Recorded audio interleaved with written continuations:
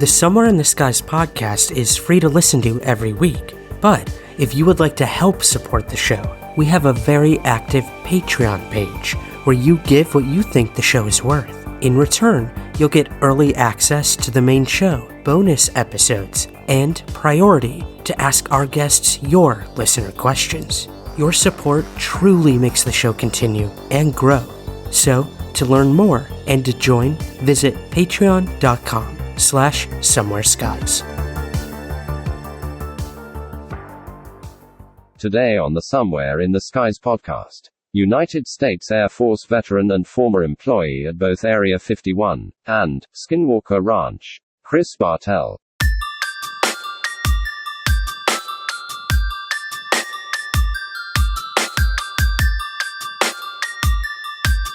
This is Somewhere in the Skies with Ryan Sprague.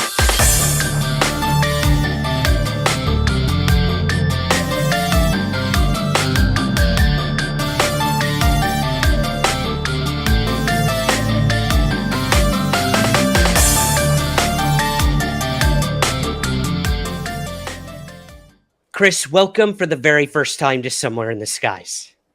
I appreciate it, man. Thanks for having me on. I appreciate it. My pleasure. Now, a lot of us have been keeping up with everything going on at Skinwalker Ranch as of late.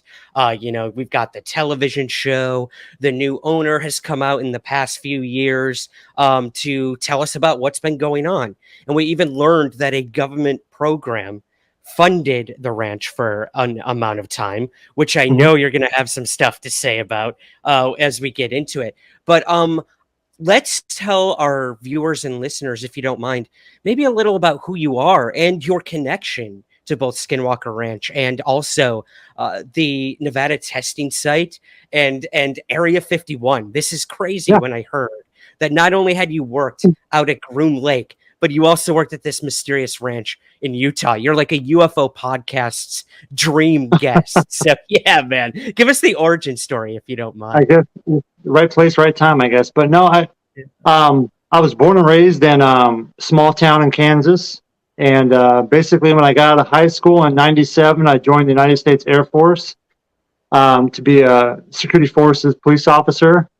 And that led me down to being stationed at Nellis Air Force Base in Las Vegas in 1998 as a main-base police officer there. And I worked there from 1998 to 2006 active duty. And during that time, I was also a cadre instructor for GCTS Ground Combat Training Squadron up in Creech Air Force Base, Nevada. And then in 2006 to 2009, I went to the IMA Reserves for the Air Force.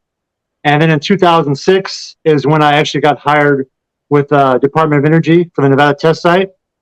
And that kind of led me on the path. My reputation in the Air Force, it's, Nellis Air Force Base is a very unique base because obviously Nevada's got a lot of black world projects and stuff going on. So if you're working security or law enforcement out there, you kind of fall in line. There's other options. You can work Metro Las Vegas or Northtown PD, or there's tons of different jobs, but I went down the DOE site because I had a lot of friends there, and that's who kind of got you in the doors. You kind of get vouched in, like a friend's like, hey, you should apply, and then so I started working there at the Nevada test site for several years, and then my wife, who I met in the Air Force, she was also a police officer at Nellis, and she got orders to Malmstrom Air Force Base, and so this is back in 2009, late 2009. So we go to Malmstrom Air Force Base because she's from Montana originally, so we thought this was a good move. And then we get to Malmstrom Air Force Base, and I don't know if you've ever been out there in Great Falls, Montana, but it's almost as flat as Kansas. Yeah, but pretty bad. Still some good folks out there, and we enjoyed our time out there. But she got pregnant with our first son, and the Air Force was kind of downsizing at that time. So they gave her the option to get out, and she was like, hey, I don't want to be a military mom, always deployed and never see my kid. And I'm like, hey, I get that, because as a cop in the Air Force, you're gone all the time. So I'm like, well, that means I better roll the dice back to Vegas because that's where all my connections are at. I had a job lined up with the Federal Marshal Service in Montana, but this is in 2009, 2010. There was a federal hiring freeze. So then I started making phone calls back to Las Vegas, And the first person I called was my old Air Force supervisor. And I said, "Do you have any leads?" Naturally, I was trying to go back to the Nevada test site. And he was like, "Well, no, everything's on a hiring freeze." But he said, "You might want to call this other guy who was another ex-Air Force supervisor who worked for CSC, which had the contract for Air 51. So I call him up. And as I'm driving to Vegas, I get hired pretty much en route to Las Vegas with CSC for part-time work until a full-time job opened up because I still had an active Q clearance. So that was a big positive. So when I got to Las Vegas, I ended up making some more phone calls, and then I reached another old Air Force buddy of mine who had this gig in Utah or for Bass. And I applied, and I got the job, did the interview, and I was working both places at the same time. I was working for 51 part-time and then full-time for Bass. I needed a full-time job because I had a kid on the way. So that's kind of a long roundabout way. And then a full-time gig opened with CSC for the Janet detail, and I worked that for a while and actually quit Bass. I quit Bass, went to CSC full-time to work the Janet detail, and then some pay issues came up, and I was forced to kind of go back to my previous job at Bass, at Bigelow Aerospace, and that's where I ended up, and I stayed there until I left in 2018. And then I came here to Kansas, and I'm still currently a federal police officer out here. So that's kind of long drawn-out question, but that's my career in a nutshell. It shows a dedication to something you're clearly very good at to be hired by places like this. Two questions to kind of piggyback off of that, if you don't mind. Yeah. Now, for any of our listeners, myself included, who aren't familiar with what a Q clearance is. Now, we know there are different levels of classification. What exactly is a Q clearance, or what can you tell us, I guess, of what a Q clearance is? And what was like a day-to-day working security out at Area 51 with Janet and everything? Well, your first question, the Q clearance is kind of like just a DOE's version of a top secret clearance. It's got a little more weight to a normal TS clearance, I guess, because you go through a very, very extensive background check, and you go through a very extensive academy to be a police officer out there, security police officer out there. So the washout rate's pretty high. So when you get a Q, it's like a golden ticket. You can pretty much go anywhere. And a lot of people, once they get their Q, they go right to the Pentagon. It's a pretty easy transition because it's like $20,000 to get a Q clearance. So if you have one, it's beneficial to hire people who already have a clearance or can get one. So Q is just a version of the DOE's top secret, basically. Gotcha. The Janet detail was basically you report down to the McCarran Airport and you work the site there with some other guys and do it normally what you do at a security airport like TSA, and that's kind of all I can really say about that. But gotcha. Yeah, so the Nevada test site is a sister site to 51. They're right next to each other. They're like right next to each other. So 51's in a very strategic location because you have Nevada test site, and then you have Creech Air Force Base, Totem Paw Test Range, Nellis Air Force Base, the natural surrounding mountains. It's a perfect location to have a facility like that, and it's all overlapping layers of security for basically one site. And the Nevada test site itself is the size of Rhode Island. That's how much area of responsibility you have out there. It's huge. A lot of stuff out there. So with the Nevada test site, you sign lots of NDAs going in and leaving that job. So there's not much really I can say about working for the Department of Energy and working out there at the NTS. But I really enjoyed my time out there. I have a lot of friends out there and had a lot of great experiences and was a part of a lot of special access programs out there and a lot of projects. And it was a really eye-opener experience, And, you think you do a lot of stuff for the DOD, for the military, and then you go into other organizations like DOE, and it's like a whole different ball game, basically.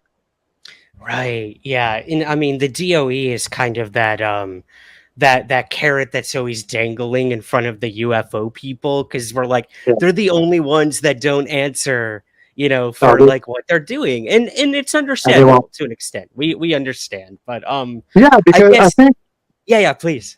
Oh, I think and I get a little flack for this, but this is the reality of the situation here. It's like, we want disclosure, and I'm for disclosure as well, but when you have a certain faction of people asking like for the government to release all the data or maybe exposed technology that we have, and maybe it is alien. I don't know. I can't confirm that. But what you're really doing is you're jeopardizing national security to a point, because the overall objective for the United States Air Force and for the military industrial complex is air power global dominance. That's the overall objective. And that's how the United States keeps control and keeps ahead of our enemies, because it boils down to war. This stuff boils down to war. And with that, loss of lives and everything else that comes with war, all the ugly stuff. So the United States wants to be on the top edge of the war fighting platform, basically. And so some of these locations like 51 or test site, obviously this new technology is tested there so we can keep that edge. So I'm all about having disclosure, but also I think it's funny that people are still waiting for the government to give disclosure when it's the government that's been hiding disclosure for the last 70 years. So who do we trust here? This hand or this hand? It's just like, if you're waiting for the government to release stuff, good luck. And then if they do release it, is it going to be true data? Or is it going to be just a whitewash narrative to drown out the truth? So if you're like, somewhere in the skies, the name, if you want to look for truth, just go outside and observe the skies yourself and collect your own data. Collect your own data, and then don't wait for the government to tell you something. I mean, I get to a point where people are like, I pay taxpayer money and I want to learn about this, and I totally understand that.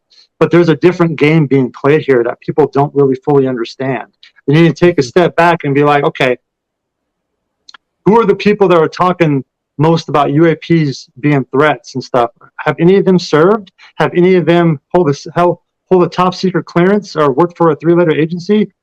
I don't really see many of them that do. So it's kind of like, at the end of the day, where do you want to get your information from?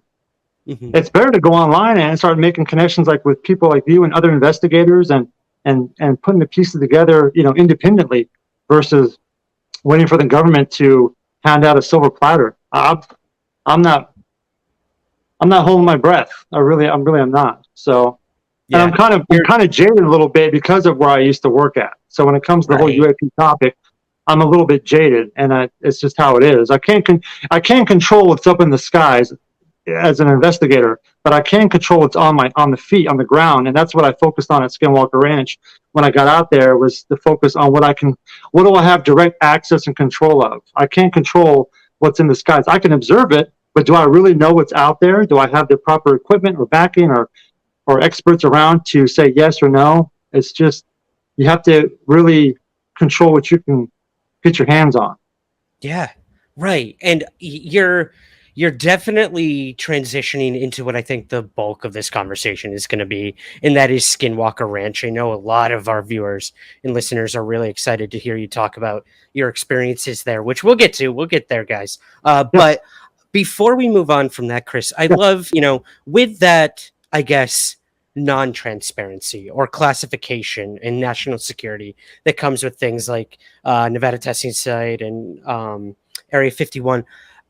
When there's no transparency, that's when people start making things up. That's when people start creating rumors, and a mythology is born out of these places that you've worked at. So, I mean, what did you know about Area 51 when you finally made it over there? Did you know about all the stuff Bob Lazar was talking about and the UFOs? No, what can you tell us? That is hilarious that you bring that up, because I was going through my stuff today. I'm trying to set my office up here in my new office where I can display my photography. And I was going through some old books, and I actually found this book that I bought back in '97, which was the Area 51 book. This is before I even joined the Air Force. I read this book, and I was like, wow, that's pretty cool. And then I joined the Air Force, and then I ended up working at these locations, and I was like, wow. Talk about like projecting, your future. It was very strange. Now I'm honestly curious. I love the UFO stuff, and I like the paranormal research. I like all that stuff. I've always been into it. So this is something I never shared before. When I first got to Nellis Air Force Base, my first supervisor actually worked at 51, and this is back in '98. And I'll never forget, he had a Nokia cell phone, the old school flip phones one. Yeah. And I'd be on patrol with him, and he would get a call on that cell phone, and he would be gone for weeks. And then he would call me up and say, "Hey, pick me up at McCarran Airport." And I'd go pick him up, and I would say, "Hey, what happened? Where were you at?" And he wouldn't say nothing. So I won't say his name, but long story short, he got orders to Korea Air Force Base, and this is back in 90, 98, 99. So we had this big going away party for him at the Deuce 5, which is across from Nellis Air Force Base. It's like a local military hangout. Mm-hmm. And we get him pretty liquored up or whatever, and found there's a bunch of us young airmen that are around him, and we all kind of knew he worked at 51. And finally I asked him, I said, "Can you tell us anything about your time out there?"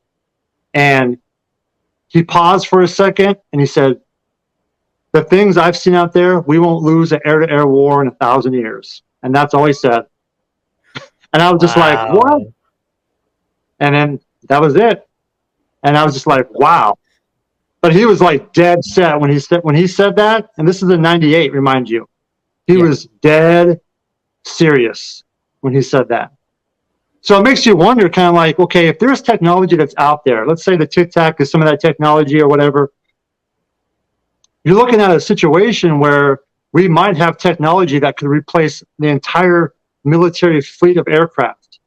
We're talking trillions of dollars of money that would be just gone. Like, it'd be outdated aircraft replaced by some type of superior technology, Not saying a Tic Tac is that, but it makes me wonder, like, what if that is our technology? But I also like to play on the fact that with the oceans, what do we know about our own oceans here? What if this technology comes deep from a different species within our Earth's crust or whatever, and it's evolved into this hybrid humanoid where it has to come surface to refuel? I don't know, but it makes me wonder. Our own oceans would be a good starting point to look at as well. I don't know. It's something I've always kind of been curious myself about. What's really down in those ocean, in the deep ocean? What's our own Earth? The secrets of our own Earth. Yep. Yeah. I tend to always keep that in mind, that we're so trained on the skies and what could be out in the outer reaches of space when we know so little about our very own planet. And I think you're right. There has to be some sort of reason, logistically and mathematically, statistically, I guess, that so many UFO sightings occur over bodies of water, or at least reported that way, even in the military. And then you have places like I remember researching a place called Autek, like this underwater military installation that had like a restricted airspace that reached like the outer atmosphere, which is crazy to think. Like, what could they be doing from underwater to the outer reaches of space? What's being tested there, flown there? It blows my mind, man. It really does. But I knew a little bit about Bob Lazar. Obviously, I saw when I was working at Nellis, listen to the normal news. I would see George Knapp's broadcast sometimes when he'd recap Bob Lazar's story, and I was very intrigued. And this is all before even working at these locations. My kind of plan when I was in the Air Force was to either stay in for 20 or get out and move back to Kansas or something. But I ended up staying in Las Vegas for 20 years and working some of these sites that led me down this rabbit hole, basically. And but yeah, I was intrigued by his story as well, and it made me. And actually working there, some things that Bob says makes total sense. I don't deny one bit that he's probably worked there, but what projects and where, only he would know that. That's kind of how that area works. It's overlapping layers of secrecy, where me and you can work in the same location for 20 years, but none of us would know what we're working on. It's just, that's how it's set up to keep the secrecy,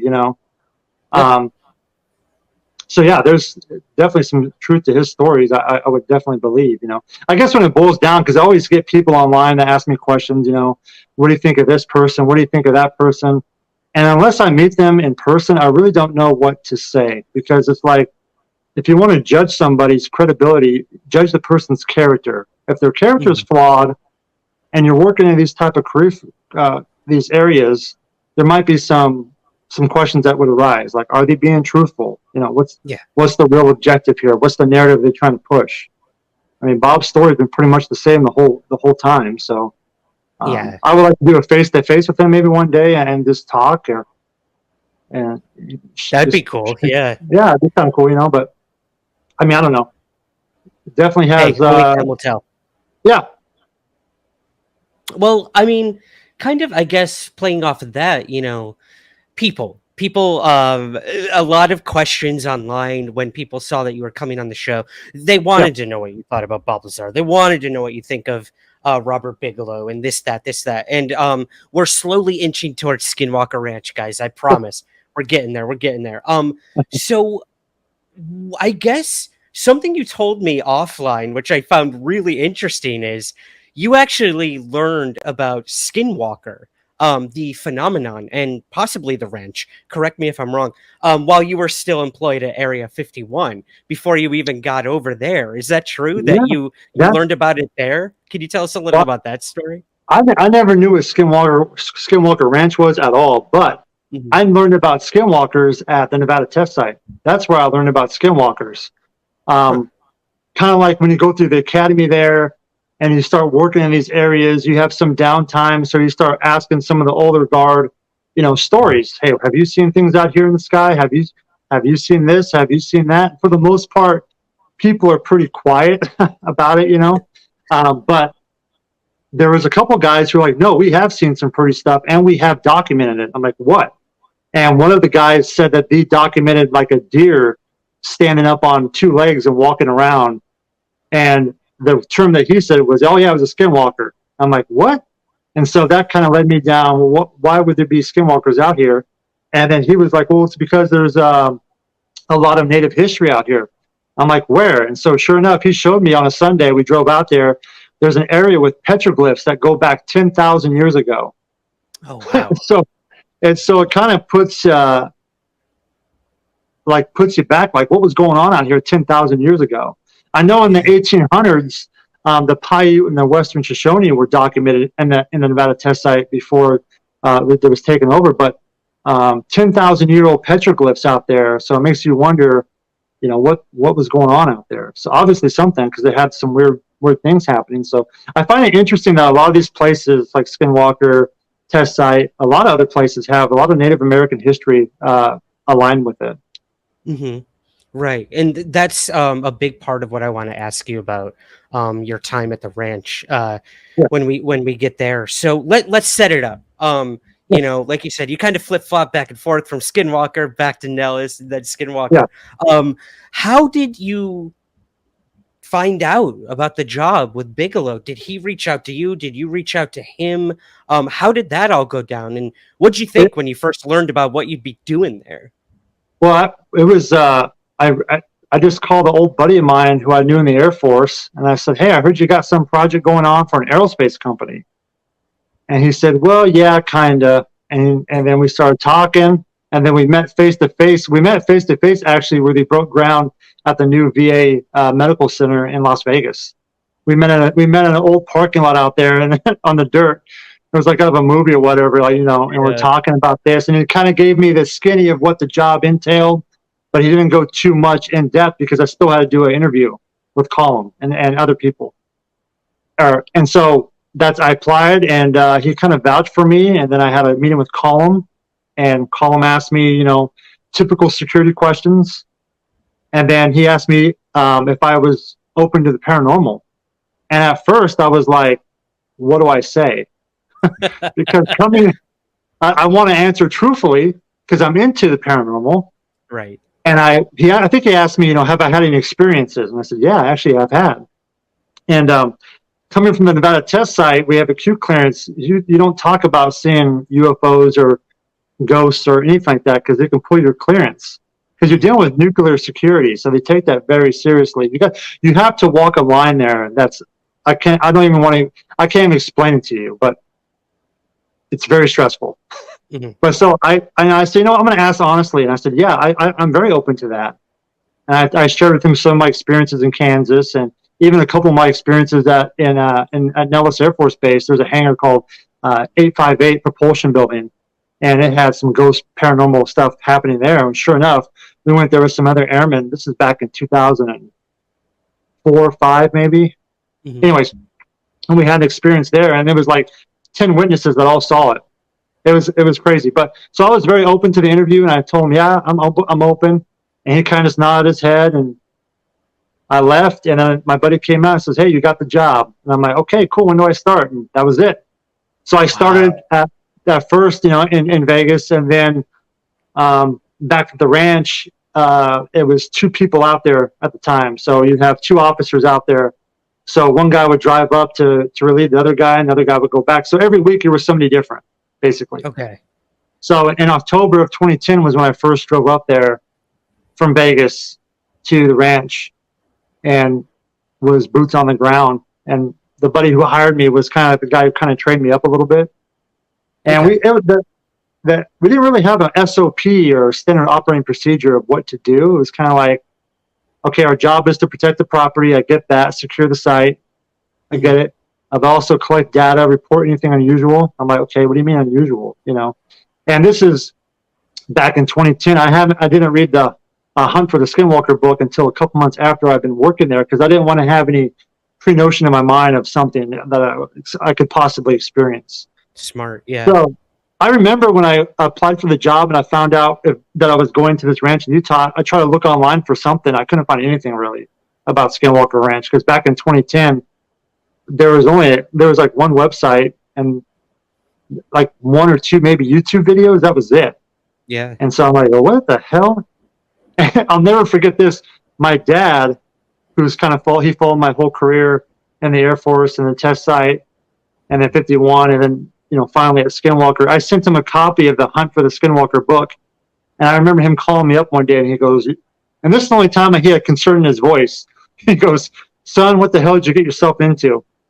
And I was like, well, Dad, I don't know. I just want to go down the rabbit hole and see how far it goes down. And he was like, just be careful. And I just remember the sound in his voice, he seemed like he was nervous. And I'm like, I've deployed overseas, and this is the time he sounds nervous, Right.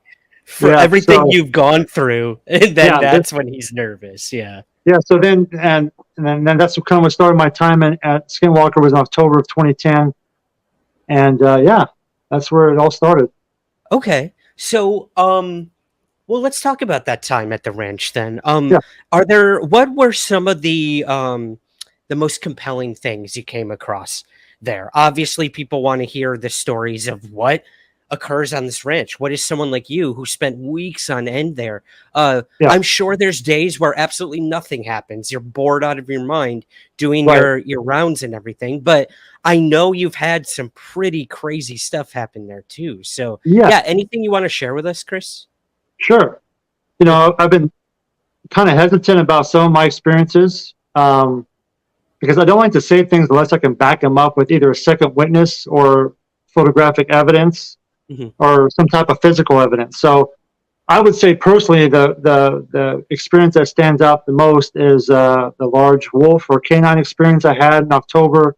It was actually my second week in October out there on the property, when myself and another officer, we had this routine down where one guy would go out for a morning run around the property and kind of get an eyes on of the environment, kind of get a judge of how the day is going to go, where we're going to go check out. And the other guy would do the report from the night before and get that sent up. And then, around 11 noon, we'd pack up our gear and hike out and go explore and look for stuff and do EVP sessions at some of the homesteads and take pictures. And that's what kind of got my photography going. Was at the time there was some questionable pictures being taken at Homestead 2 that for me was it's called backscatter, which is flash photography in a dusty environment. And I was like, that's not orbs, those are dust particles. And I kind of debunked it with my own camera, because at the time I had a more high def camera. And then I kind of carried my own personal camera, as a secondary ways to document the phenomena as best I could. And anyways, so back to the wolf story. On this particular day, the other officer came back from the run, and he was like, hey, I found some weird prints, some large canine prints on top of the mesa.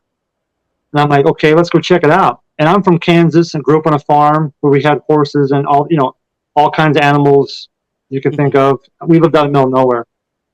And so we go out there and we see these large, it looks like a wolf print, big size wolf print. But what made it weird is that there was like a section where it looked like this animal was walking on 2 feet. It had like this 3-foot stride, and it would go to 4 feet, 2 feet. It was weird. It didn't make any sense. And at the time, we had 2 black labs and a border collie dog. We had 3 dogs with us. And the labs prints, and these were full-grown labs. The labs prints, and some of the pictures I posted before, these wolf prints dwarfed the lab prints. And you can see the 3-foot stride, because I threw a ruler down to kind of measure it. So we kind of call our supervisors, call them and say, hey, we got a possible weird animal out here or something. And his advice is, be careful, but document the best you can. I'm like, okay, roger that. So me and my colleague were like, we have this stupid mindset, like we're going to go capture this animal, not knowing what we're really dealing with. This is in 2010. So that night we go out. I think it was the next night we go out, and we have all of our gear with us, and we're out until like 3 o'clock in the morning. We're setting up little makeshift campfires everywhere, trying to draw this animal in. And we felt like the whole night something was watching us, and the dogs were acting very suspicious. They were like clinging to us.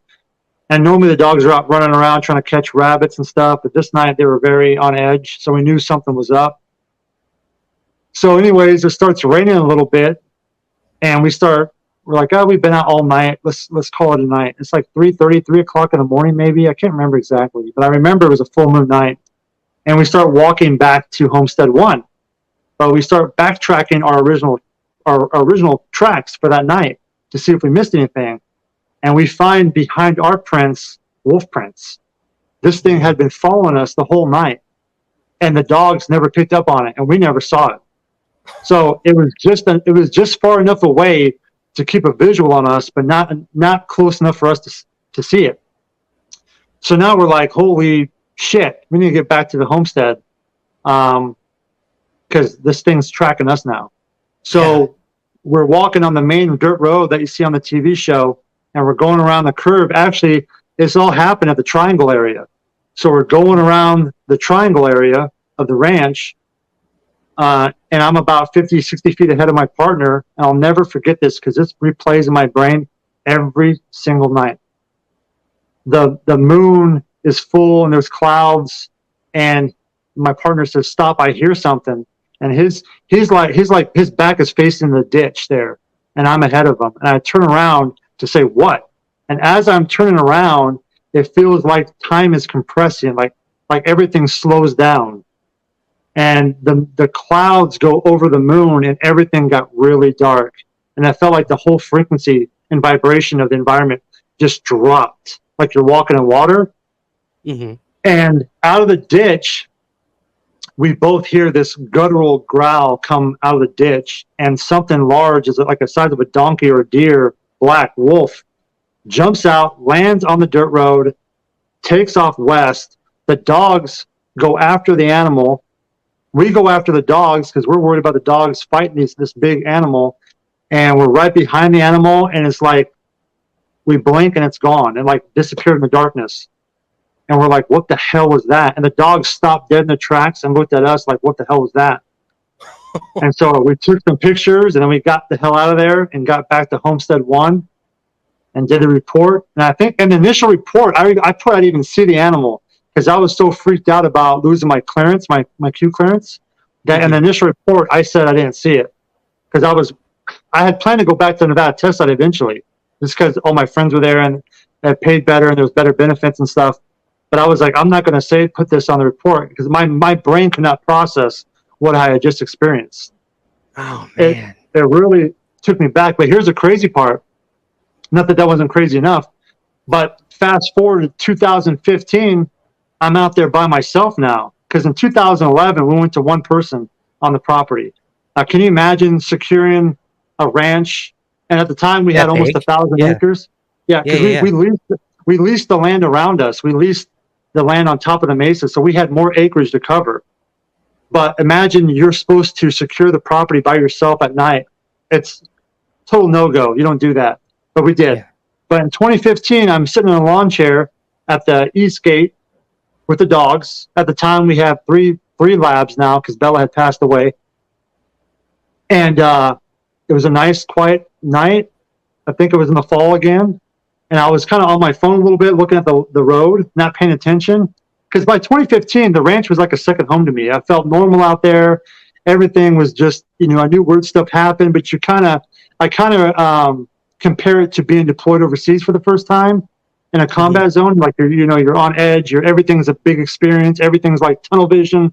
By month 9, month 10, year 1, you're ready to get the hell out of there and go home.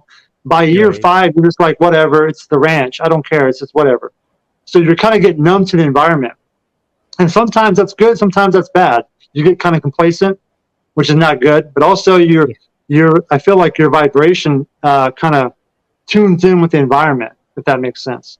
Anyway, so I'm sitting on this lawn chair and my back's turned against it's called the Eastern Valley. And out of this bushes of sage, I hear that same howl growl that I heard in 2010. 2010. I come off the chair, gun out, spinning, because I thought this thing was going to attack. And I can see the shrubs move and the dogs go after it and almost come right back, like confused. So I go out with, flashlight. I don't see anything. But something was there, like letting me know, hey, I'm still here. And I was like, oh, great. Now I got to walk back to the trailer, which is like a quarter mile away. And on this dirt road, there's tons of blind spots on this dirt road. I'm going to get flanked by something, and I'm not making it back. So I remember walking back that night, like just gun out, like, oh, this is it. I'm going to die. I'm going to die today. I'm going to die on Skinwalker Ranch. Yep. Yeah. Oh. And I was just like, give me a break, Damn. So, and then other things that's happened out there, UFO related, not too much stuff that I would say I can consider UAP or UFO. But again, remind you, I didn't spend that much time staring, like looking for that. I focused more on the ground because I treated the ranch like a giant crime scene. I wanted to collect real hard data evidence that I can link with the phenomena maybe. But anyway, I had a spot out there on the ranch I called Meditation Rock. And I would go out there with the dogs at night sometimes, especially the last couple of years I lived out there. I would go out on the rock and sleep on the rocks at night with the dogs and watch the stars, because I really felt like the more time I physically invested in the property, the more things would open up. I feel that is key to understanding the ranch. You have to really put your sweat equity and get your boots dirty, and you have to really invest your energy into that environment to understand that property. And when you do that, I think things open up. At least it did for me. And I would go out in this rock and watch the stars, and with the dogs, it was a great time. Because looking back now, there's TV shows, documentaries, everything's Skinwalker. Is like it's on Netflix now. Back then, the ranch was, in my brain, was never going to be a mainstream topic. It was just a place that I worked at, like another site that I secured before. The DOE and the test site, and my time and another job assignment.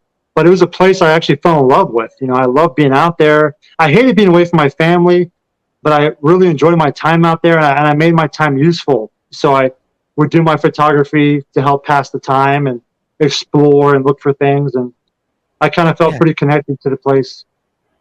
That's great, man. And I love this idea of, investing in the environment, and the environment will invest into you. Like, it is such a give and take. And a big part of your time there was documenting certain things, a lot of the Native American history, which gets overlooked a lot when it comes to Skinwalker Ranch. Let's be honest. It's kind of based around this Native American curse or folklore of the area. And that's all we really hear about it. And then we now move on to the UFO aspect, or the portals and the wolves and this and that, which is, like, of course, amazing and literally phenomenal. We don't know what it is, but there's this whole other aspect to all of this that gets overlooked. And I think people like you, like James Keenan, like Carl as well, Carl Vibe, you guys are documenting very important things that are getting overlooked by the mainstream when it comes to all this. So I'd love to ask you, what did someone like Bigelow think about your kind of approach to the ranch? You know, I mean, he's hiring people there to investigate and try to figure out what's going on with all the paranormal stuff. But then you've got this ancient history there as well. Did that ever come into it when you were hired or with Colm? And what did they think of your whole approach to investigating the ranch? It's kind of interesting because there was a serious lack of communication during my time out there on the property. So I'm not sure what Bigelow really thought. I know that I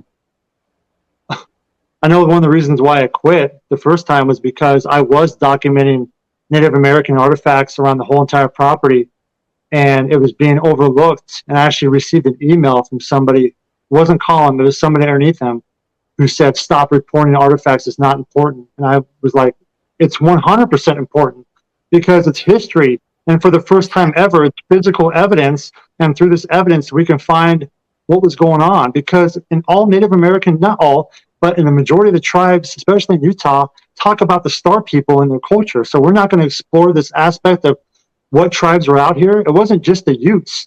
It goes back to the Fremont and then even beyond that. Because let me show you how important this is. In one area, like on the TV show, the finale, where it shows the pillars and the pentagram that they captured in the last episode, that area, the Eastern Valley, is where I spent 90% of my time because I felt naturally drawn there, but there was also an abundance of artifacts out there in history, and I documented. So my thought process was this: I had a topographical map of the property, and every time I'd find an artifact, I would take a picture and GPS it.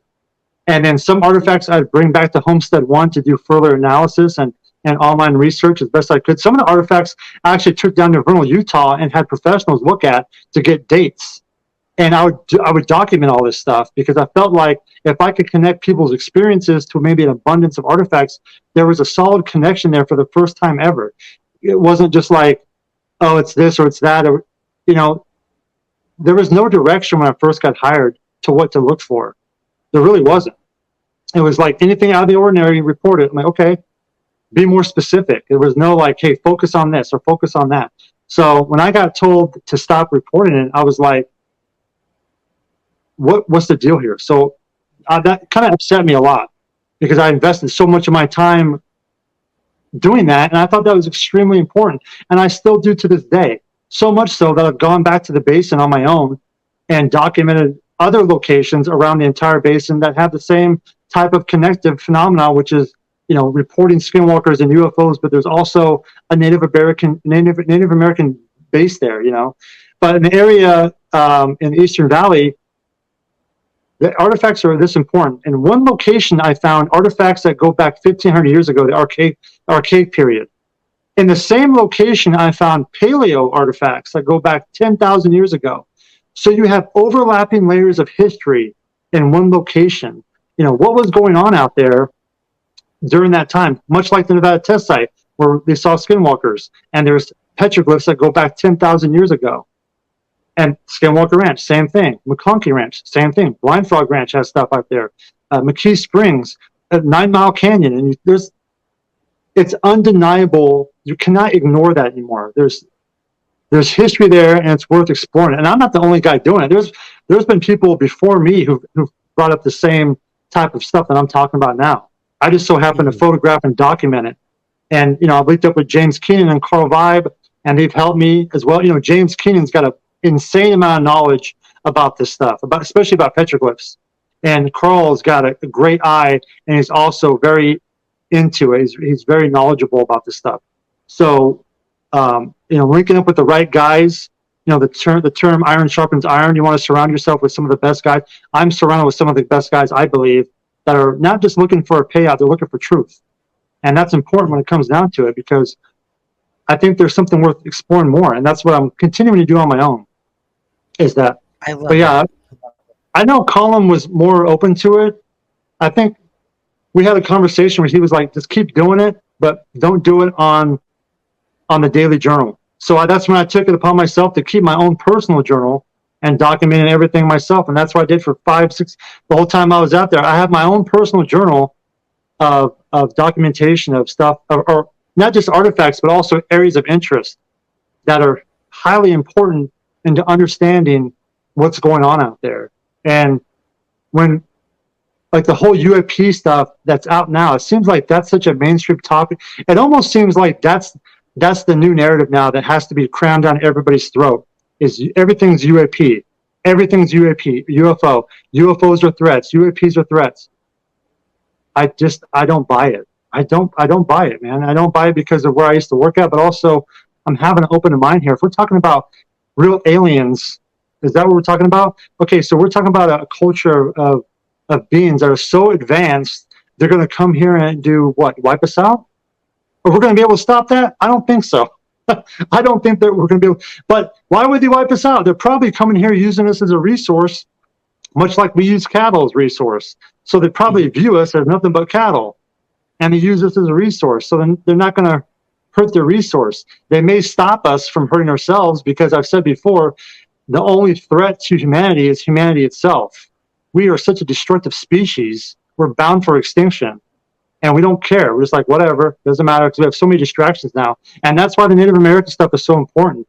These people didn't have distractions. So if they're taking the time to make petroglyphs about portals or whatever, giants or whatever else in their area, they're doing that for a reason. They're not just bored, okay?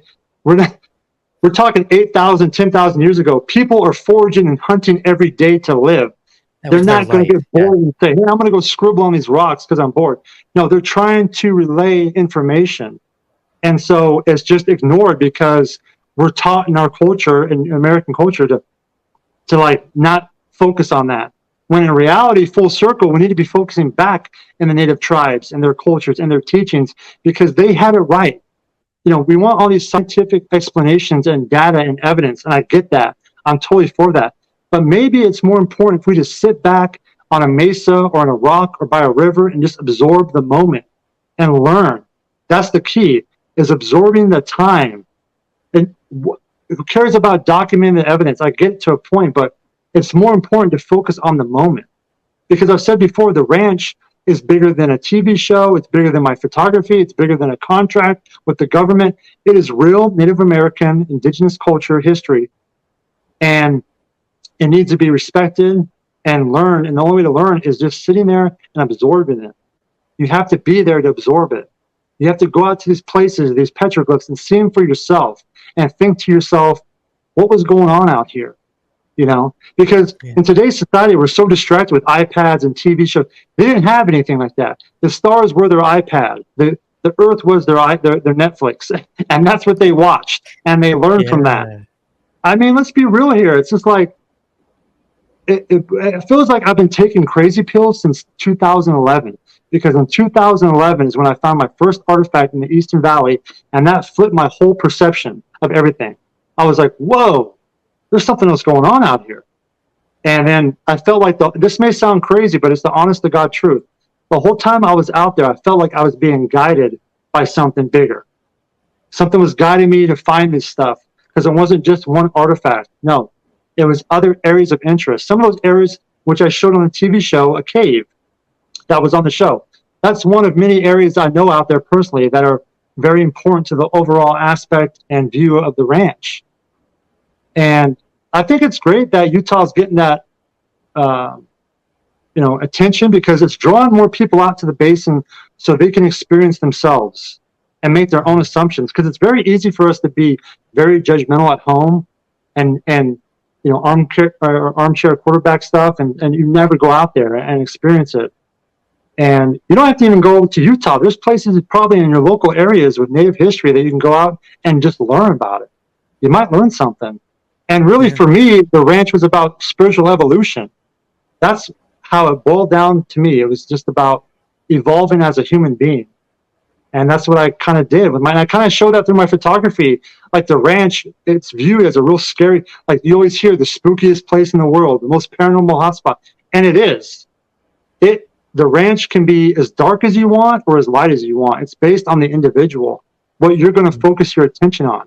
And I focused on the dark a little bit, and then I focused on the light. But my primary focus was the light. And the capturing the beauty of the ranch of the property, that was my focus. And I kind of felt like that opened up the ranch more because I was so focused on subject matters of like, artifacts, rock formations, the vegetation, animals. And so that kind of helped me understand the ranch more.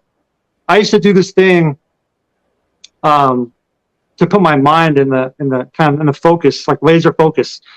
I would imagine that I had just landed on a different planet, and I was an alien or an alien explorer, and it was my job to find proof of life. So I would land in Utah, and it was my job to go out and find artifacts, to find evidence, to later go back to report. And that kind of helped me focus on the minor details of being out there.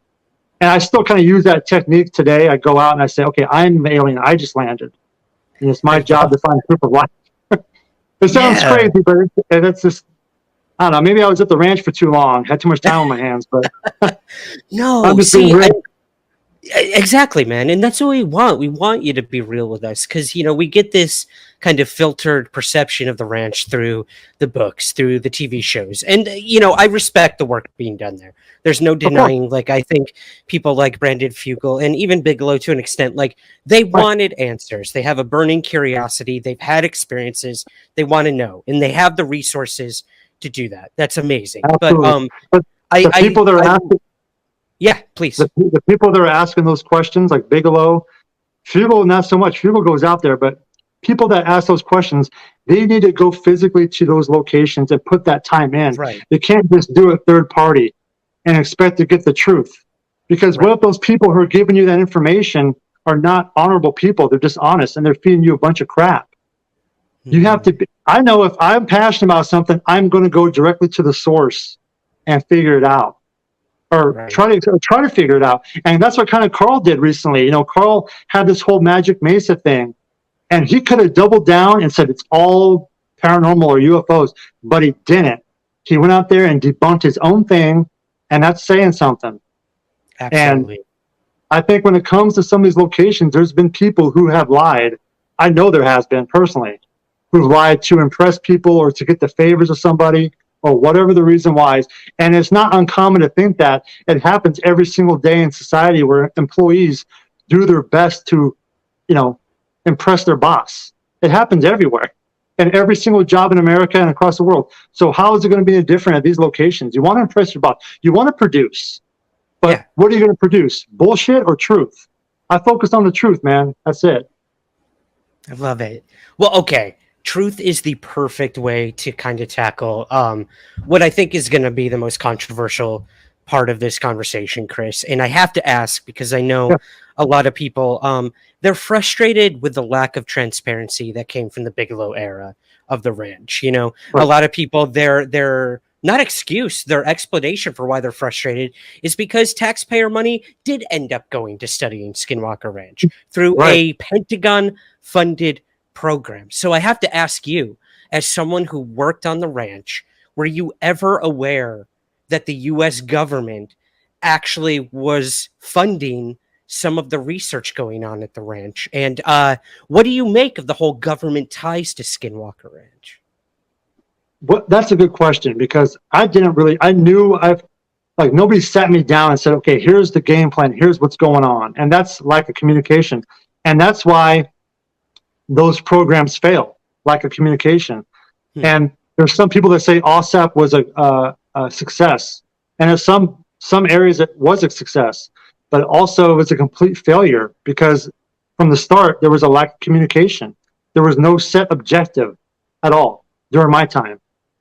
So it really kind of boils down to the start. If you're going to talk about OSAP, and this all started from James Lukowski, who was a DIA agent, who reached out to Robert Bigelow back in 2007, right? And says, hey, I want to come check out your ranch. And Bigelow's like, okay. So right there, that's kind of to me, it seems like a red flag because anytime the government gets involved with the private sector, who's that really the benefit? The private sector or the government?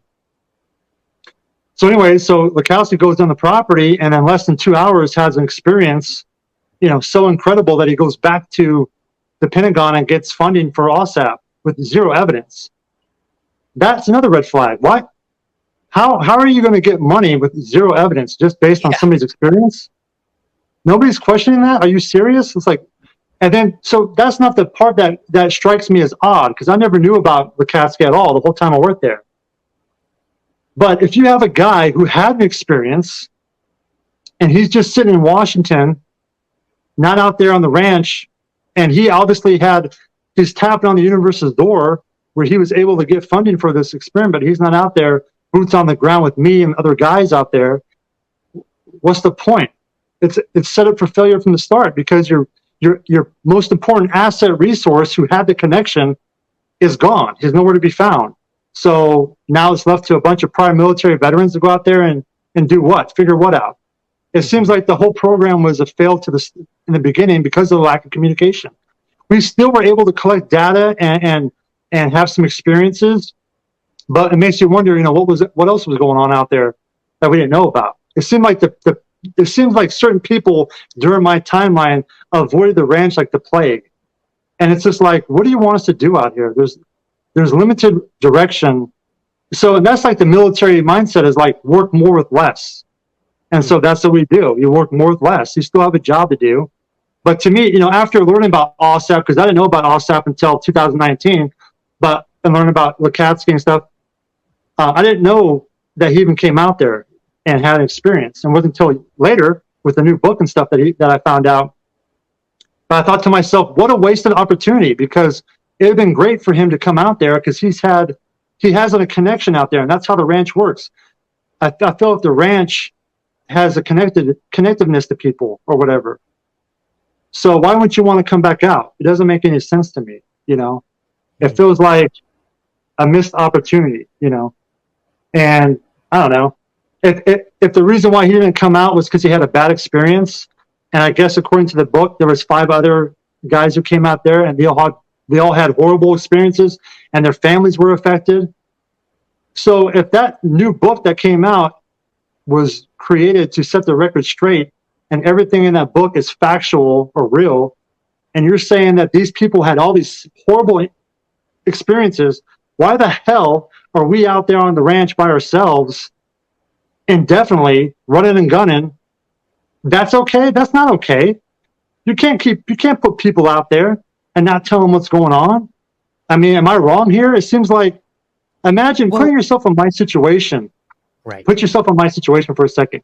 And your job is to secure the property, collect data, and you're doing it as best as you can. And you do it for years and years and years. And then to come to find out there was another program going on, USAF, and there was people that had horrible experiences that affected their families. And I had things happen to my family, horrible things, that directly from the ranch. And I knew other colleagues of mine had bad things. So my family's expendable. My health's expendable. It's unacceptable. And it's a point that everybody just kind of glazes over. And it's a point that needs to be, at some point, there needs to be some accountability, or at least somebody needs to call me up and have a conversation, because that's the right thing to do. Because I feel like we were just abandoned out there with no real direction. I'm so happy you brought this up, because one of the most, I would say, touchy subjects when it comes to all of this is this idea. I'm just going to come out and say it. Some people think that people like you, or even the current people on the ranch, are being, I hate using this word, but we're being used as like guinea pigs is the term people have said. You have people like Travis Taylor, who got radiation poisoning. You had members of, during your time, other people who had ailments or brought home these hitchhiker effects, as they've sort of coined it. But, that's the paranormal side. Then we have the actual clinical, physiological ailments that have occurred on this ranch. So I guess I'll just flat out ask you, what are your opinions on those who do claim that you guys were being used as some sort of experiment? Yeah, man, I'll tell you, it puts me in a dark place. It really does, because I don't want to think that, but it's hard not to think that. when you look back at the timeline and there was lack of communication, like I said, lack of equipment, that's no problem. That's just how it was. Not having one working camera out there, that's suspect. Your job for security, you're supposed to have some type of thing. But there's all these questions. Me and my guys who worked out there, we all kind of joked around about that. Oh, we're just lab rats out here. We joked around about that, but we never thought it was real. But I will say in 2019, I met a scientist in the Uinta Basin, and the first 3 things he said to me, and this is in early 2019, he said to me, we had a private conversation. Actually, it wasn't private. There was other witnesses there. But the first thing he said to me was, did I know about radiation out here on the property in Utah, in the basin? And I'm like, what? No. And then he said, did you know about $22 million? And I was like, no. And then the last thing he said to me, and when he said this, my heart sunk into my stomach. He said, how does it feel to know you're possibly a guinea pig in all this? And I remember saying, if that's true, I don't feel very good about it. And at that time, my whole mind flipped upside down. I'm like, what the? Then like all these memories started coming back, and I don't know. I'm still left, I'll be honest with you, Ryan, this whole thing about me even coming out publicly in 2019 was probably never supposed to happen. But I have questions that need answering, and I feel like every single time I open up a door, or every time I close a door, 2 more open up. Mm-hmm. And it just blows my mind. It really does, because I've served honorably for this country. I've sacrificed everything, and especially for the ranch. I sacrificed, but my family has sacrificed. And I will tell you, if that's true, I don't know what to say, really. It really, I don't have a lot of words to say about it. Mm-hmm. I'm just trying to figure it out, as best I can. And I don't know, meeting people like James, Keenan, and Carl, and some of the people in the community online have really helped me out a lot. And if it wasn't for them, I'd probably be in a pretty dark place. And then I met Taras Matla, obviously with the University of Maryland, and that was a huge bonus, because I was able to document, or I was able to donate my entire Skinwalker archive to the University of Maryland. And for me, that was a big closure moment for me, because I was able to kind of lock away those memories and some of that stuff, and in a place that will always be there forever. And my kids can go back and view the photography, and it's just awesome. Taras Matla with the University of Maryland, he really helped me out. And it's because Taras saw something online. He saw I had an artistic eye, and he also was like, whoa, this is Skinwalker Ranch. Nobody has ever posted pictures like this before on Skinwalker Ranch. And I post those pictures online because I want to show people that it wasn't all scary. It was all beautiful. There was some dark times out there, but it's also some gorgeous times out there. But for me, when I look back at my photography, now, and it puts me in that mind frame of being alone out there and using my photography to kind of get through the weeks and get through some of the sketchy times. Because I'll tell you, walking from Homestead 1 all the way down to the West Gate at night at 2 o'clock in the morning, and you're by yourself and you got a couple dogs with you. There's some nights where you get to Homestead 2 and you feel like, you know what? Something's telling me not to keep going forward. I need to go. And I would listen to my gut instinct all the time, because I felt like you're always being watched out there. Yeah. So, I don't know. I mean, I don't have any ill feelings to my previous employer. That shocks a lot of people. People think that, oh my God, you should definitely have. Why? How's that going to help? Because if you really talk about disclosure and discovering the truth, I hate to say it, but it comes with sacrifices. It does. So in this situation, I played my position of what I was supposed to do. Other people played their position, and that's how these special access programs work. However, in most special access programs, there's a constant open form of communication where everybody is on the same playing field, and there's information spreading very openly. Mm-hmm. Because in this situation with Skinwalker, because there was a lack of communication, most of the guys, including myself, didn't report half the stuff that we experienced, because it seemed like nobody cared. That's the truth. It seemed like nobody cared, because we would. Why am I spending my? There was a time where I would be inside Homestead 2, sitting in a lawn chair at 2 o'clock in the morning by myself, trying to make contact with whatever out there. And I remember one night thinking to myself, what the hell am I doing? I'm outgunned out here. And I'm like, all these things are playing in the back of your mind. Like, what if a trespasser gets on the property and I'm not at the east gate to stop them, and they get on here and they vandalize or they steal something? At the time, we had the ranch managers on there. What if somebody gets hurt? And then here's the best part. So I'm in the homesteads, and this is all playing in the back of my mind. I'm constantly operating the red zone. And then it's not like I clock out and I go home or I go down to a hotel to go to sleep. No, I go to sleep at Homestead 1 at Skinwalker Ranch. And I remember every night closing my eyes thinking to myself, I hope nobody gets on the property and puts a bullet in my head. Wow. Because during my time, we had legitimate threats from locals that wanted to shoot one of us to prove that we were either cursed or a hybrid. Right. So all this is going in the back of your mind. So psychologically, you're just pegged out, man. You're just like operating, and then all this stuff comes out, TV shows come out, documentaries come out, and I'm just sitting there like, are you kidding me? Are you seriously kidding me? And I'll tell you what, man, there's been about 15 times where I've just almost just packed everything up, deleted all my accounts, and just let the narrative play out and say, I guess it'll be like another MK Ultra deal. Like when I'm 70 years old, I'll find out what was going on at Skinwalker Ranch. Right. I don't know. I have a lot of unanswered questions, and my patience is gone now. It really is, and I'm just trying to close the door for my kids. That's it. I have 3 young men I'm trying to raise, and to know that my time on Skinwalker Ranch may have affected my health negative, where time is now taken away from me because of my long-term exposure out there, I will tell you that does not sit very well with me. I don't think it would for any father. No, absolutely, man. Everything you have said, I'm sure is resonating with a hell of a lot of, first of all, veterans out there, and second of all, just human beings.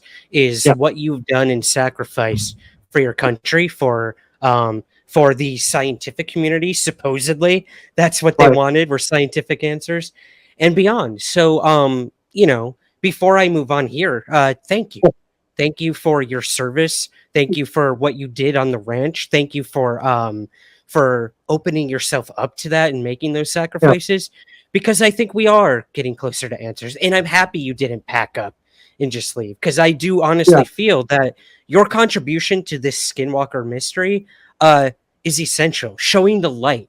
I think, again, all we get is the spooky shit and the really sensational stuff, and then you have, like you said, with the photo exhibition at the university that shows how unbelievably beautiful this ranch and this basin and this state are. So yeah. First of all, thank you for all of that. I appreciate that. I do. And I'm not saying that my layer of Skinwalker Ranch is the right answer with the Native American stuff. I'm just saying, to me personally, it's probably the most important layer, because I feel like it's overlooked. But all the stuff that the new team's doing with all the scientific stuff that they've collected, it's unbelievable. I mean, I've been back on Skinwalker Ranch now several times, with or without the film crew. I've gone out there on my own and met with the team and helped them with other investigations, and they've shown me data, and it blows me away, the stuff that you've collected. You got Eric Bard out there with Brandon Fugel's team. That guy gets it, and he's invested his energy out there. He's out there, and he's not messing around. He doesn't care about no TV show. I'll tell you that right now. He does not care one single damn about a TV show. He's out there really trying to figure out on a scientific level what's going on out there, and I think that's extremely important. And then you have Thomas Winterton and Caleb Bench out there that are locals, and they're out there all the time too. Those guys, they truly get it, and they put in that equity to understand. And there's so many overlapping layers with Skinwalker Ranch. Mm-hmm. It's just, if there's magnetic anomalies around there, and maybe that's what drew the natives out there to begin with, was those anomalies. Maybe that's what drew them out there to begin with. And there's all kinds of stuff. I mean, I'm just one piece of the puzzle. I'm not saying I'm the Skinwalker expert by any means, but I just feel like I have some very important data, and I like to. And I appreciate your time for me to allow me to share some of that data with other people that might have these questions as well. Do you like stories of the strange, the weird, and the unexplained? Then we want you to check out Jim Harold's Campfire. The concept is pretty simple. Jim talks to regular people about strange stuff that happens to them. And yes, that includes UFOs, along with cryptids, ghosts, and head scratchers. He doesn't exaggerate or play a lot of spooky music, kinda like I'm doing right now. The stories speak for themselves. One's like a ghost story involving serial killer Ted Bundy, or the young man who encountered an 8-legged demon. Then there's the story of an alien abduction by what could be considered a reptilian. Now, not all the stories are horrifying. Some are actually pretty heartwarming, like a visit from a past loved one or a peaceful near-death experience. Regardless, these are true and fascinating stories told by ordinary people who've had extraordinary experiences. Tune in to Jim Harold's Campfire on Apple Podcasts, Spotify, or wherever you listen to Somewhere in the Skies. And remember, stay spooky.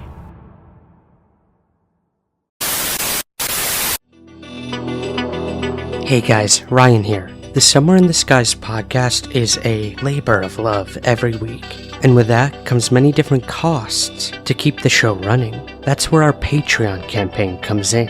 You give what you think the show is worth. There's different rewards available all the time, including shoutouts on the show, early editions of main episodes, bonus episodes and content, and very soon, monthly patron hangouts, where we sit back and chat all things UFOs. So I hope you'll consider becoming a Patreon subscriber today. To learn more and to join, visit patreon.com/somewhereskies. Thank you for your support and keep looking up.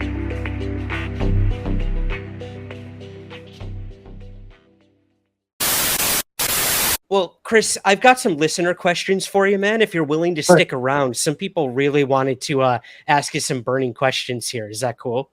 Absolutely. Awesome. I'm going to start with Melanie. Melanie is one of our Patreon subscribers, and our patron members actually get priority to ask our guests questions. So she's got a really good one here. She says, the burning question for me is, what does Chris think is really happening at the ranch? Current research being done seems to lean towards portals. What does he think about that? Yeah, this whole portal aspect.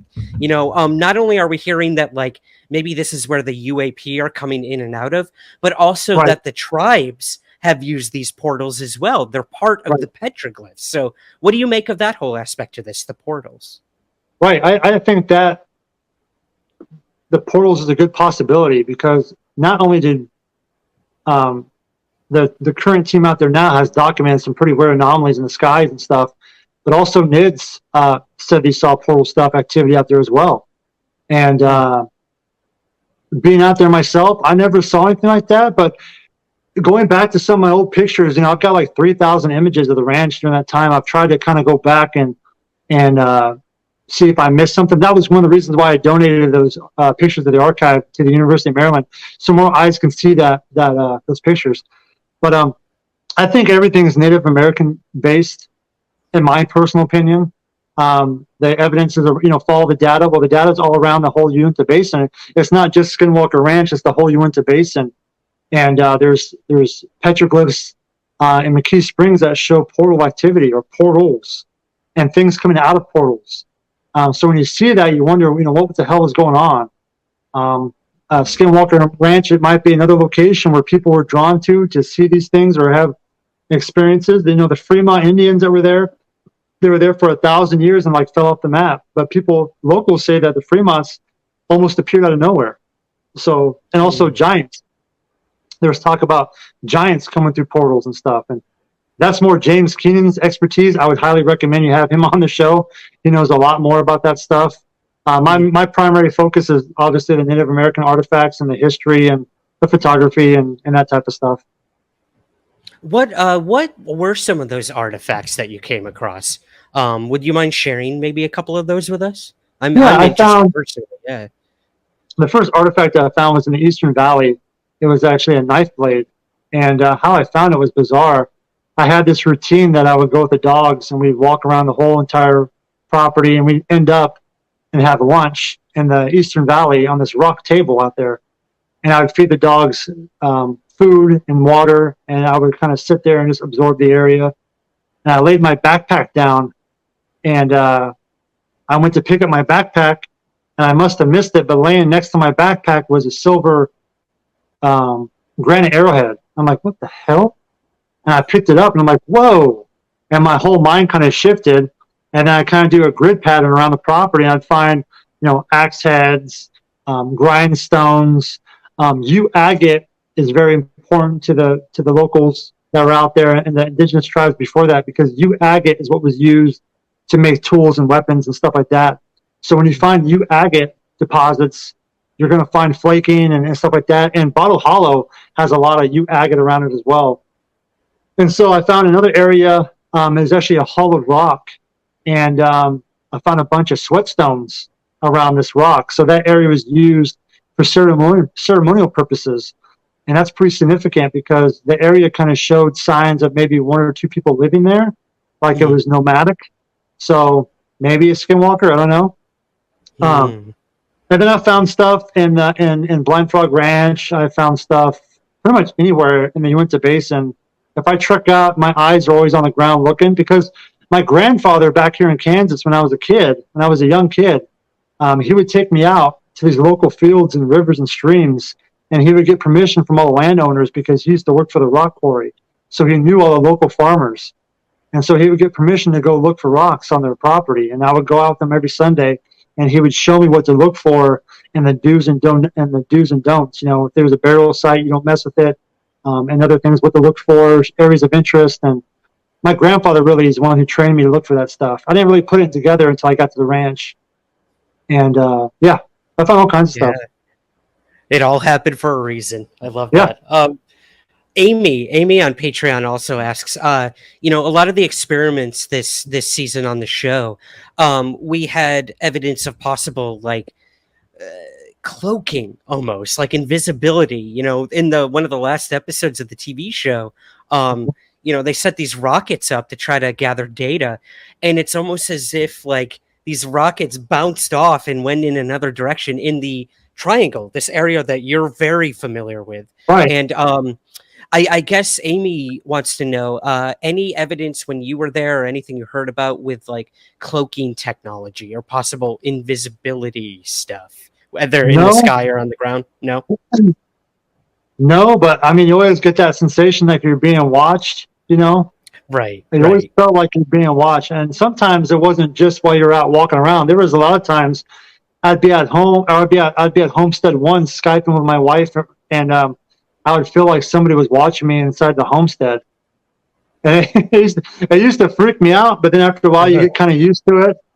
There was one time, I'll never forget this, and I've never mentioned this before, but there was one time it was in the daytime, and I was walking from Homestead 2 down to Homestead 3, and right in between there, I felt like something was in the southern tree line, staring at me, stalking at me, to the point where I actually turned around and faced it and was like, something's in that tree line. And I sat there for 5-10 minutes with this having this maybe it was my imagination or something, I don't know, but it was weird. But I felt like something was always there. I know some of my previous colleagues who worked there, none of them ever reported that stuff either. So, but then again, we didn't have cameras and stuff out there. It was just us. So it's hard to document stuff. That baffles my mind, man. That, oh God, don't get me started. And the fact that you had a better camera personally, then we won't go there. That's another conversation. Moving back to, I guess, Area 51 for a moment. I Don't Ideology on Twitter asks, Chris, did you ever come into contact with or become aware of anything that is definitely man-made but would be perceived by general populace as extraterrestrial? Anything you could share, I understand if not, but yeah, anything like that, man, where it's dude, definitely ours, but you because we always hear that idea of like anything going on out there with black projects is like 40, we hear about it, the public hears about it, it's 30, 40 years later. Yeah, I mean, yeah, look at the Yeah, what do you think? F-117 project. You know, the F-117 project, it was years later than the public knew about it. So it makes you wonder, you know, what do we have in our inventory, you know? Yeah. Yeah, cannot confirm or deny. Okay. I mean, honestly, That's I don't fair. I don't know. I don't know. I don't know.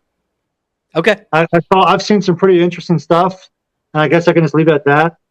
I'm just glad we live in the United States and we have technology that will keep us safe, hopefully. So that's about All all I right. can say. Hey, that gives me a little comfort knowing that.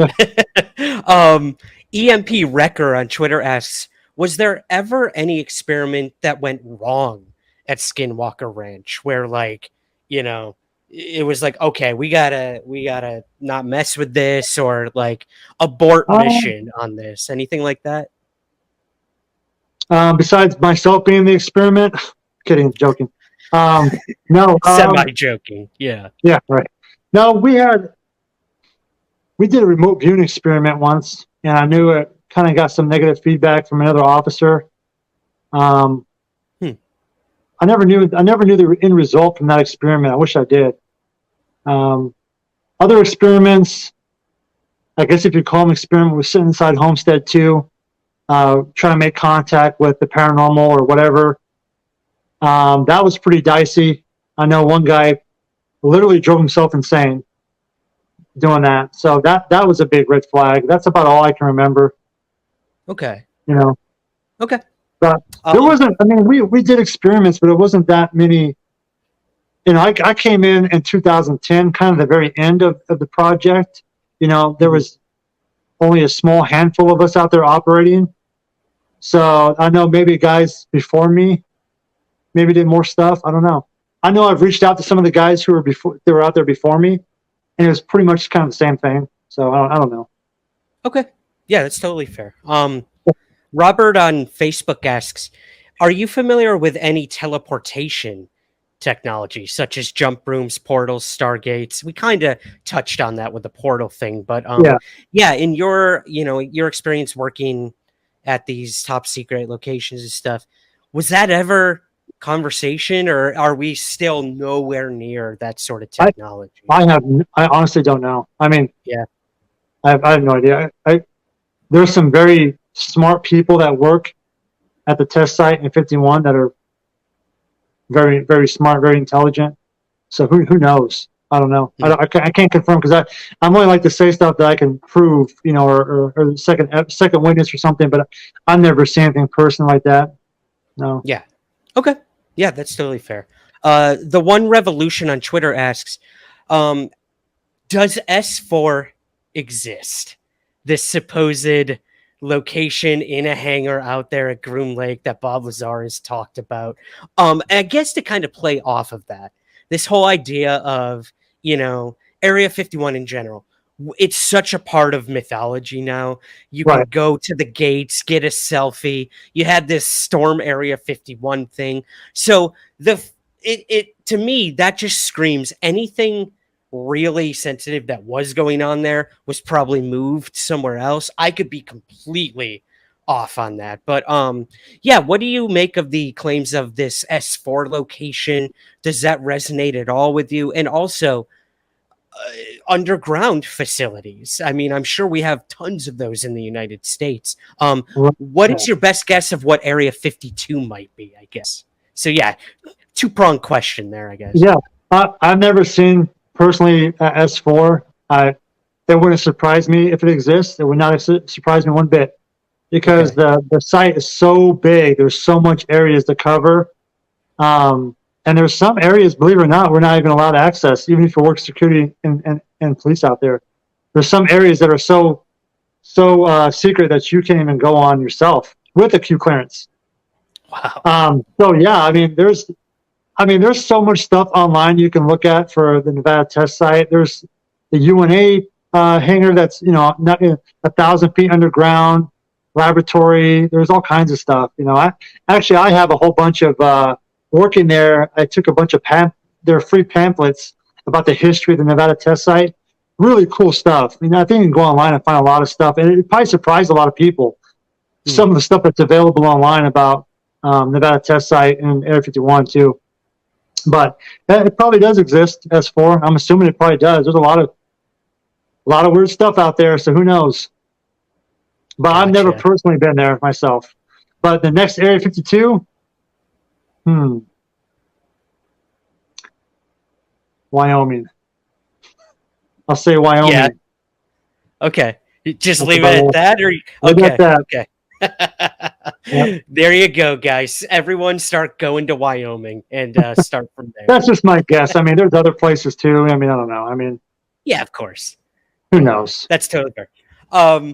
Awesome, man. Well, hey, I want to give you these final moments here to one of the best quotes that I pulled from something you said on the Skinwalker Ranch television show, and Brandon Fugel even tweeted this out, a quote from you, because it encompasses everything. And you mentioned it earlier in this conversation of this is bigger than a scientific experiment, bigger than a government contract. It's bigger than all of us. So I'd love to know, what does that truly mean to you? And what are some of the final words you want to leave our audience with all of this? Whether it's the UFO topic, Skinwalker Ranch, what do you want to leave people with before we wrap things up here?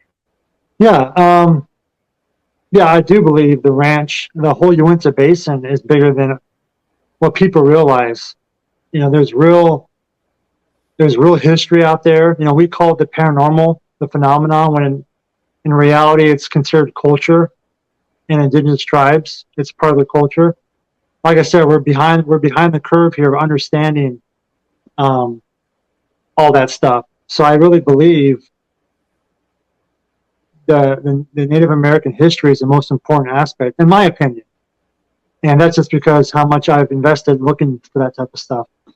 And I think that's what I mean when I say it's bigger than all of us, because there is stuff that's out there that's just really blows your mind. Like, what is going on? What happened out here? There's so many overlapping layers of not just the Native American aspect, but there's like the meteorite strikes, the Gilsonite, the magnetic anomalies. It seems like that whole section in Utah is just like a paranormal hotspot of all kinds of stuff. But a lot of it all relates back to Native American. And there's been people who said, well, how come other Indian reservations aren't haunted or report this stuff? And the truth is, they do. Yeah. There's several reservations that report this stuff. I mean, my mom was born and raised my mom was actually born in Roswell Air Force Base. My grandfather was working at Roswell Air Force Base back in the day. But my mom actually grew up. Easter egg there. Yeah, I was thinking about that today. My grandfather worked at Roswell. He was in the Air Force, and my mom was born on Roswell Air Force Base. But my mom was also raised around a lot of reservations, because my great grandfather used to be the subcontractor for building schools and churches and stuff. So she was raised in the Four Corners, and all those tribes talk about UFOs, star people, skinwalkers, werewolves, whatever you want to call it. And I don't know why that's just ignored. You know, it seems like, I don't know. It's just the more pieces to the puzzle, I guess, you know. But for me, that's what I think is the most important, you know. Yeah. One of the most important aspects. I hope people take more time into like really diving back into those cultures and understanding the people who were here before us, you know, and I think that's important. Absolutely. I love that. And you've highlighted that so well with the photography project that you did. So in the final moments here, Chris, can you tell us where we can find your portfolio of all the incredible photos you have? Because I'm going to share some of those in the post edit here with the audience, if that's okay with you. And tell us a little about, I know you have a film project that might be coming up. If there's anything you can share, I'd love to give you that opportunity. Let us know where we can find all your work, if you don't mind.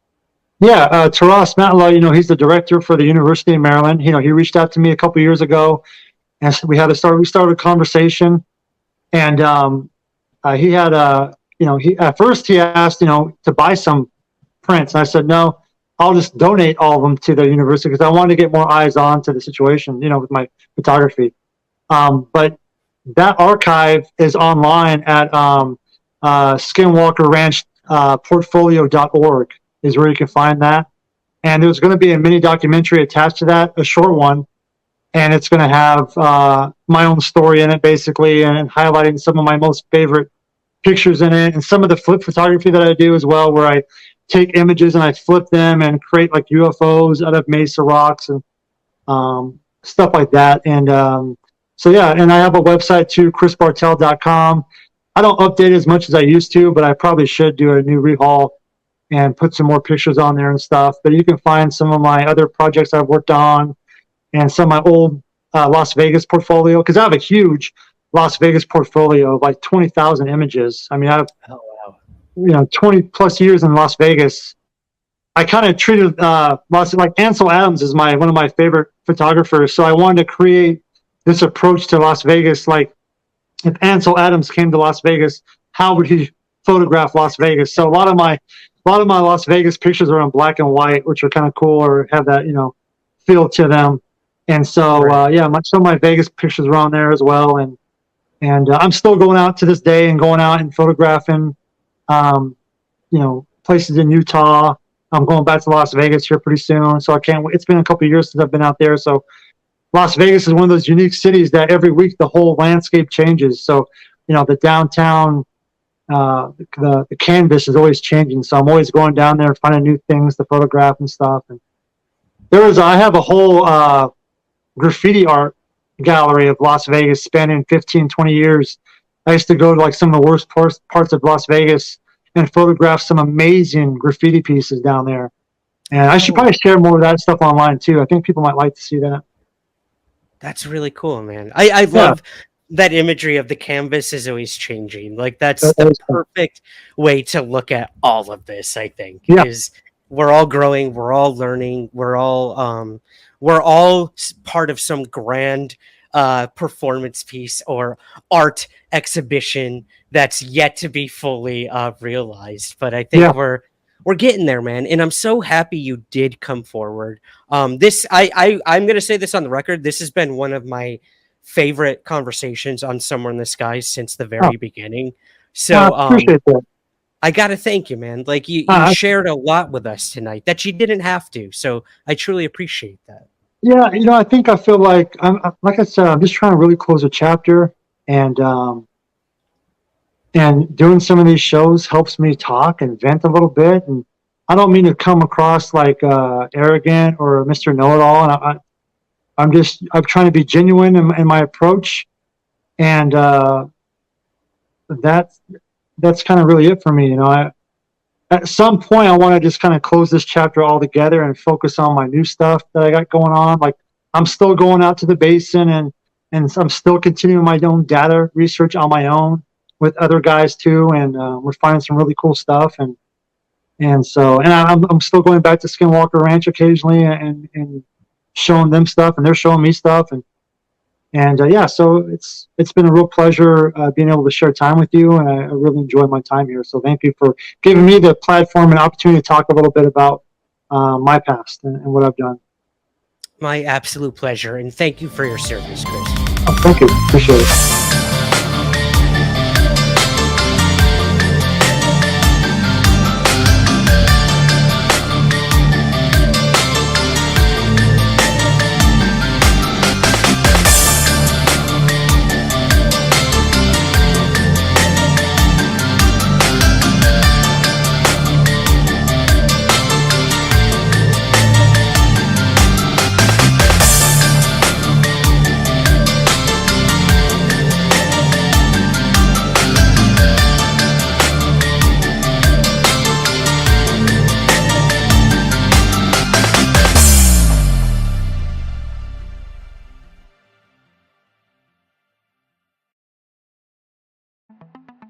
Welcome to Anomicon.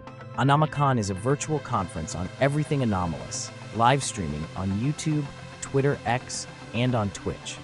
Join us on September 1st and 2nd as over 24 speakers give presentations on everything from UFOs and aliens to ghosts and the paranormal, from Bigfoot and lake monsters to witchcraft and the occult.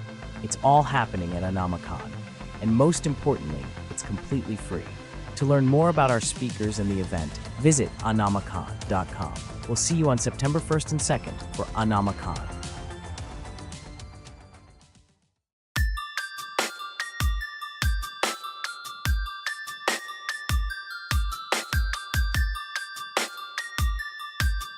This is Somewhere in the Skies with Ryan Sprague.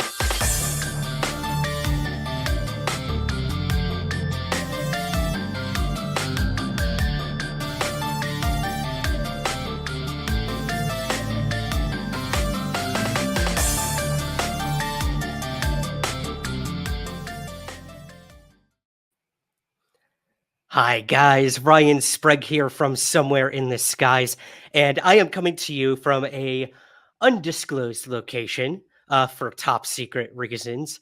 But I am making this interview happen tonight because I've been waiting for a while to talk to this gentleman. Now, I first heard about him through the television show Unidentified, which aired in the US on the History Channel. It aired here in the UK on Sky TV as well. And it was part of one of the, I would say, most explosive 2 episodes of Unidentified. Actually, this gentleman was in 2 different episodes about UFO events that happened over nuclear installations, a topic that we have covered here in the past, but not as in depth as we will tonight. As you guys know, I'm all about the human side of UFO experiences. And ever since I saw this gentleman on the television show and have seen him in past interviews, it's very clear that this event has affected him greatly, like it has many other military personnel and civilians as well. So we're going to talk all about the event that happened to him at Ellsworth Air Force Base in 1977 in just a little bit. But I do want to thank everyone for being here. I know we've got a bunch of people in the chat already to welcome. We've got James, we've got Donovan, and we're going to be taking listener questions tonight as well, guys. So if you have questions for our guest, you can put them in the super chat, which helps the show out tremendously. We will ask those towards the end of the show. But without further ado, let's bring him in to talk all about the event that happened to him at Ellsworth Air Force Base. And that is none other than Mario Woods. Mario, welcome to Somewhere in the Skies. Hello, Ryan. Thank you for having me. Absolutely. We have been trying to make this happen for a while now. We've been emailing back and forth for, I'd say, a little under a year now. Yeah. And we finally made it happen. So we're going to make it worth it tonight for sure. Well, good. I'm looking forward to it. Yeah. Well, for those who may not be familiar with the show Unidentified, I know you did another special on Discovery Plus sort of recently as well. Can you tell us a little about who you are? We'll get to the military career aspect, but why don't you go ahead and introduce yourself to our audience who may not be familiar with you, if you don't mind. Okay. Well, my name's Mario Woods. I'm 67 years old. Live in Brunswick, Georgia. I work for a paper company now, Georgia Pacific. My hobbies are radio control car racing, tactical shooting,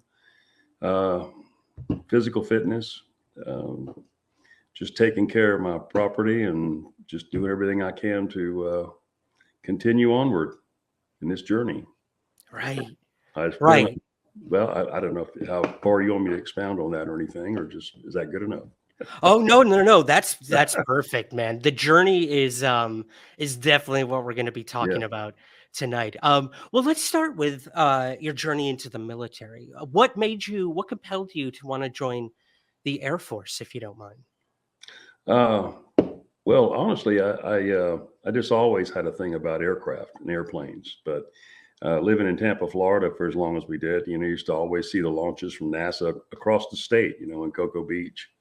And it just always enthused me, aerial, superiority, that kind of thing, and rockets and missiles and stuff like that. But my father was a merchant seaman and lost him my first day of my senior high school year. So I should have probably gone in the Navy.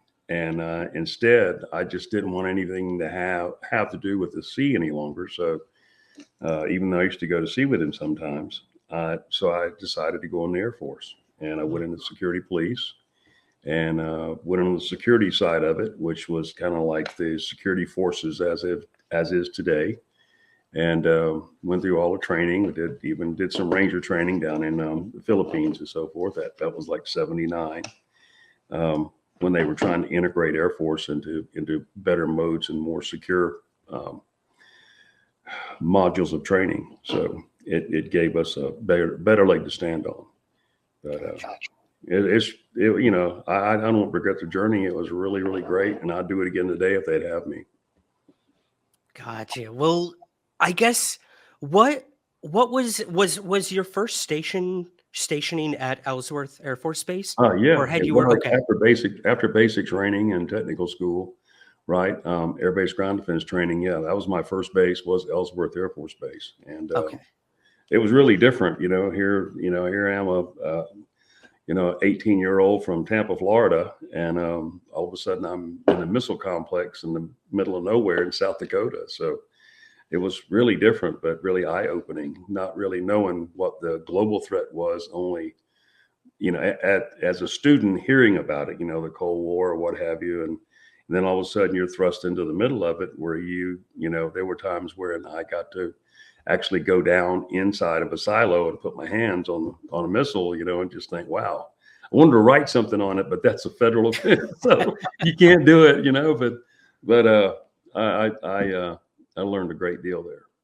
Wow. I can't even imagine, the pressure that you and so many of the people on base had to deal with day to day. And first of all, thank you for your service before we go any further. Yeah. My first question would be, what does the typical day of a security police officer look like at a base like Ellsworth? I'm sure it would change day to day, but what was kind of the protocol of a day to day there? First of all, even though Ellsworth was where you're assigned, that's just your support base. And these missile sites are spread throughout the northwestern side of South Dakota, as in Montana, as in Wyoming, as in North Dakota. And anyway, our base had 150 missiles, as the other bases did also. And then you live on these launch control facilities for 3 days at a time. Then you're off for 3 days. And but you live there, and your hours rotate per shift or per tour of duty, we used to call it. We're like 6 a.m. to 6 p.m. And there, staffing wise on a launch control facility, you have 6 security police officers, 4 which are response personnel, 2 are flight security controllers. You have a facility manager, a cook, and you have 4 officers there, and 2 of which are underground at all times, manning the capsule, the launch control capsule. So, and then you monitor based on their dispatches, and you do LF checks, launch facility checks, to any and all missile sites, and of course address any and all security related alarms that go off, and they do go off. So in terms of going off, now we're going to get to the main event that will be the crux of the conversation tonight. But had you ever had any other incidents occur non UFO related on the base during your time there? Not on the base, no. I mean, of course, you hear your hearsay. My first experience with anything that flying, which was with my mother and my sister, was in Port Arthur, Texas, being taken to my elementary school, DeQueen Elementary, where my mother pointed out, along with about 1,500 other people, I'd say, well, maybe not that many, maybe 800, all the kids in the playground, all the teachers hanging out of windows. It was it was a building where you went to school from kindergarten to 12th grade. And I'd say that was probably right around 61, 66, 61, 62. That was my first year or going to school in kindergarten or first grade. I can't quite remember, but there were 3 objects sitting over top of a church, only about 50 feet in the air. And they were, white silver and had a lower circulating light. And my mother pointed them out. She said, "Look, Anthony, there's flying saucers." That's my middle name.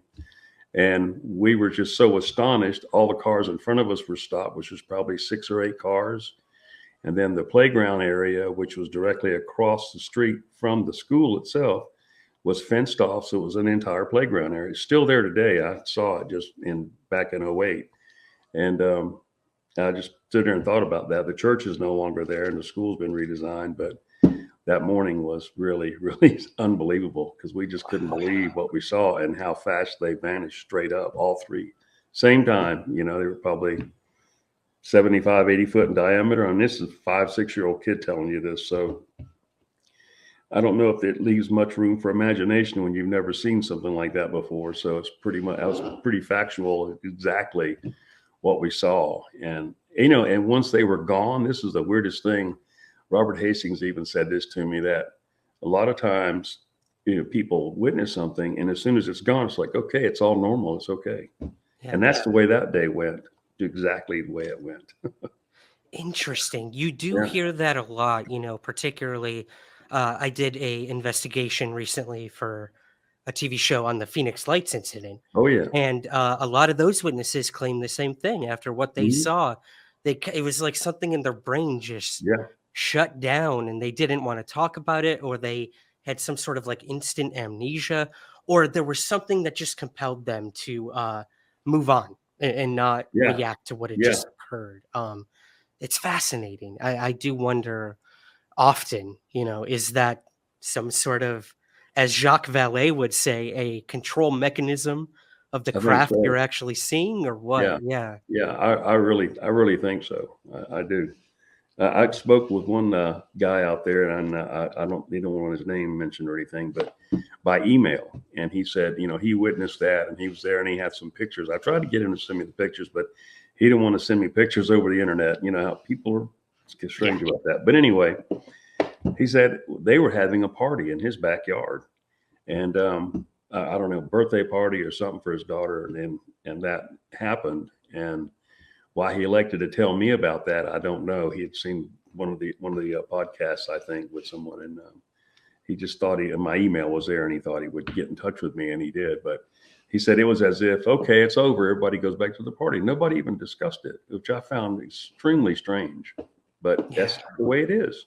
Yeah, right. I know. I've come across hundreds of those at this point. And speaking of emails, you're probably going to get a bunch after this interview. I'm already warning you. I try to answer everybody I can.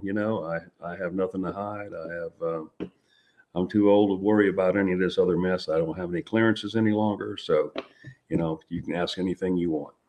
Well, we appreciate that. Certainly. The more military personnel that come forward, I think it really elevates the conversation. It does make people stop and listen. You are trained observers. Your jobs are literally to look for threats at these installations, and they're happening at an alarming rate, and they cannot be explained. So I guess let's just dive into it. Let's rip the Band-Aid off, Mario. This event that happened to you, 1977, Ellsworth Air Force Base. I want to give you the time to just tell it as you'd like. I know you've done it before, but this is your time to kind of just run us through it, from, I guess, start to finish. There's kind of a tangential aspect to your story in terms of the missing time, which I'd like to cover separately, if that's okay with you. Sure. But yeah, maybe just run us through what happened in 1977 at the base. Okay. Well, first of all, it was our first day out, being taken from the main base of Ellsworth out to November 1, which is where I was assigned at the time. And I was working with a new partner named Michael Johnson, and he was working vacation relief for my normal partner. And being that he outranked me, he was the team leader by like 2 months. So anyway, it was nice to meet him, and a real nice fellow. And I believe he said he was from Chicago, Illinois, but I'm not positive. Mm-hmm. Hopefully we'll make contact with him in the future. And we've been trying for years. Anyhow, it was maybe 9:15, 9:20 at night. I just stepped outside. This site is in the middle of a prairie. The closest town is Newell, South Dakota, and it's about 8.5 miles away to the south. And more south to that is Sturgis, which many people are familiar with. Yeah, and that's a launch control facility right there where we lived. That looks like November 1. Of course, they all look alike. I hope it is November 1. I believe it is, if I did my research. Yeah. And I was out there last year in September, July, which was really cool. Maybe before that, but anyway.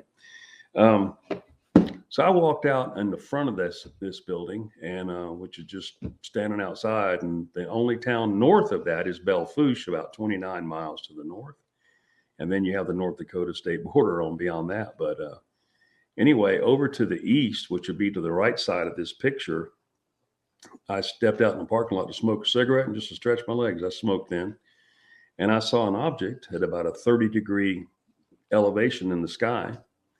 And I was kind of confused by it because it was so large and it was so bright, but it was a different intensity of light that I've ever seen before. I honestly thought it was two B-52 bombers, which we supported a strategic bomber squadron at Ellsworth Air Force Base. They're already ready to go. I mean, that's what they do. And that's what Ellsworth was, that in missiles. And I honestly thought that's what they were, because sometimes they'll fly these sorties, where they're training flights, but they get really, really low, like 300-400 feet off the ground, and they're just ripping. And, I mean, they have some really big lights on them. I've never seen that kind of light, but that's what I thought they were. Maybe they were in tandem behind each other or something. It was so strange that it kept my attention. The other thing was, I didn't know if it was coming directly toward me or moving. It wasn't moving away from me, so I really couldn't see, or it wasn't stationary even. That's why I thought it was coming toward me, and I couldn't really detect that, visually. And I'd say it was probably, 7-8 miles away, maybe more. But it was very large. In relationship to large, I'd say it's like looking at a quarter of a moon, diameter of a moon or something, yeah, it was bright like that. And anyway, I don't even know what came over me. It was up there for such a period of time. I thought, well, I'll just try what they do at sea. My father taught me and showed me how they used to use the ship's lights to flash other lights, other ships for communication. So I ran inside. My buddy Bill Holloman, he was on the phone. He was talking to his wife, and back at Ellsworth. And I said, Bill, there's something out here I wish you'd take a look at. And he just kind of waved me off. And so I just walked up to the panel, and it was just one switch control 12 to 14 lights around the facility. And they were all these 2-foot diameter can lights, that illuminate the perimeter and the building. And I flipped them on. No sequence, no SOS or anything like that. Just for fun, just blip, blip, blip, blip, blip. I went back outside, and it flipped off and flipped back on. Now, wow. Yeah. And I went, well, that's different.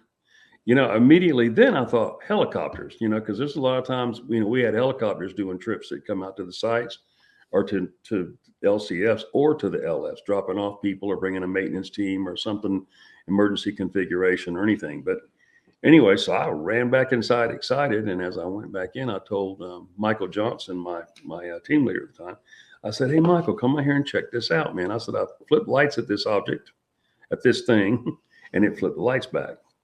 He didn't even really pay any mind to me. And he was watching the TV on our 3 channels that we had there in 77. So you can imagine with how much TV. But so I did it again and went back outside, and it went off and came back on. And I thought, what is this, And when it went back off, it moved, and I didn't know that at the time. So I got Michael Johnson. I said, you got to come out there and see this. So he came outside, and he sees the light, or he sees it, the object, the light. And it had moved a little bit further north, but I think it had gotten a little bit closer compared to where it was. And so I went back inside again. I said, hold on a minute. And I flashed the lights at it. Again, same sequence. Ran back outside. Nothing happened. All of a sudden, it went off. And it didn't come back on. So that was 3 times. And now it was about 5 minutes or so to 10. And he just said, like, whatever. He didn't really make a comment or anything. And as I said, we didn't really know each other. So, I'm inquisitive anyway. And it just seemed that really sparked my interest for some reason. And anyway, I like flying on helicopters, and I thought, well, that's really a new ploy there with these helicopters. They're doing that, right? So anyway, go back inside. I said, well, I guess the show's over. And went back inside, sat down, picked up a book or something, started reading it, and watching some TV. Remember, it used to go off at midnight, and you'd get those really strange characters and everything on your TV. And so I guess it was about 12:30, somewhere right in that time, and the MCC phone or LCC phone went off in the flight security controller's office, and it's a direct line between the flight security controller and the missile combat crew down below. And when it went off, it's a phone that it doesn't ring like a normal phone. It just says, answer me now. It won't stop until you pick it up. So you have to pick it up. And anyway, I heard the officer there telling Bill Holloman, he said, just sit 4 at November 5. And I thought, well, that's weird. We hardly ever got those. That was an outer and inner zone alarm. And they're different, than the standard thing we go out when there's a bird or something flying through the antenna array or something like that. So anyway, we got our briefing and everything from the capsule crew, and whenever it's that level of alarm, back at Ellsworth, you have the communication center there that really oversees. It's WSC, Wing Security Control. They monitor any and all alarms going on or anything on base too. So they have a dual purpose. But anyway, they were aware of it, and they of course gave us a safety briefing as well. So we got all of our stuff together and our codes and our weapons and loaded up everything. And it was about 9 to 13 degrees outside. And yeah, we had F-150 pickup trucks, and they were just 2-wheel drive trucks. And we had a front end loader, a Caterpillar front end loader on the site in case, we needed to dig out of there, which did happen a few times, but not all the time. But anyway, so we responded after our safety briefing and everything. Our travel time was probably about 12 or 14 minutes from November 1 to November 5. And so we got in the vehicle, and he's operating the vehicle. He's the driver. And we pull out of the gate, go down to the first intersection, which all these are clay roads out there that are just they're some better than highway roads. They really maintain the roads and these clay roads. So we take a left, go to the next intersection, a left, and go up the Highway 79, which is about 4.5 miles away. And as you're traveling the dirt road or the clay road up to Highway 79, the road beds are elevated for snow runoff and water and what have you. And mind you, you're at a mile high. This is nothing but pure prairie land there. And so as we rolled up to 79, I just looked over to my right, which would have been about the 4 o'clock position now as we rolled up on the highway. And as we did, I looked to my right and I see this really strange glow miles away, but from that area of November 5. And I thought, you got to be kidding me. How strange is that? You know what's going on out in by these missile sites normally because you traverse them so much, you check them so often. Mm-hmm. And as soon as we made that right turn on the Highway 79, which goes downhill toward Newell, I told Michael, I said, dude, just like that, I said, that's that object sitting on November 5. And he just says, oh, whatever, man. It just went right over him. He didn't believe me. So from that 4 o'clock position, it now moved to about the 2 o'clock position visually. And it was just pulsating. Well, the further we went down toward Newell, it was downhill. So I lost the sight of that pulsation. And we came to the stop sign in Newell on Ormond Road, still there today. And there's one stop sign and there's one stoplight in Newell. And the stoplight's straight ahead, and you take a right on Ormond Road toward November 5. And population today, 624 or something. Population then was 234 in 1977. Yeah, so it's a real small town, but it's really nice people there. And so we turned right, and as we went out, it was paved road. And about 1.5 miles into it, it drops back off on the clay. But it doglegs to the left, which is important. I really couldn't see it until then, but we dropped off of that pavement and back onto the dirt and went to the left. And there sat this object on top of November 5 that dwarfed the site, 10 feet in the air, no noise, no hard edges, no protrusions, no engines, nothing that I can even explain aeronautically how it could be doing what it's doing. And we pulled up directly in front of that site and that object, probably, I guess the cattle gate, which ranchers have to keep their cows from coming out onto the highway to the roads. That's where we stopped at a 45-degree angle, which was a tactical position for the pickup truck. So it's laughable today, but that's what we did then. But this object was so large that if you can picture a ball over a square area, the diameter of it was so large, really, that the pickup truck was somewhat not covered by it, but the edges of that diameter were just not far away at all, just 50 so feet, I guess. I don't know. I mean, it was just so large. You couldn't see the top of it, obviously. You know, from far away, you could see the top or the full circumference of it, but underneath it, you couldn't. And I don't know what came over me, but it seemed as if I looked at Michael Johnson and he was like in some kind of he was bathed in some kind of a light, like a bluish white glow behind him. And he was on the steering wheel, just like this, just stuck to that steering wheel. And for some reason, I knew that we needed help. And, you know, we're in full parkas, flat pants, mittens. I had my mittens on. I had one on and the other one off. And anyway, the only thing I knew to do, I had to ask for relief. We couldn't breathe. It was as if the interior of that vehicle was being vacuumed out, and we were in it. And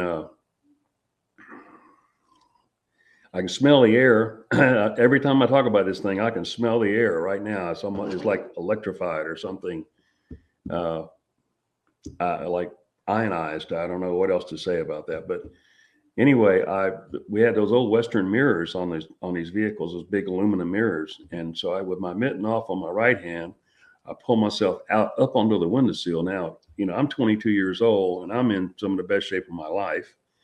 And why I didn't get out, I was literally afraid, and my partner wouldn't say anything. And I pulled myself out onto that windowsill, and I took my mag light, and I held onto the bubble with my right mitten, my left mitten, and I flashed this thing. I just flashed my mag light at it. Just now, what difference or what really did that mean? That D-cell mag light to this object that's size of a Walmart building. I flashed that light in no sequence again, 3 or 4 times, and I slithered back down in that seat, and I put my M16 between my legs, and I just remember putting my head down, and all of a sudden I could breathe again. Just that way I could breathe again, but it was labored, but I could breathe. And it seemed as if tunnel vision came upon me, and I was just going in like this. And as I did, I turned to my right. I felt such fear to my right, because all you have is a piece of glass, right? Yeah. I roll the window up. And as I did, I see these shadowy figures on my right side approaching me. And what got my attention was in the midsection of the one being, and they're not creatures, they're beings, and these are beings. They are beings. There was something in the waistband, or some kind of a band, that had a yellowish glowing tip on it. And then there was a tall one. It was 4 total. The tall one in the back was substantially taller and had a different feature. Now, I couldn't see it real clear. I mean, I don't know how to describe this kind of vision, but the 3 in the front looked identical, or their shadows were the same, or the way they looked were the same. But the one in the back, he had this thing right here on his chest, but it was at a really strange shape, and it glowed and it stuck out. It wasn't just in him. I mean, it stuck out. And then I closed my eyes. I guess everything just went black. I don't know what happened to Michael Johnson. I don't know if anything was on that side of the vehicle or he saw anything. He never indicated that he did. He never spoke. The last time that he spoke during all of this up to this point was when he said, "Whatever, man," up on Highway 79 when we first arrived on 79. I don't remember the radio going off or anything like that. And just as that happened, I opened my eyes and I'm in total blackness. It was as if you walk into a, I don't know, just total blackness. And I was trying to gather myself as to really what happened and where was I and just everything about me and just being, I guess. And I reached down and I popped the door open and I stepped out. And when I stepped out, my vision started to come to me. And I had on bunny boots, which are an inflatable boot that you use in wintertime to keep your feet warm, especially in temperatures, well below zero, and use them on aircraft carriers. It's a issued item. Anyway, I stepped out in mud and I couldn't figure out, well, the ground's frozen. It's been, below freezing for a week and a half or something, 2 weeks. I don't really know. And it was just very strange to step out in mud. And as I looked, all of a sudden this white wall comes into focus. It wasn't a wall like straight up and down, like the ground and then straight up and down. It was at an angle. And as I looked to my right, which I would have been looking north, it was as far as I could see. When I looked the opposite direction to the south, it was as far as I could see. I still didn't know where that was. And all of a sudden the radio cracked to life. And I just kind of looked over, just shaking my head. I said, where's November 5? And then I said, "Michael, you going to get that?" He didn't answer me. He was locked onto that steering wheel like he was paralyzed on that steering wheel. And his eyes were just huge. He was breathing. But he had nothing coming out of him as far as talking. He wouldn't even utter. I mean, he would nothing. I couldn't get anything out of him. I moved him. I pushed him. I did everything I could do to try to, "Hey man, what's wrong with you? What's wrong with you?" And I couldn't get anything out of him. I answered the radio and I was a senior airman at the time, and called WSC was calling us, and I said, "Senior Airman Woods," I said, "It's November 1. I said, "Go ahead, CSC," like that. And they said, "What's your location?" And I just said, "Sir, I don't know." And I said, "My team leader," I said, he is not responding. They asked me if he was conscious. And I said, "Yes, eyes are wide open." And, we went through that for a second. He goes, "I need you to do 1 minute security checks with me until we find you. We're triangulating, your location." And of course, I wasn't familiar with that. I'd heard about it in training, in security police, but I'd never done it before. Like I said, I was just 22 years old. But anyway, so they were looking for us. So I did just what he said. In the meantime, I tried to wake up Michael Johnson, is still trying to figure out where we were, why I wasn't standing in this mud, which I had gone around the vehicle now, and the vehicle was pointing to the south. And what was strange was that just outside that driver's side door, maybe 4 feet directly away from it, was a great big downhill into another lake or something. I didn't know where we were to start with, but it was a big, huge lake, but it was frozen. And I thought, how do we get here? What are we doing here? And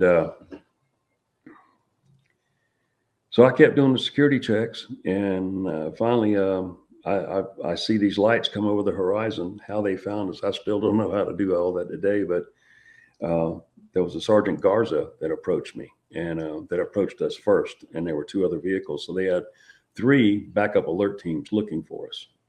And so that's 6 security policemen. And anyway, as he pulled up, he pulled maybe 20 yards from where we were located, and he got out and he walked through the lights, and I saw him coming. And our lights, I can't even, our lights were off. I mean, our vehicle was off. And I said, "Hey, Sergeant Garza," I said, "what's going on?" You know, I mean, you almost make you feel like you've done something wrong. That's what they always try to do, to make you did something wrong. Mm-hmm. Well, I knew something was wrong because I dang on sure didn't go. I didn't strike that site as I was supposed to, and it was a set 4, which was a serious alarm. Strike means respond and find out what the cause was. I never got to go on the site. I never left the vehicle, and my job was to go onto the facility, do an internal, patrol around the inside of the fence, go down below ground in a soft support building and see if anybody's there or what happened. But the alarm was in another plug that goes down to the missile, which we don't have. We have access to just one part of it. Nobody has access to all of it. But anyway, he approached me. He said, "Mario," he says, he just sit there. He said, "I can't talk to you about it. We're here to take you back November 1. I said, oh, okay. I said, "Well, man," I said, I don't even know what happened." He said, he wouldn't even say anything. So, and at this point, this is where Unidentified said they relieved us of our weapons. That never happened. They never took our weapons. And I found that as an insult, to be honest with you, but I guess that's production of some kind that I didn't agree with. Should have asked me that first, but That's TV, unfortunately. yeah, that's bull crap, man. But and that never mind. I won't say anymore. But anyway,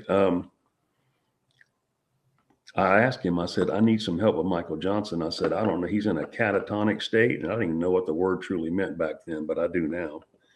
And we unbelted him. We didn't have shoulder harnesses. We just had seat belts at that time in '77 and these F-150 Fords. Slid him over to the passenger side, belted him back in, got in the vehicle. And to this day, I didn't know exactly where we were, and at that time. And about 15 minutes later, we pulled up November 1.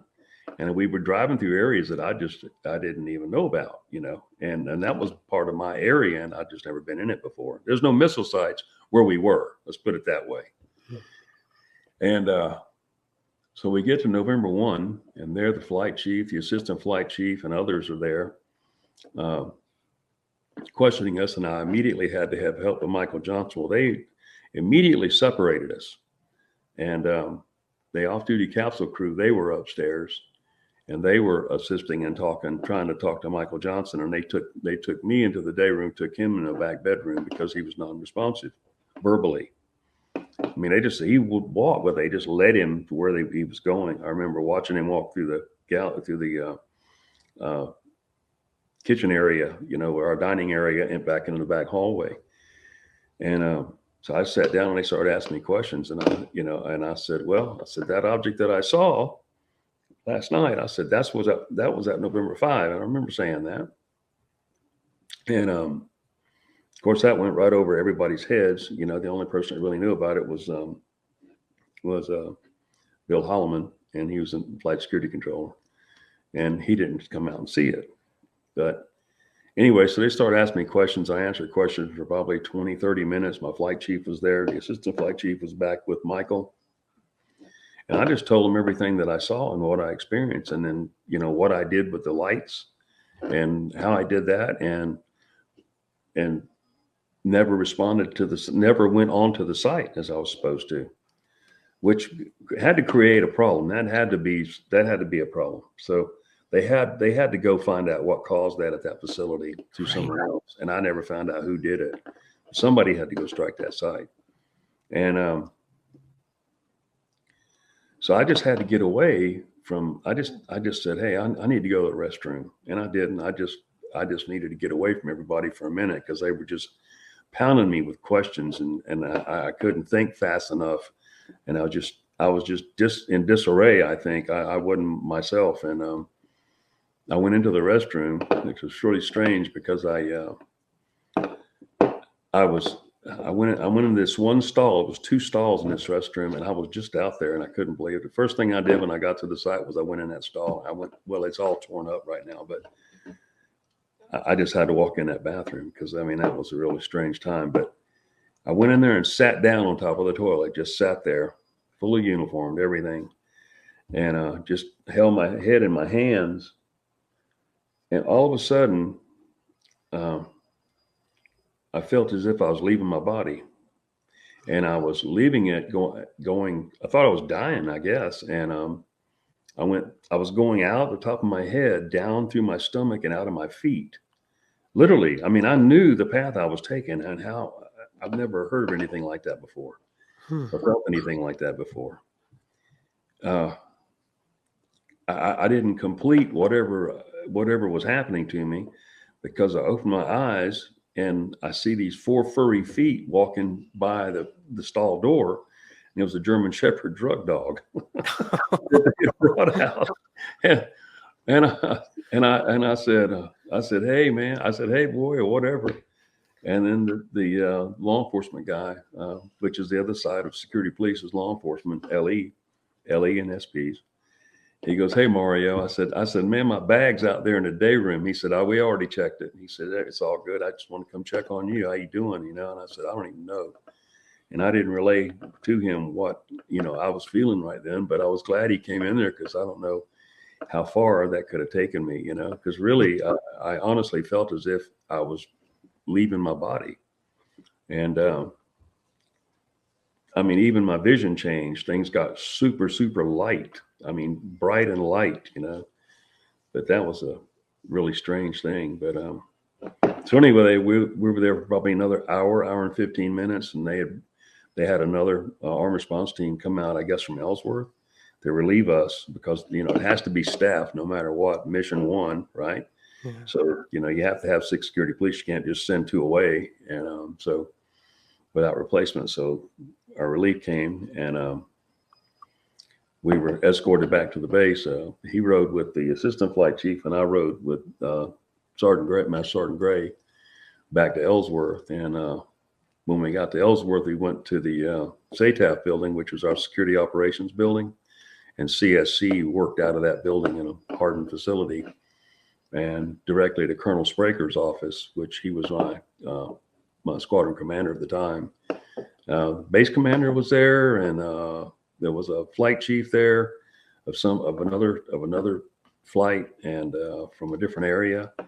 And because it wasn't just my incident, there were other incidents out there too. But anyway, I guess they wanted a full debrief on all that was going on. But anyway, OSI was there, and there was also another man in a suit with a hat. And I wasn't introduced to any of these people. Just the military people I knew. But there was a young OSI trainee there, and named Richard Doty, and he's appeared on several of these shows. And I've been trying to contact Richard Doty because he was in my interview. And not only was he in my interview, but he also went to the flight surgeon's office after I arrived there. So medically, he was there. And in the very beginning, he was there just as an observer, I guess. I don't know. But he had an officer that was, over him. And so I've tried emailing him. I've tried texting him. I've tried calling this guy. Everything possible. I tried to go through Linda Moulton Howe. Everybody that I've come in contact with, I said, I need to speak with Richard Doty. I can't get him anywhere. Wow, that name is infamous in the UFO world. Yeah. That really took me by surprise, Mario. I'm sorry. The fact that he still won't answer me. Whew. And I wonder why. I never did anything to him. Never really knew him. But he was there, by God. He's one person that was there. And then there was some other incidents later, which he talked about. But he knows of my incident in '77, mine and Michael Johnson's. Wow. And I would really like to have that backup, because we can't find Michael Johnson anywhere. And there's been substantial monies spent in investigations trying to find him. Now, I thought he said he was from Chicago, Illinois, but we haven't had any luck locating him. No. Or in any media, I mean, every platform there is, I've joined them to get it out there. Even Together We Served, and other friends of mine that may have known him that I served with. Gotcha. 2 questions for you, Mario, before we move on, if that's all right. I know. So after this debriefing, which that is quite a room of individuals to be debriefing to. There were more. There were a few more there too. Okay. My first question for that is, were you told to be quiet about this? We always hear about that. And my second question, I believe it was unidentified that said that you did speak to Mario, or excuse me, you spoke to yourself. You did speak to Michael Johnson one time after the event. 2 weeks I later. okay. Mhm. Yeah. So first question, were you told to be silent about this? And second, what Oh, was yeah. said between you and Michael after the event, if you don't mind me asking? Well, there's a 2 week span in there, and Okay. if I can go from the commander's office when that was finished talking about per se, I had to write a preliminary report on on a security police blotter, which back then there was we didn't have any computers or anything like that. Everything was done by typewriter, but I hand wrote on this form, and it was 3 pages, and of course it makes 3 copies, so you have to use a number 2 Skillcraft pens. They mandate a number 2 Skillcraft pen. Of course, you can take apart your M16 with it and everything else, but that's a number 2 Skillcraft pen, black, that I had to use for that report. So it was about 3 pages, and then from that point, then I went to the flight surgeon's office, and then that examination took about an hour and 50 minutes maybe. And Richard Doty was there for that too, as was the guy in the hat and the suit, and a couple of other officers and a nurse. I think there were 5 people there total, but Richard Doty was there for that also. And during the ears, nose, eyes, throat, normal stuff check, they didn't take blood from me, which I was kind of surprised, but I guess there was no reason to. But they did take, the flight surgeon said, he goes, I need to take a couple of skin samples. And that just totally took me by surprise. I said, what do you mean skin samples? He said, well, your face is burned on the right side. Well, that made sense because, my beret comes down in a certain way, so, but it makes sense. And then the back of my right hand was burned where I didn't have a mitten on. So right above my right eye, he took a skin sample from up here. I think he took more than one, put a small Band-Aid up there. And then he took some off the back of my right hand around these knuckle areas right here. And I didn't even know I was sunburned. Now I felt it the next day and the next couple of days. But of course, being from Tampa, Florida, I hadn't been to the beach in a long time. So, when you're living in South Dakota, you just seem to lose that resiliency and you will sunburn. So anyway, so they took those skin samples and, or he did, put them in two separate vials. And then they released me to go back to the commander's office, which I had a further debrief. And then I was told, could not discuss this with anybody. And at the time I was working at November 1 and had been there for several years. Mm-hmm. The other thing was they moved me from November 1 to Kilo 1, which was further out to the west toward almost the Wyoming border. And November was still part of that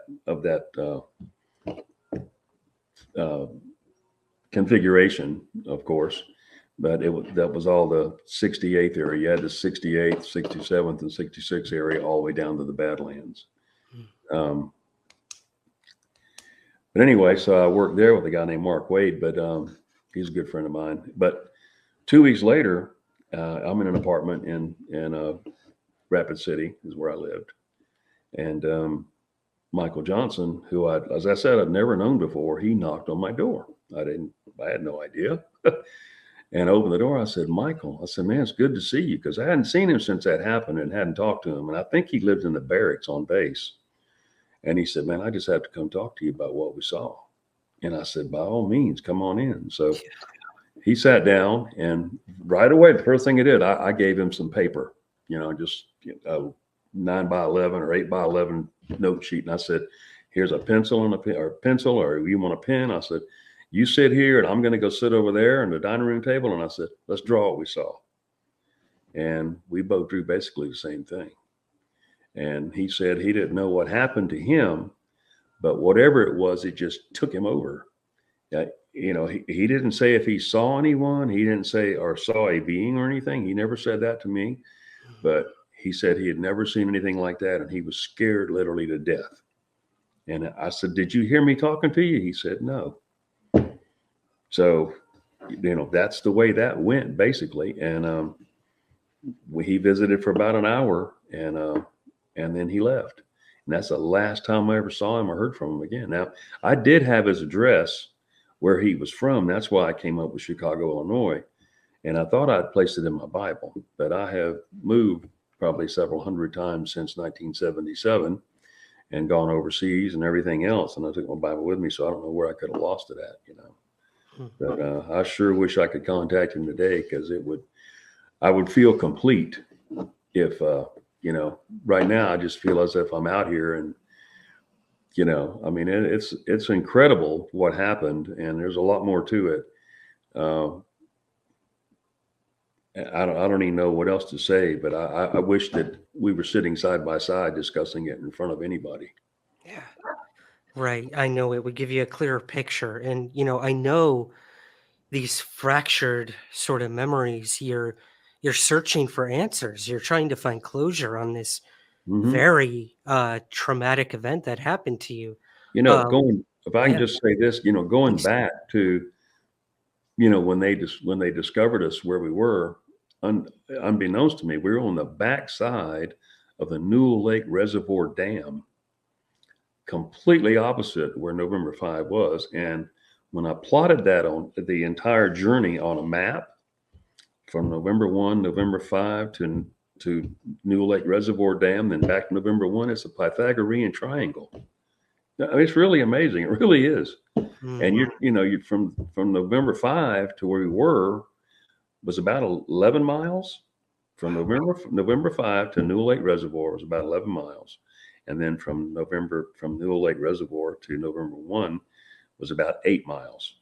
And so it's really a strange configuration. But what is it with water? And I originally think, standing out in that parking lot when I went back with Discovery Plus, knowing what I know now, that craft or that object was over top of that reservoir. Hmm. So we're talking, originally over the Water. nuclear installation, and then over water. Or I To originally saw it over water, then a Right. nuclear site, and then dropped me off where the water was and what You're that. so right, Mario. I mean, so many of these cases happen over bodies of water. I've got hundreds of them reports in my files, and Wow. my own personal UFO sighting happened over a lake, so I can Oh, definitely relate yeah, in many yeah. many aspects. Well, okay, wow. There's so much to unpack, but I do want to move to the missing time Yeah. aspect. Now, you're Okay. talking 11-mile distance, hours of missing time. Now, we're not talking a couple minutes like some No, people have claimed. This 5 was hours. 5 hours. Yeah, Incredible. say about, we should have arrived there right around 1 AM. Okay. Our travel time wasn't but 15 minutes from 12:30, and so, yeah, when Sergeant Garza got to me, I just looked to the east and the sun was rising. I mean, it was getting light, and I was like, where am I? What happened? Let's talk about that. What Mhm. happened?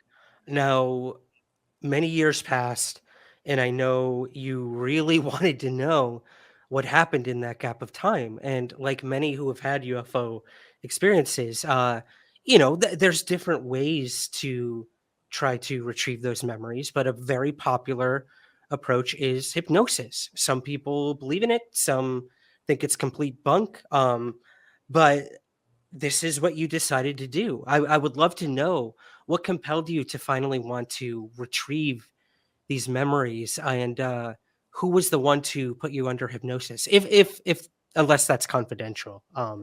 Yeah, maybe Yeah, I'd give us like to a little. ask I mean, I'd be happy to give it to you, but Okay, I prefer him tell me that would be okay. okay, that's fair. He's a MUFON investigator and Okay, hypnotist, and very well known. But actually, Robert Hastings suggested him, and he came to my home, okay. and we did this, and I'd never been hypnotized before, and I'm thinking I even could be, but somehow he he got me there, and it was really a strange experience because some things did come to light that I had no idea of, and maybe it harbors some of the feelings that I've had ever since then about certain things, such as lights in my room, or lights that I can see at night. I don't know what it is, but if there's a little LED light or some kind of small light coming off of something, I got to cover it. I don't like any small lights at all. I don't know where that comes from, but yeah, I had to deal with a few things that I saw. This is where I really got a good look at what these beings were and how they looked. And also a couple of areas either in the craft or wherever I was that I was taken to, and some of the stuff that was done. And the most, I don't say scariest, but the most misunderstanding that I have is about being in something, not knowing if I'm clothed or not. And that's a real strange feeling to not know if you got your clothes on or not. But I was in a gel of some kind that was black, or to me it was black. Maybe it's just because I was in the dark. I don't know.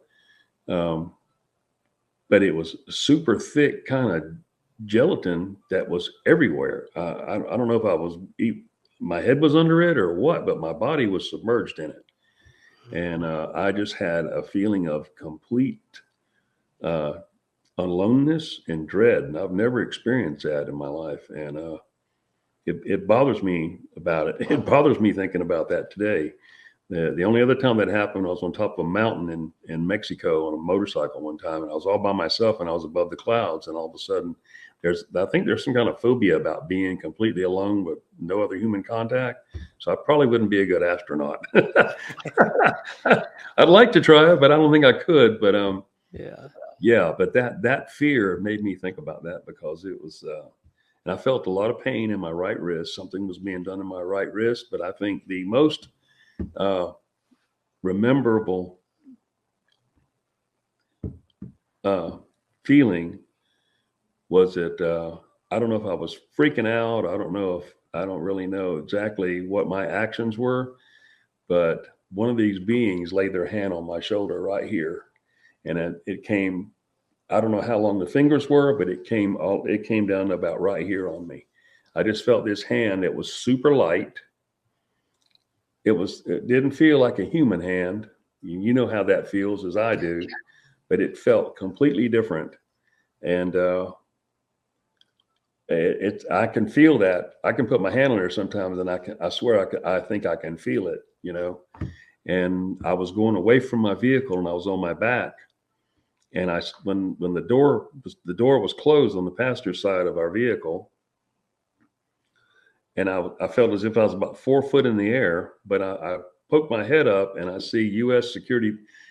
Air Force on the side of our vehicle. And these are dark blue vehicles with gold letters on the side of them. And when I did, that's when his hand touched me here, and I laid my head back down.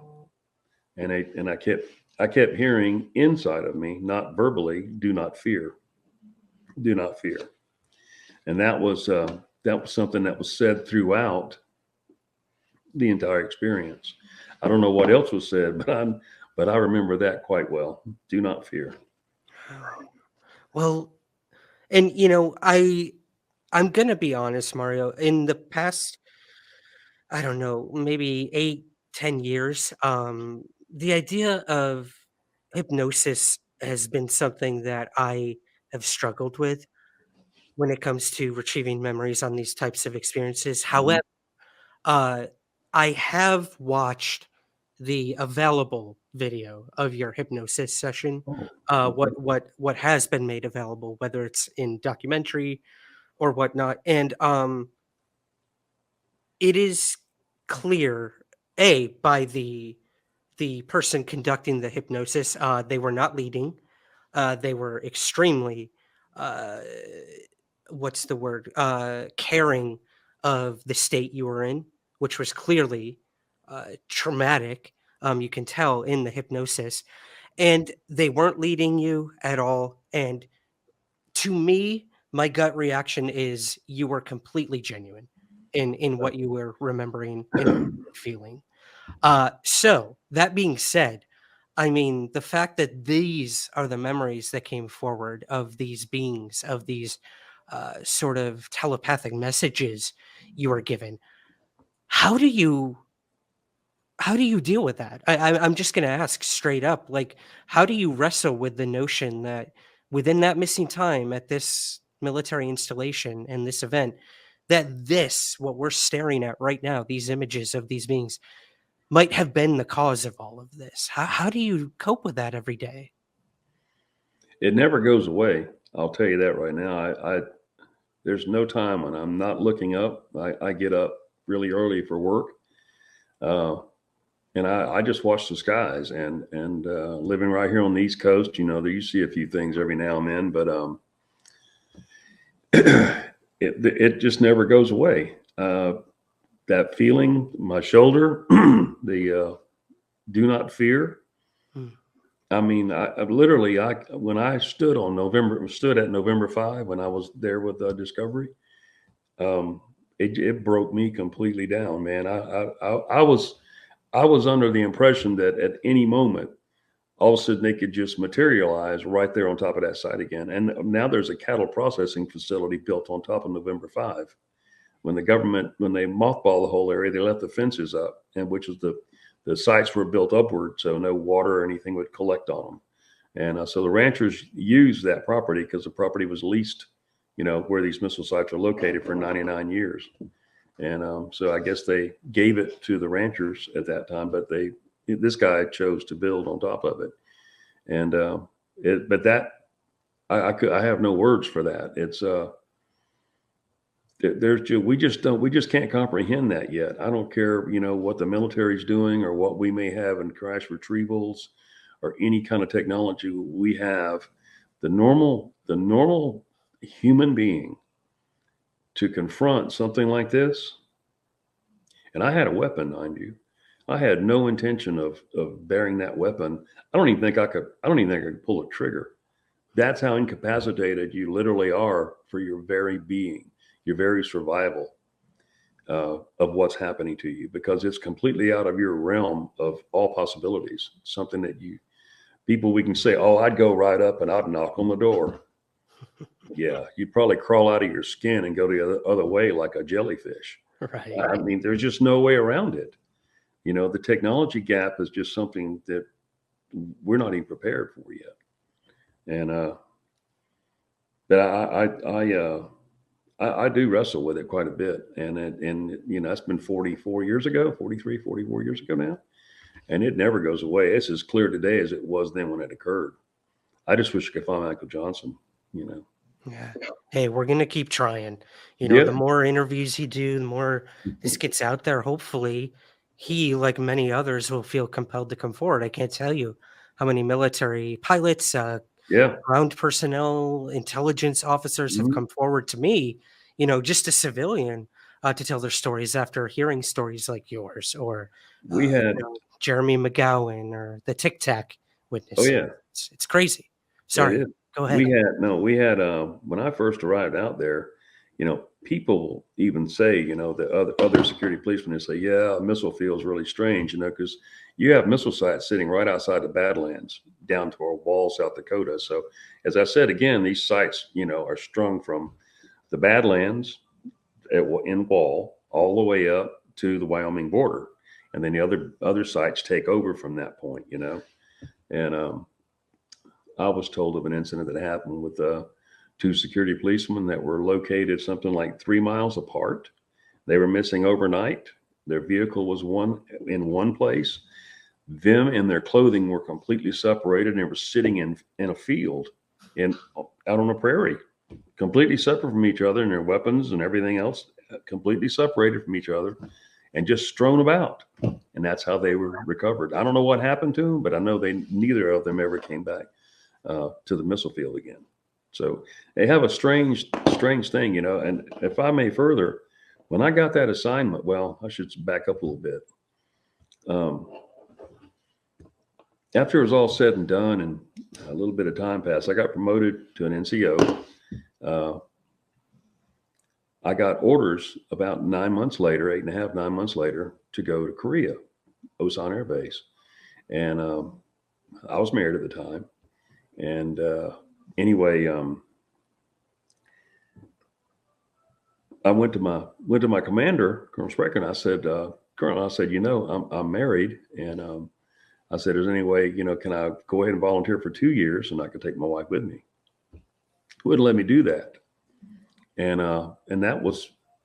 that should have been allowed. That was not asking anything out of place or anything like that. That was a normal thing. If you received a remote, and you could take your spouse with you or your family with you, but you extended for an additional year. Well, I was told I couldn't do that. And so I ended up having to go alone, which is okay. I had a great time there. It was really good. But just that, it's funny how they can change, or they can do whatever it takes to separate two people that have been through some experience like this together. And that's what happened to Michael Johnson, and can't find him to this day. It was something else I wanted to tell you too, that I'm missing right now, but oh yeah, no worries. Maybe something will strike your memory here. Yeah. I've got, Mario, 2 last questions for you personally, and then I've got some listener questions, if that's okay with you. You've been I know very what. I just came yeah. when I got hypnotized. Yeah. Talking about, I know your beliefs, what you were talking about, how you had problems with some of them and not with others, but that put me in AFib. Really? Yeah. And I'd never had any kind of problems whatsoever before. And I've been in it twice since that time. Well, one other time since that time. But I knew for some reason there's a barrier that you have to break. And that's the only way I can describe it. There's something about telling these things, and especially under hypnosis, because you're not completely asleep, but you're not awake either. It's that area in between to where dreams make sense, I guess. I don't know if that's the way to say it, but I knew divulging or talking about it upset me so much internally. I didn't even know it at the time, but a week later, I was in the cardiologist's office and I was in AFib. But I felt it then because I was just on, I wanted to talk and I couldn't talk, wanted to talk and I couldn't talk, wanted to talk and couldn't talk. And then I did talk. And then when I did it, I guess I released whatever. And then it bothered my heart. Wow. Yeah, clearly there is something connected to here and physically, that this event just, oh man, talk about physiological effects. It's troubling to say the least. Well, I hope everything is okay. I hope I'm fine. health-wise. Yeah. Okay. No, I'm good. Well, oh man, that's pretty heavy. Well, to kind of, I guess, wrap up my personal questions on this event, Mario. Why? That's always my question for people. Why do you think this event happened? I mean, it seemed to start as happenstance. This alarm is set off at the base, and you see this object over the nuclear site, and then you have these retrieved memories of what possibly may have happened during the missing time. Uh, why? What was the motivation behind this entire event? If you had to venture a guess, I know there's never concrete answers with any of this, but why do you think this happened to you? I honestly believe that Robert Hastings said it the best. He said, they didn't contact you, you contacted them. And they followed up on that. I see. They knew what missile site. They knew that missile site was there and it was connected to that launch control facility. I thoroughly believe that. So they went out there and set it off, and I dang on sure had to respond to it. And they knew I was there. I mean, I felt that. And how else can I say it? But I sincerely felt that when I put that flashlight over the top of that truck and flashed the same sequence of lights at them, or a mag light to that bright object that just looked like the sun sitting there. One thing further that I must add, that when I went out there for Discovery again, as we were filming, people are curious there, and they ride by, on this dirt road. Ormond Road looked like an interstate that day. There was about 20 of us there doing the filming, and these two guys showed up, and one was on a four-wheeler, and the other was in an enclosed kind of four-wheeler, and they were landowners. And one of them, his father, I've got their names. His father was a state trooper at the time when this happened in '77. And he came up because they stayed over when we completed. He stayed over, as did the other guy, and said, "You were the guy that happened to in '77?" I said, "Yes, sir." And he goes, "My father was a state trooper." He said, "And I remember the call at 2:00 in the morning to come look for you guys." And I said, "What?" I mean, this totally blindsided me.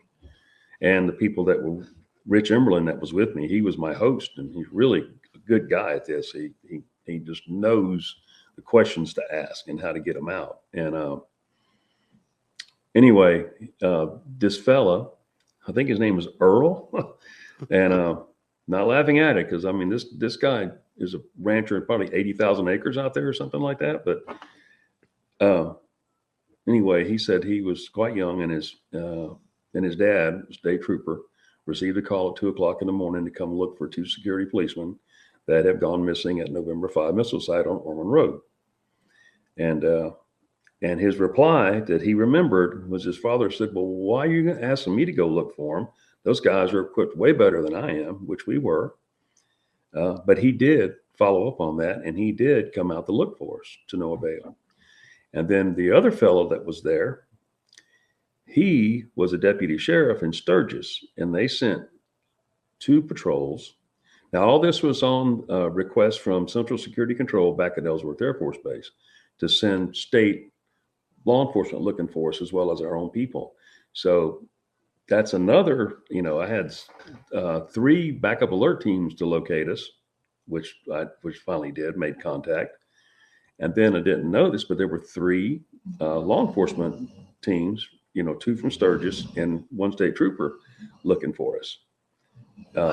But that night, now the state trooper, he said his dad said he saw something in the air, and he didn't say what it was. He said his dad just said he saw something large in the air. So that was completely unknown to me all these years, that there was anybody else even looking for us. So a couple of times I've gone on, like there's a Newell, South Dakota site, for the city. And I've asked if anybody remembers 1977, if anything was seen in the month of November, because I don't know the exact day, but I know it's just 2 weeks before Thanksgiving. That's why I know it was in November.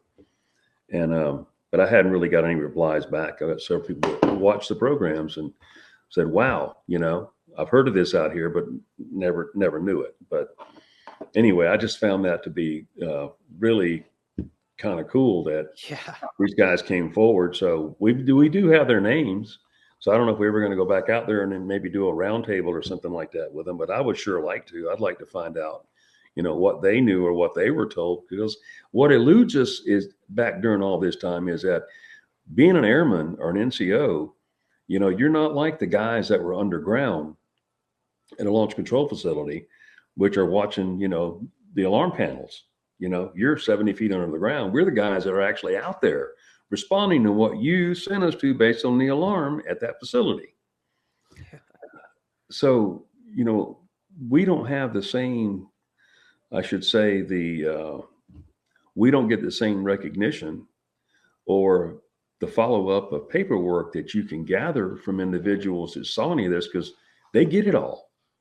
I got nothing, anything back, nothing. My medical records don't show anything. I mean, it's just amazing to how little and how much they can literally do away with if they so want to. And I'm not a conspiracy theorist or anything, but in this instance, I really see how my buddy was shipped off somewhere else, never saw him again. I get sent to a base. I'm not allowed to take the 2-year option, completely separated from everything that I know and care for, gone. And that's the way they do you. And you got to stay quiet if you want to keep a clearance. You come forward in any of this. And during this time in '77, Linda Moulton Howe was working for that channel in Denver, Colorado, and she was investigating cattle mutilations, which my partner and I, Mark Wade and I, we saw too. And my vet in Rapid City said he had been to one and did an examination and couldn't believe it. And we just started talking about it one day in Rapid City. So something's going on out there. But yet so much of it is hushed up. Now, these officers, they have a paper trail, because when you shut down a missile site, or the other thing is they're not always shut down either. We were dispatched several times, not just in November, but other facilities, Echo, Oscar, Hotel, other sites that I worked at, to where a site would just arbitrarily start a sequence to launch. So the procedure there was to drive your F-154 truck out there with your partner, put it up on top of the blast door, facing the same direction as the cow trail or the cattle rails where it's going to blow off, put it in neutral, and get off the site by 1 mile. And if it launches, the hopes are the blast door blows out from underneath it, the vehicle falls down on the rocket, and it upsets a gyro, and it just goes off and crashes. Wow. Mm-hmm. That's So it's not always a sequence of events it's going to launch. Not always that. right. To shut down. Sometimes it's sequences to launch also, and then it's stopped some way or somehow. External, it stopped. Yeah, which is so much more alarming when you. Yeah, so they're literally think about playing. They're playing with us, And the whole thing. I got asked a question by somebody on Netflix here just a few weeks ago. What did I think? What were they looking for? Why do they come to these missile sites? You know what Nikola Tesla did with electricity, we're just coming to grips with today. There's a lot more about electricity that we don't know, especially on the big generator we're sitting on right now under our feet, all of us. There are certain ways, I guess, that you can split an atom, and maybe there's more ways than what we know of or have ever learned. And I think they perhaps sequence or see our abilities to do that, even though it's weaponized. There are other ways that they're waiting for us or either monitoring us that we don't find different ways to split the atom or new elements to add with it or whatever. I don't want to be incorrect speaking about it, but that's what I feel. Mm-hmm. Yeah. And, we're getting closer to, nuclear fusion. Yeah, I think it was just a few weeks ago that they discovered that they're able to finally do it. Very, very small amounts, but we're getting there. So, while these ideas of free energy are hopefully going to benefit mankind, there's always the antithesis of that as well. And, again, like these nuclear sites, what you were doing out there is a necessary line of defense, but can easily be flipped on the offense as well. Yes, it can. So it's troubling when these incidents, I should say, are happening at a rapid pace all over. I mean, we just had, and this is kind of my last question for you, Mario, before these couple listener questions. Robert Salas, another gentleman who worked at a nuclear site, had a now famous incident occur. Just announced, yes, at Maelstrom, yes, is going to be speaking to Arrow, this new office within the Department of Defense. He's going to be giving testimony about his event that took place, which he's been waiting for decades, for someone to come to him and be like, what happened? And, recently at these congressional hearings on UFOs, Congress people asked the head of the UFO office, this new office, have you ever heard of the Maelstrom UFO event? And they had absolutely no idea what he was talking about, which was just, that dumbfounded me and many people out there. But now look, they're taking a proactive stance. They've reached out to Robert Salas. They're going to talk to him. So my question for you is, if given this opportunity, would you talk about your event in front of Congress or even testify with Arrow, this new UFO office in the Pentagon? If given that opportunity, would you take it? And what would you tell them? I'm one of the 8 that was asked to do that. Really? Okay. Mm-hmm. Yeah. So, okay. Yeah, I'm looking forward to it, and I'll answer anything they ask, anything to the best of my ability. Wow, that's exciting. I did not know that they reached out to you, so that's going to be happening. Yes. Okay. I don't know exactly the date, but I mean, I guess it's when they want to contact you. Yeah, you're on their schedule, right? Well, that's very exciting. I did not know that. It's good to hear they're finally reaching out to folks like you who have had these incidents and were told to keep quiet about them. I mean, there's even new language in the National Defense Authorization Act There is. saying if you have had an experience, Yes. come forward. You know, there's no repercussion. We know you had Q clearances. We know you were told to be silent, but we want to know what happened. So, oh man, I am wishing you all the best with that. I hope Thank you. something, and maybe you'll even get some answers, you know? I hope so. I don't know. They're pretty stingy about that. They want to know, but they don't want to give. Yeah. You know, I Sounds think about that right. all Yeah. this, in 50 years, all this will go away because whoever's out there, they'll make themselves known when they feel it, or if they come from our planet within, however it all works, I don't know. Mhm. But we will know about them then. It'll be completely different. So, but Can't yeah, agree more. Yeah, I we're on their timetable. yes. Awesome. Well, I've got just a couple listener questions if you're willing to Mhm. stick around for Yeah, these. sure. Great, great. Thanks, Mario. Well, Casey on Twitter asks, does Mario believe the government has any further or previous information on your incident? Do you Yes. think someone truly knows what happened there, Oh, or at absolutely. least, yeah? It's fully written and documented. I Okay. thoroughly believe that. And what I meant earlier by saying, officers are different than NCOs or airmen Hmm. is that for some reason, they're more privy to documentation to be able to set up a line of not progression, but a line of informative information that they can get or gather or can get from their partners and so forth. Whereas we simply submitted our information or underwent an interrogation, really an interrogation, Hmm. and then told never to speak of it again and sign an non-disclosure agreement, or something similar to do that. Because I mean, when they threaten you, we can take your rank away. You can't divulge these secrets. You can't talk about it. Nobody in your family can know about this. It's really quite scary. I mean, it really is. I mean, especially if you're a young airman, young NCO, and you've got a family, and you're saying, well, what's my livelihood if I leave this? You can't discuss it. You can't do anything about it. And it's very hard to gather the paperwork. And that's been something that's really, really bothered me. I mean, from the very beginning of being able to run these people down and say, can you write me something? Can you do this? Well, they don't do that. Right. I get it. Yeah, that's Even, tough. and even DOE, when I first went to work for DOE in 83, well, I guess it was 84, because it took 8 months from my clearance. Now, I had never had any infraction whatsoever with law enforcement or anything like that ever. Still don't. But it still took 8 months for my clearance, and I sat in front of a board 3 times.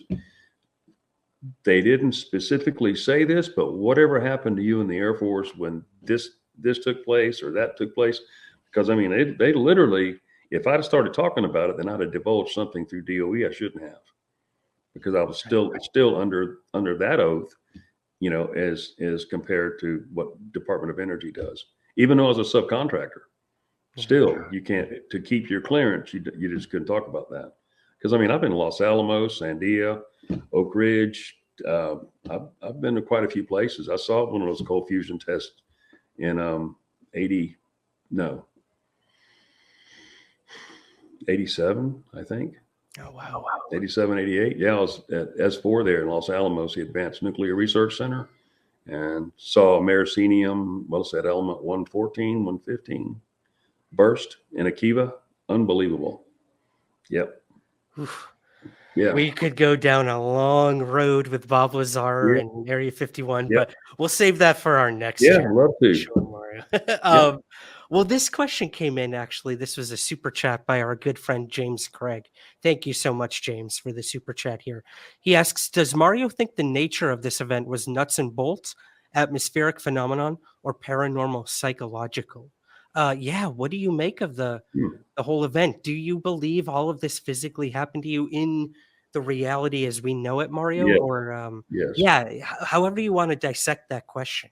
Yeah, just like you're going to the store, and on the way to the store, something happens. Hmm. And then all of a sudden, you're not at the store, you're somewhere you didn't even intend on being. And then you just got to come to grips with what's left. Yeah, that's a good way to put it. I couldn't put it better myself. Here's one. Christopher on Facebook asks, did you have any synchronicities occur before or after this event? I mean, there's a couple you brought up. I mean, just there, knowing you went back to the site for the TV show and you found people who had actually responded to your emergency call to come look for you guys. That's a synchronicity if I've ever heard one. But yeah, Yeah. anything else really stick Yeah. out to you? Um, the I became so interested in pyramids and archaeology that I can't even describe that. Anything at the pyramid structure, I had to find out about it. Its measurements, its mathematical designs. I don't know why, and I don't know how that happens, but I went to the movie Close Encounters of the Third Kind with my wife. Mhm. Excuse me. And that part where Roy Neary's sitting in front of the mailboxes with a flashlight in his mouth, and the object I guess, stops directly above his vehicle and shines a light down and illuminates the whole thing. And that whole scene, when I saw that, I literally got up and had to leave the theater. I couldn't take it. I mean, that had just happened to me.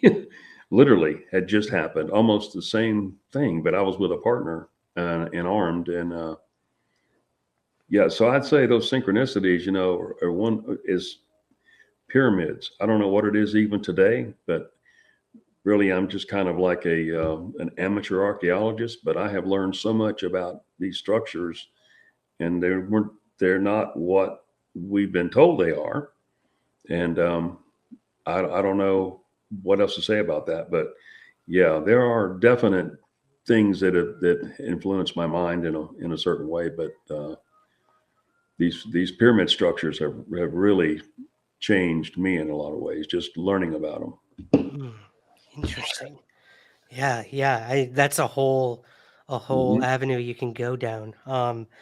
Last listener question here for you, Mario. Stephen on Twitter asks, have you had any other encounters or communications with whatever you think you encountered that night? If so, how and what?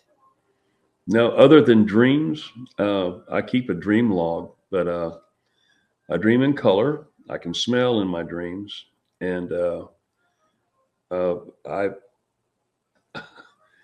I've had some very strange and sometimes unnerving dreams. They're not nightmares. I mean, where it makes me wake up. It's just something that I see and I don't quite understand. But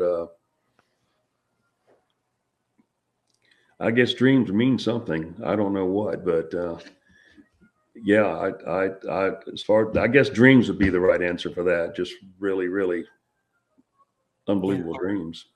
interesting. Hey, and a lot of this people believe happens in the realm of the subconscious as well. So Hmm. subconscious, excuse me. So yeah, who knows? It could be another way for them to communicate even. Um I will expound on Yes. one thing in 20 if I can on in Yeah, please. 2017 is in December. I think it was December 19th or something like that in 2017. Uh, I worked shift work at the time, and I have a back room back here that I keep. So anyway, I can sleep there, not interfere or bother anybody else in the house. But anyway, it was about 10 after 4. I wake up at these certain times: 1:11, 3:13, 4:10, 4:11. Just really, I try to keep a little running tab on that. But anyway, I woke up at 10 after 4 on this morning with all these alarms going off. But I didn't just wake up and sit up in my bed. I opened my eyes and I was standing next to the foot of my bed. And I was looking at the north wall in this bedroom. and there was a big black hole in the middle of that wall, about 6 or 7 feet in diameter. And as I woke up to it, of course, it was gone. So I don't know if I was dreaming it or what happened, but all of a sudden I hear all these alarms going off, and it was in my home. And it was low voltage alarms, like with your stove, your oven, your refrigerator. I didn't know, microwaves got one. Anything that's electronic has a low voltage alarm, and I didn't even know those existed. And the lights were flickering, and my son was home, and he gets up and he goes, "Dad, what's going on?" And I was in kind of shock. I said, I don't know, son. What's happening? I said, the lights won't work. I mean, they were working, but they were extremely low, just like they were being powered by a 6-volt battery or something. And I said, the only thing I knew to do, I said, well, I'll just have to wait 8 o'clock this morning. I'll call Georgia Power. So I just went back to bed and thought how strange all that was. And I don't know what that hole was in my wall. And so I wake up, and my son's already up, and he goes, "Dad," he says, "Georgia Power's out here." And I said, "What?" He said, "Yeah, Georgia Power's out here." And I said, "You're kidding me." I said, "I didn't call them." So I threw on some clothes real quick, and out the door I went. And I went out in my front yard, and I live on a little bit more than an acre here. And they were out next to the street. And I introduced myself, and the supervisor, he goes, "Is this your home?" I said, "Yes, sir." He goes, "Well, we can't figure out what happened." I said, "What do you mean, can't?" I said, he goes, "Hey, you lost a leg of power to your house." And I didn't really know what that meant. And I said, "Well, how many I said, "The whole neighborhood go out?" He goes, "Oh, no, just you." And I said, "What?" And he said, "Yeah." He says, "It lit up our board downtown as a power surge, and then nothing. And then we see you lost a leg." I said, what does that even mean? And so he goes, "Come on, I'll show you." So he takes me to where the meter is, and outside my garage on a little deck there. And they had this battery type transformer thing set up on a cart. And they had it wired into my meter, so I could have 3 legs of power, restoring power to the house fully. And he goes, "Yeah, we'll come out here and put a new line in next week or so." Well, it took a bit longer than that, but I got pictures and so forth of it. And I said, "Well, what makes this happen?" He says, "We don't know." He says, "It's the strangest thing. It's never happened here before." And I said, "Yeah, I don't know either." And anyway, I went on about my business and didn't think much more about it. And then about 2 weeks later, I was out in my front yard. I think I was cutting the grass, and one of the boys from up the street, he came by and goes, "Hey, Mr. Woods, how you doing?" And I pulled off my respirator and I said, "Hey, man, I'm all right. How about you?" And he goes, what was that light in your backyard a few weeks ago, Mr. Woods?" And I said, "What are you talking about?" He goes, "Well, I left for work at 4 o'clock in the morning." He said, "It was lit up like it was a sun in your backyard." And I said, "What?" I said, there's two outdoor lights above the roof line in that room. And that's all there are. Just there's 2 lights, floodlights." And he goes, "Oh no." He goes, it looked like a stadium back there. And because I have about 200 trees in the backyard. And he goes, "And it looked like a stadium in your backyard." And I said, "You got to be kidding me." I said, "Come on, man." I said, "You got to be joking." He says, "No, I'm serious." And that's all we really said about it. And it made me wonder the entire, other than that. And but anyway, we lost a leg of power to the house, and it's highly unusual. And then that happened, and then he came by and said that. And the guy at Georgia Power said, "This never happens. We don't even know how it happened here." So anyway, that was in 2017, and I let Robert Hastings know about that immediately. I mean, I don't know. You just never know. These beings can, once they can identify you, they know everybody. I think there's nobody they can get away from them. Not really get away, but they monitor. Yeah.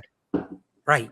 And, again, it's like when you have that kind of what a lot of people call the initiation experience, which, I know you had a sighting as a child as well. Yeah.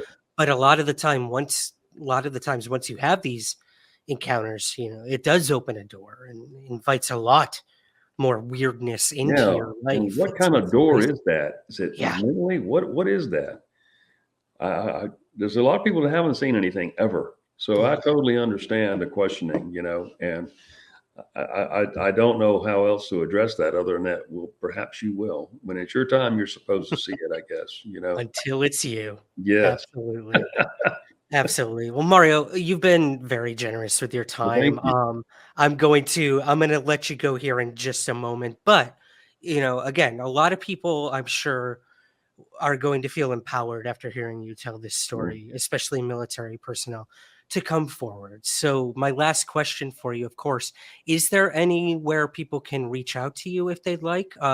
Would you like them to do it through me, or is there some sort of email? If there's anything you're willing to share. Usually, you can email me. It's mwoods175@gmail.com. And Okay. I don't mind. I'll answer it if I can. And, I try to get to everybody, as best I can. Sometimes there's too many, but I still try to answer them, And a lot of people comment on the YouTube portion. I don't know about all this yet on all these platforms, and I guess I should do better than what I'm doing. And maybe I could use your help, or I wish I knew somebody that would sit down and help me, because I honestly don't know it all, I mean, I got you, man. I go on YouTube, I subscribe to your channel, and, I don't know how I can do that on my own. I don't know if I want to, but any comments that they put a place on, after this interview, I'll be happy to answer in any way, the best of my ability. So just throw that out there, or they can email me. I don't mind that a bit. Great. Thank you. And I'll go ahead and put your email address in Sure. the show notes here as well. Yeah. And I'd be more than happy to help you out to getting anything That'd be started great. you wanna I've do, got the but equipment, pretty much. I don't have a lot of it. I got good enough stuff, absolutely. We're working off the same cameras as we talked about Yeah. off there. Well, Mario, thank you. Thank you for sharing this. Thank you for your service. I know your search for answers only just begun, but I think it's very telling that you're going to be speaking in front of the Pentagon UFO office, hopefully soon, about your event. And maybe that'll put one more puzzle piece into place. So I'm going to wish you the best with that. And I'll say goodnight here. And once again, thank you so much for joining me on Somewhere in the Skies. Anytime, Ryan. Thank you very much for having me again. My absolute pleasure. All right. Have a great night. All right. See you a little later. Bye-bye. Bye-bye. And as always, keep your feet on the ground, but never stop searching somewhere in the skies. Have a great night.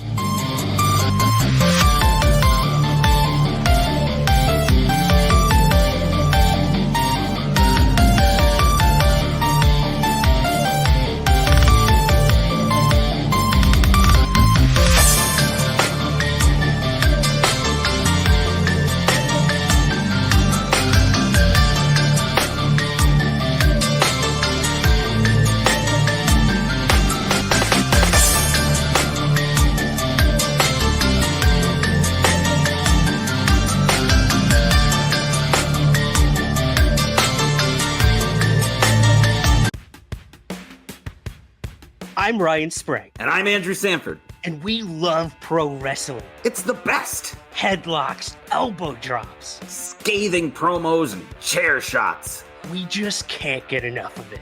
So we started a podcast. You can join Ryan and me as we dig into the ins and outs of pro wrestling like the rabid fans we are. We've got interviews, previews, predictions, news, and so much more. And we're going to cover all of it on Somewhere in the Ring. Oh, yeah. Is that supposed to be Macho Man? Nope, no good. We'll work on it. Join us every Wednesday, wherever you get your podcasts, for all new episodes. And we'll see you somewhere in the ring. Somewhere in the Ring is part of the E1 Podcast Network.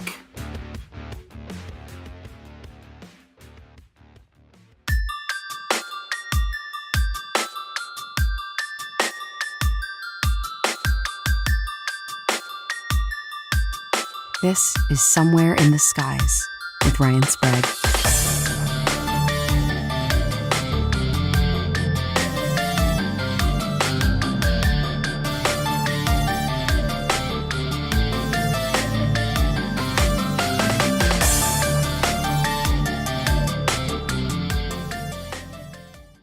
Hey guys, Ryan here from Somewhere in the Skies, and today we have a very exciting interview for you guys.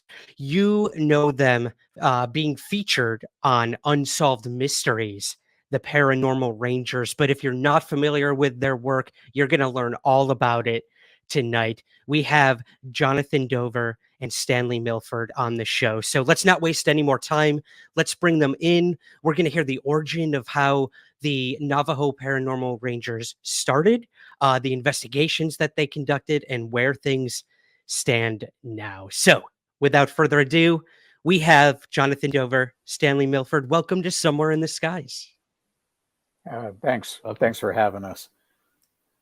Thank you, guys. Now, like I mentioned, a lot of people probably saw you guys on Unsolved Mysteries. However, little bit of trivia: my first ever UFO conference I attended was the International UFO Congress, where I was volunteering backstage. I would do whatever they needed me to do: sweep the floors, get coffee, work the soundboard. And I specifically remember I was one of the individuals that put the microphones on you guys for your talk there. And I was blown away. When I had heard that you were basically the real life X-Files, I couldn't get enough. And I've been following your work ever since. Cool. So this is a true honor to have you guys on here today. It's nice to be here. Thank you. It's been a little bit of a travel with COVID and everything, but we came out on the other side okay. We're all here. Yeah. We're all here, and we've got a lot of stories to hear from you guys. So I'm excited. Well, before we get to obviously everyone wants to hear about some of the investigations that you guys have been on, but I always like to get the origin story, of course. So if you guys don't mind, maybe Jonathan, we'll start with you. How you both became Navajo Rangers? How did that opportunity arise before we even get to the special part of those investigations? What made you want to become a Navajo Ranger? Well, 1980, I actually was looking for a job. And they said at the chapter house, they said, there's an opening for a Navajo Ranger. Had no idea what it was. I ended up applying. They gave me a ride to Window Rock, which is about 130 miles away from where I live. And I walked in, and the director there asked me one question. How would you feel if somebody threatened your life? And I told him, well, I'll cut their ears off at 200 yards with a 300 Savage. And they said, you're hired. Next thing I know, I was in the police academy for 6 months. And so I kind of blundered into it and found out I was pretty good at it. And here I am today, retired. Wow. That's quite an interview, if you ask me. That's pretty interesting. Stan, how about you? What made you want to become a Navajo Ranger? I think growing up in a rural setting in Oklahoma, me and a cousin of mine that was a couple of years older than me, at the age of like 10 years old, 9 years old, riding dirt bikes, motocross bikes, and playing cops and robbers, and watching really too much Starsky and Hutch and SWAT. And so I was at the University of Arizona when I was contacted by the director of Parks and Recreation, an individual named Clarence Gorman. And he asked if I would come back and attend the police academy. And that's what I chose to do. So I became a Navajo Ranger. Interesting. Okay. And then, eventually you guys would both meet and start working together. However, I'd love if you could just paint a picture for us. Now, I know the Navajo territory that you covered as Rangers was vast. But what exactly is a Navajo Ranger for those who may not be aware of what the duties actually entail? the areas that you covered. Either one of you, if you want to cover that, what exactly is a Navajo Ranger, and what areas did you cover? Okay, so a Navajo Ranger is a very specialized law enforcement officer. What he does is he handles both renewable and non-renewable resource law enforcement. So we were trained and operated in the areas of fish and wildlife, forestry, parks and recreation areas. We would enforce the laws in those areas. Minerals, mines, water resources. We were also tasked with handling search and rescue and technical rescue situations. And then we also did police work on the side when there were no police officers present or able to respond to something, or if there was a life or death emergency. Interesting. All right, Stan, did you want to add anything to that? I thought it was a pretty good summation. Well, what we did involving the paranormal was under a section called Special Projects. But within that Special Projects unit, there was a lot of other responsibilities, such as Special Weapons and Tactics call out, SWAT call out. So he and I did that. I worked on a drug and gang task force under that section. We did dignitary protection. We took care of some really high profile and sensitive investigations and assignments and stuff like that. So it wasn't just what people perceive as just a paranormal section. It wasn't. It was kind of a broad spectrum of enforcement. So Right. I remember hearing you guys elaborate, that the paranormal was maybe 1% of the work that you did out there. Obviously for audiences like ours, of course, those are the investigations they want to hear about. But let's dive into that, I guess, that 1%. What was it like for both of you personally when you first got assigned to these cases? I mean, I can't imagine, it was just another day at the office when you were told that you were now going to be going out and investigating ghosts, cryptids, UFOs, skinwalkers, things like this. Jonathan, maybe we'll start with you. What was it like that first day when you learned you'd be working on these quote unquote special investigations? Well, the director had the chief ranger had a meeting with the entire department, and basically there had been an investigation. And if you know these guys that went out there, two rookies, they were regular jokers. They would laugh and joke all day long and just have these little private um, jokes about, around them. And they went up to a lady that lost one of her sheep to a Bigfoot. And of course, they were laughing, joking, horsing around. And she took offense to that and thought they were laughing at her and chewed out our chief ranger.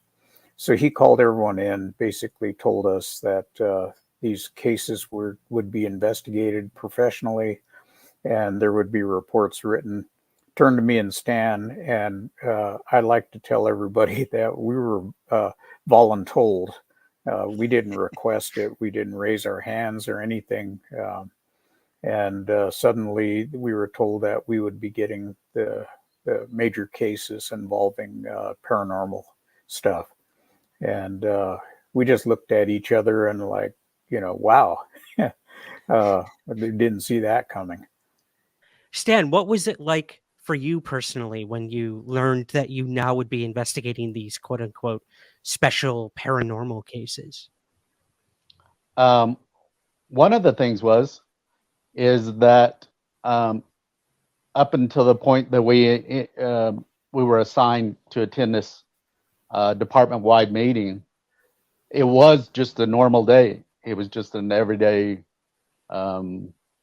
a regular day. And but we did have a department-wide staff meeting. We were called into that meeting, and so heading up that special projects unit, one of the main reasons we were a part of that was that I think the chief ranger at that time, we worked really close with him. We were probably the closest personnel working directly with the chief, and we had developed this relationship where he knew he could give me and John assignments, and regardless of how technical they were or how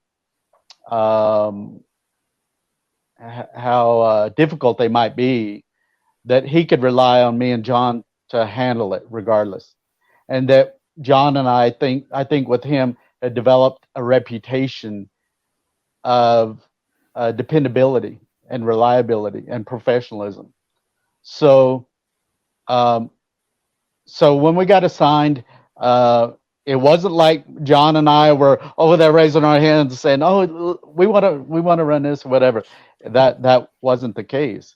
It was simply that Chief had this assignment, and he looked at us two and said, "You two are the ones that are going to manage these assignments or these cases, investigations." So at first, it was kind of like all of the other assignments we had received. It's yes, sir, and you did what you were told, and Right.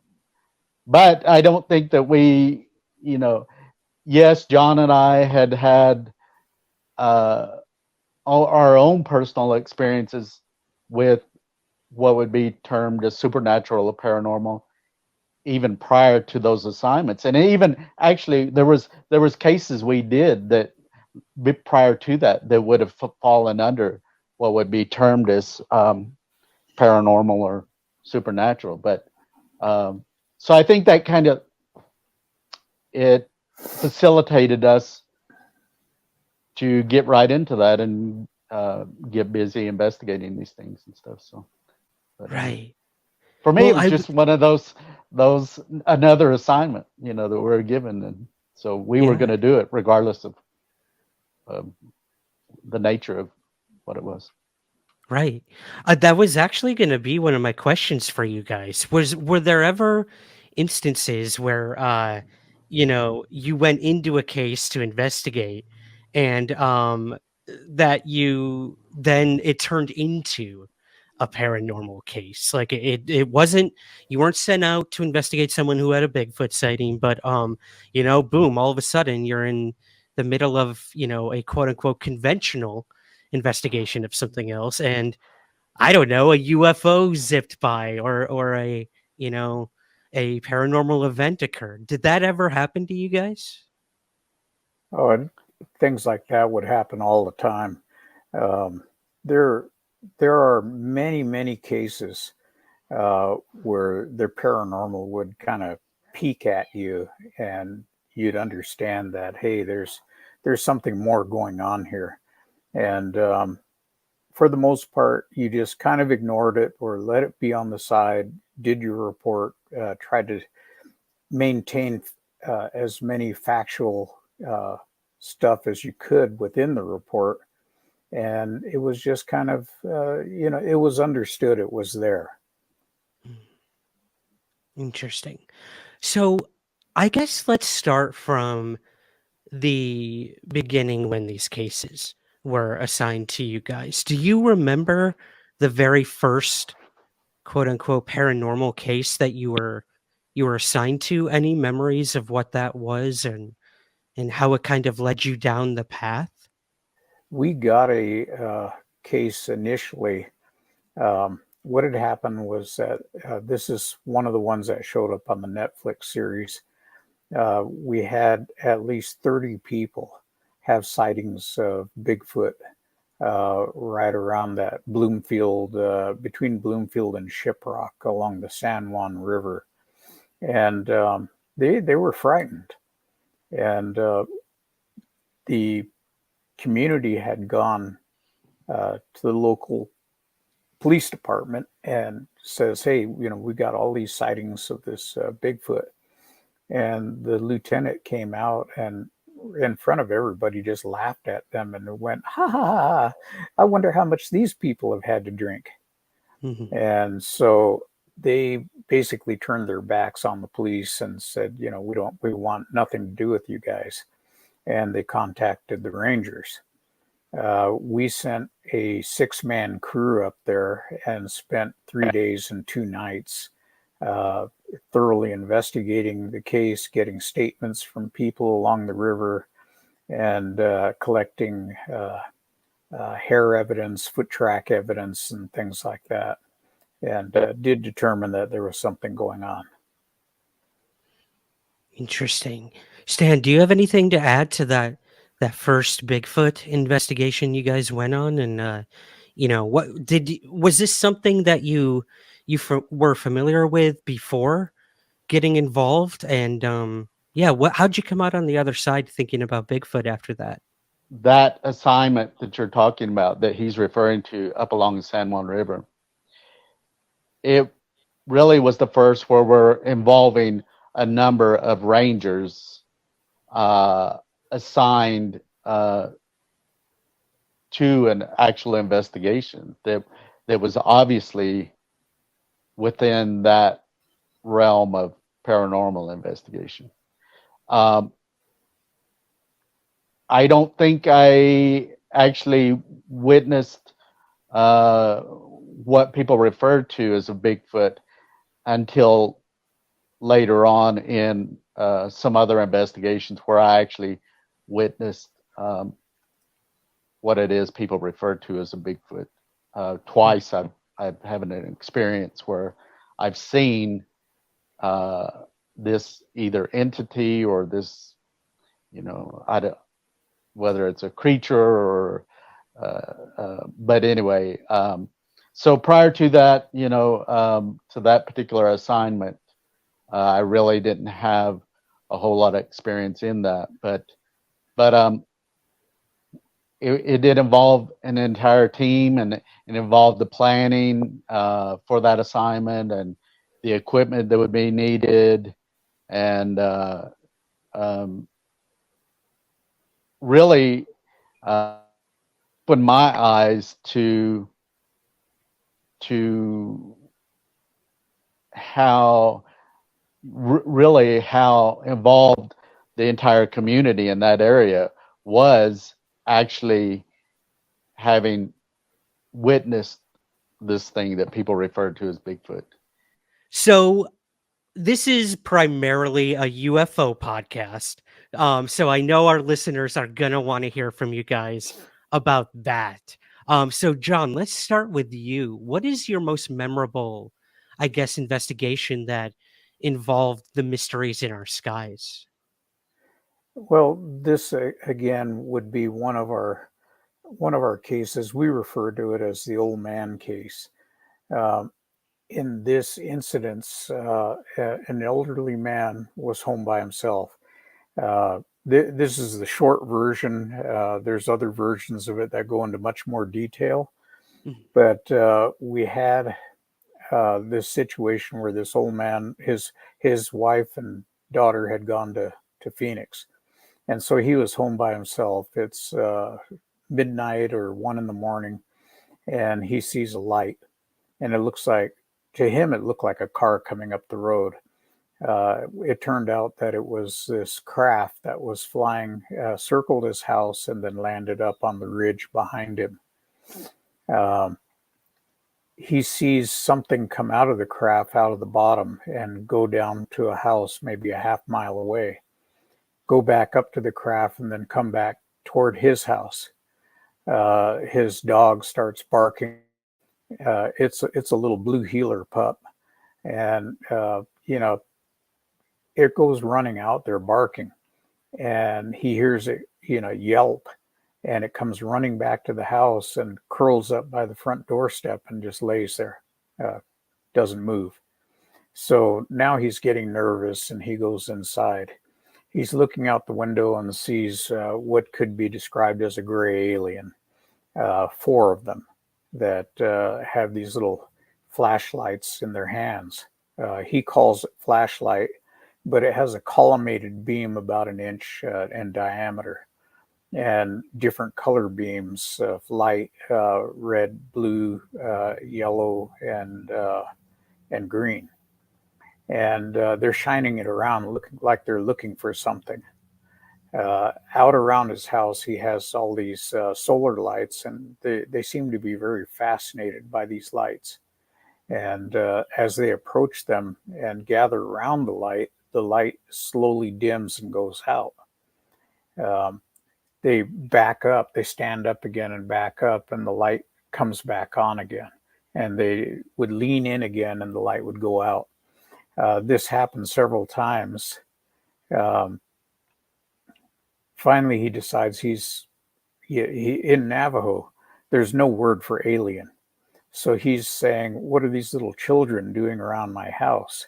He says they were wearing these white skin-tight suits, either white or light gray. And so he goes out to confront them. He says they had big heads and they had black eyes.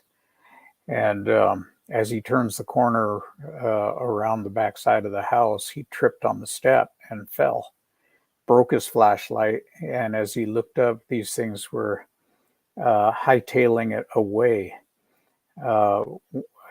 In later conversations, he describes them as being startled and having their hands up and waving them, and then getting away.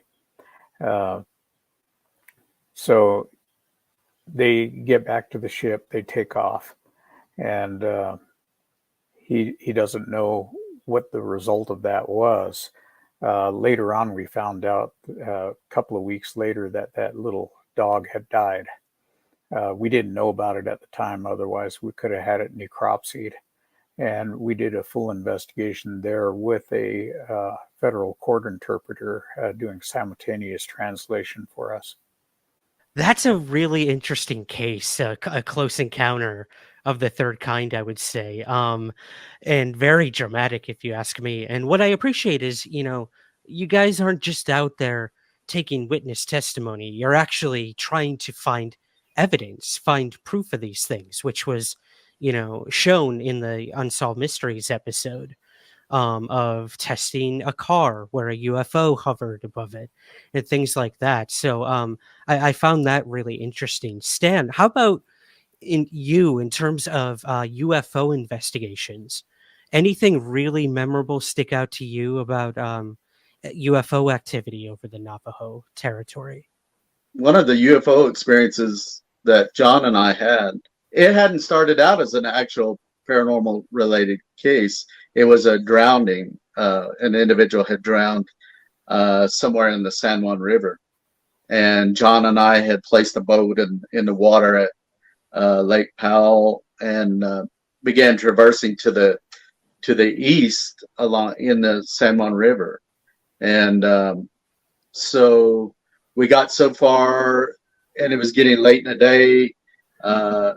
We came to a debris field where we couldn't go any further for fear of damaging the prop on the boat, and so we just pulled off. We decided we would camp for the rest of the day and evening, and so we set up camp. And that night, really clear sky.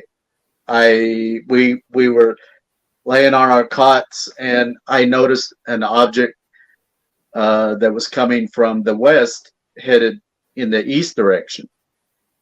And this particular object was kind of amber in color, and it was a little bit bigger than what you normally see with common satellites.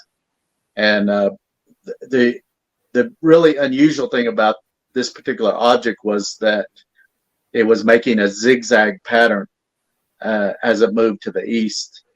And so I got John's attention, and we began watching it. As it got almost right directly above us at about the 12 o'clock position, we noticed following in line behind it was two military craft. And it turned out John was able to identify these as F-16. And he advised that they had their afterburners on, which meant that they were pursuing this in an accelerated way. So, but little bit later, as we were watching this, all of a sudden, this zigzagging object accelerated to the east and at a blinding speed. I mean, we were able to see the edge of the horizon from where we were at. And this object went almost from the 12 noon position all the way to the horizon. Within like a second and a half, it was gone, and we watched it disappear.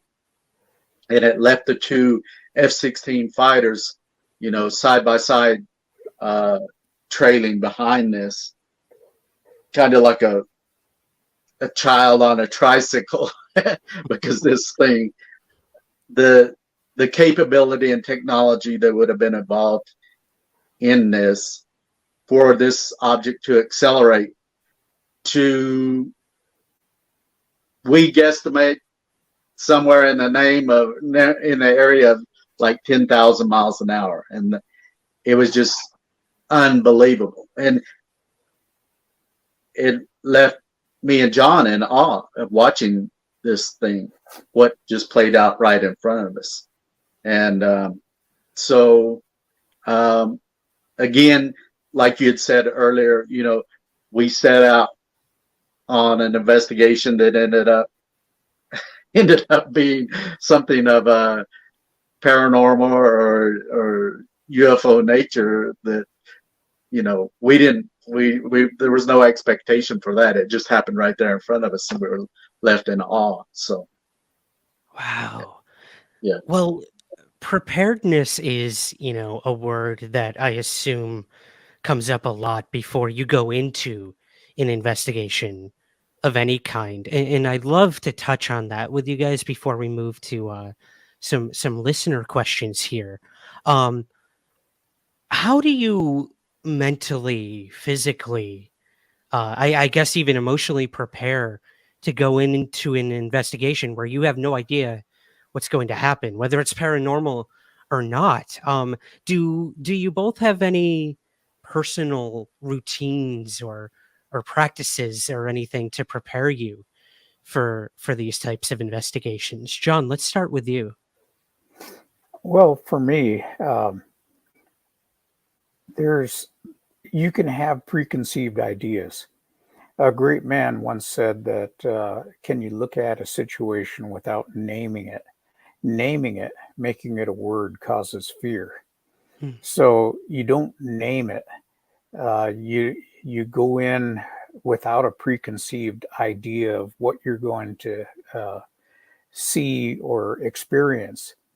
And you go in with the idea that you're going to do the job. In my work, I was a licensed EMT as a uniformed officer, and I would see horrific injuries and amputations and people dead and actually dying. And I found out that if you stop and let that overtake you, you're no good to anybody. And so you just have to do the job and get to the point where you're going to be their best hope of survival. And in the paranormal cases, you do something similar. You don't show that fear. Like you see on TV today, you see these guys, oh my God, and they start running around, and the panic overtakes them. We never did that. And, we just went into it and said, whatever happens will happen. I know Stan has had a personal experience with a Skinwalker, and I know you've actually been to Skinwalker Ranch. So I'd love to get your opinion on on that whole aspect of a lot of this phenomena. Is this something you've pursued in your own investigations? And what do you make of these areas, I guess, these condensed areas of high strangeness, whether it's Skinwalker Ranch or the areas that you and Stan investigated? What do you make of the entire Skinwalker phenomenon? Well, the Skinwalker phenomenon is basically worldwide. You have incidences of shape changers in Australia and Africa, in Europe and Indonesia, just all over the whole world. Other Indian tribes have similar versions. And interestingly enough, a lot of them, the information is very consistent. Telling you that you shouldn't be out in the dark whistling because it attracts these things. They show up as like the Wendigo, the Rake. They can show up as different types of creatures, and but they're all very similar in that a person can shape change. In our discussions of this and talking about it, we've actually had military people show up with clipboards taking notes. And so now we give them a shout out because Indian tribes are not very trusting of the military. But we speculate that the government is interested in this idea because what if you had a soldier who could shape change into an animal and go behind enemy lines and create havoc back there? The one thing that I would caution people about is that in the case of, and I'm only speaking about the Navajo Skinwalker, they can actually be dangerous. They're not an avatar. They are not a spirit form of something sent out to do the bidding. They are real people that have basically learned how to do this. And they can poison you and they can injure you rather severely or make you so sick that you won't be able to function for a year and a half, as in one case that we had. So we caution people and even film crews that come out that if they want to go look for skinwalkers, we're done. We're going to call it. And because we have seen what they can do. They can be killed also. That's one thing that we did find out over a period of time, and I've known it for a long time, that people have actually shot them, and some of them have died. And in fact, in 1977, one was killed in Chin Lee, and somebody knocked on the door.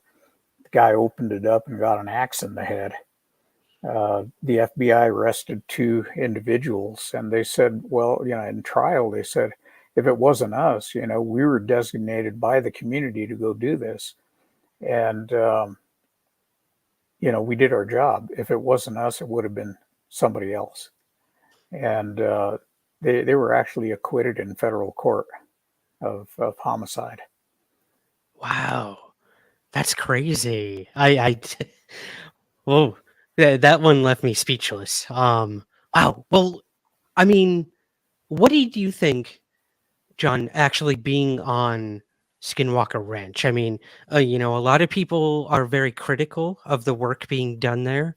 They're being told not to dig and, to not upset the land there to do their scientific investigations and whatnot. Having been there, having sort of been at the center of all of that, what do you make of Skinwalker Ranch? And do you think they should continue to try to investigate there and figure out what's going on?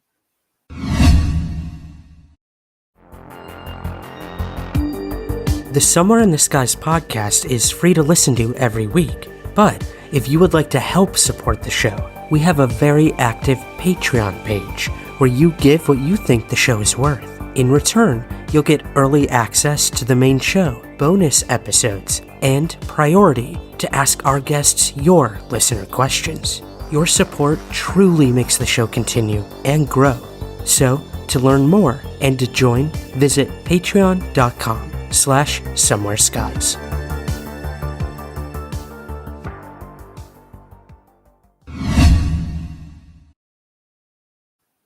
Well, there's definitely something going on there. There is high strangeness. There is an energy source that's showed itself. There's a frequency showing 1.6 gigahertz. And it's my understanding that this frequency is only used by NASA for communication with spacecraft that we launch. So there's a lot going on. UFOs show up over there. Cryptids show up. Bigfoot shows up. And we have areas on our reservation here that are very, very similar that people avoid and stay away from. There's areas down in Sedona that they call them vortexes, but they're very similar in energy profiles. And so we've seen a lot of the same things up here. We just don't advertise it or talk about it. But there are a lot of them. Dulce is another one on the Hickory Reservation that has a lot of strangeness. So we think that there's these nodules, so to speak, all around the United States of places that are probably either inaccessible or avoided by a lot of people because of these strange things that go on. Skinwalker Ranch, the NIDS team that was there prior under Bob Bigelow, the information that they gathered is still considered classified even today. And so the team that's up there now had to start, all over from the ground up. And they were told by when the ranch was sold to them not to dig because they found out that if you started digging, things would happen. It would provoke a response. And they've seen that up at Skinwalker Ranch with Thomas being injured and having to go to the hospital. We saw Travis Taylor get injured when he stuck his head over a hole and got his face irradiated with radiation. So there's lots of danger there. For me, doesn't really bother me. I go through my protection regimen before going there and every day afterwards just to keep myself protected. And I've been on the ranch, but I haven't been injured, and I'm happy with that.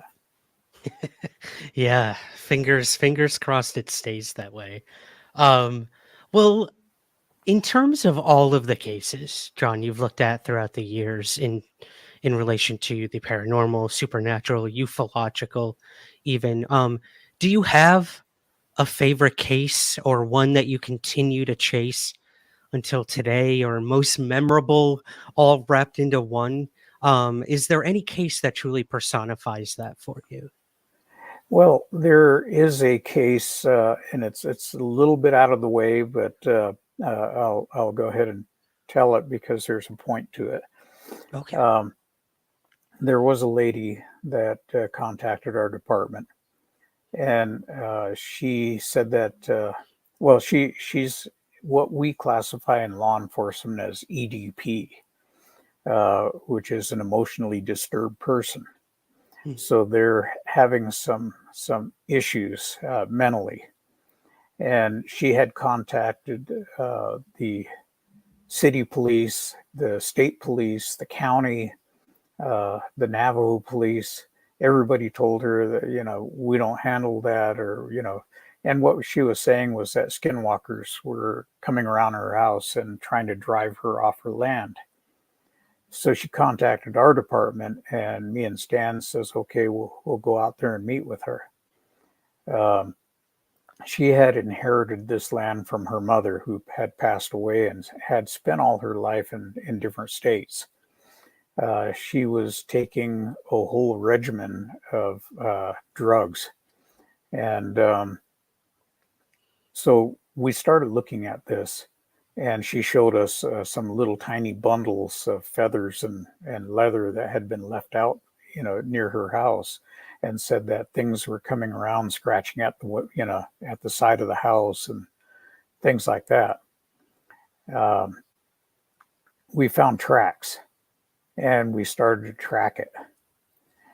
In tracking these tracks, and both me and Stan are very good trackers, we found at least 6 individuals that had come up from a trail behind her house.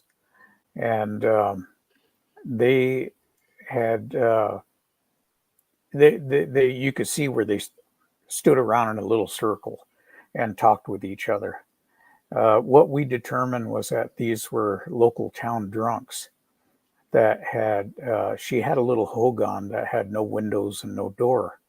And they were using this as a crash pad for themselves.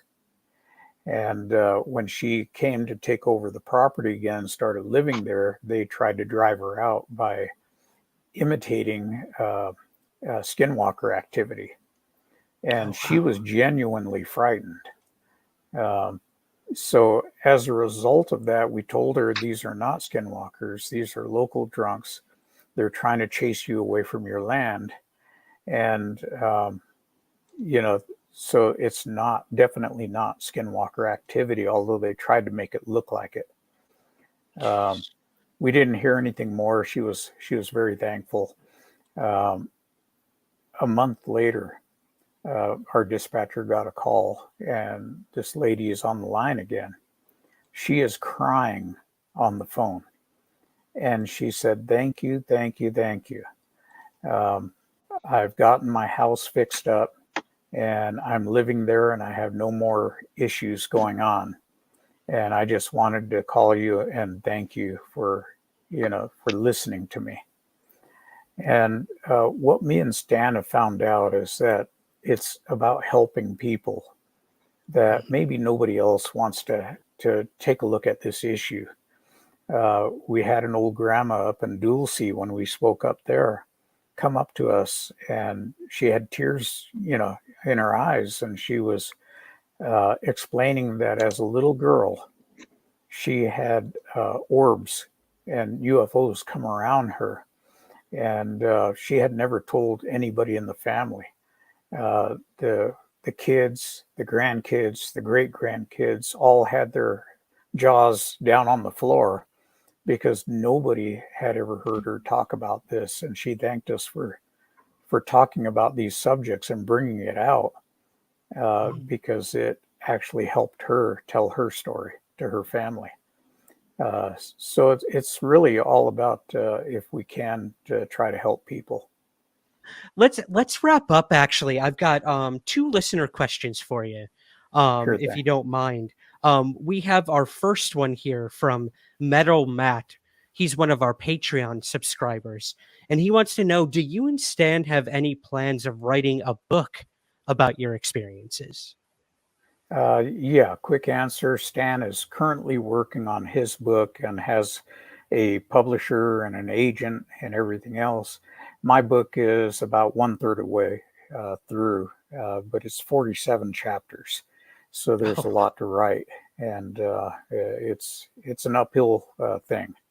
I know the vice president of HarperCollins Publishing had contacted John, and he showed that he was excited and very interested in publishing both John and my books. And so when John let me know that, I did jump on that.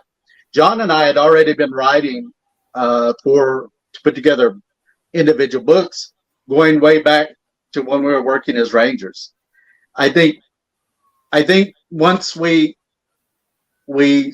had really got into doing these kind of investigations, that it was interesting to us. I mean, and it still is today. A big part of what we do in the investigation is the fact that we're curious. There's a curiosity and wanting to learn more about the unknown. And so when that opportunity presented itself, for me, after John let me know on it, I jumped right on it, and things did seem to roll really quickly with it. And so, yeah, we both will be working to get our books out. So yeah. Awesome. Oh, I'm looking forward to that for sure. Well, I guess, kind of playing off of that, Lisette over on YouTube wants to know, were there any cases that you guys covered on Unsolved Mysteries that didn't actually make it onto the show that you wish had, or any cases that you wish they had actually covered? I mean, what we got on the show was incredible, but any cases you really wish they had gone after, or possibly got left on the editing floor, as they call it? I don't think in what we filmed there was anything that was left on the cutting room floor.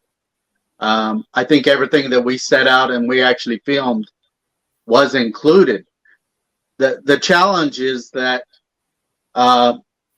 for a given episode, there's only so much room to be able to fit things in. And but me and John, we've discussed this among ourselves in length. There's so many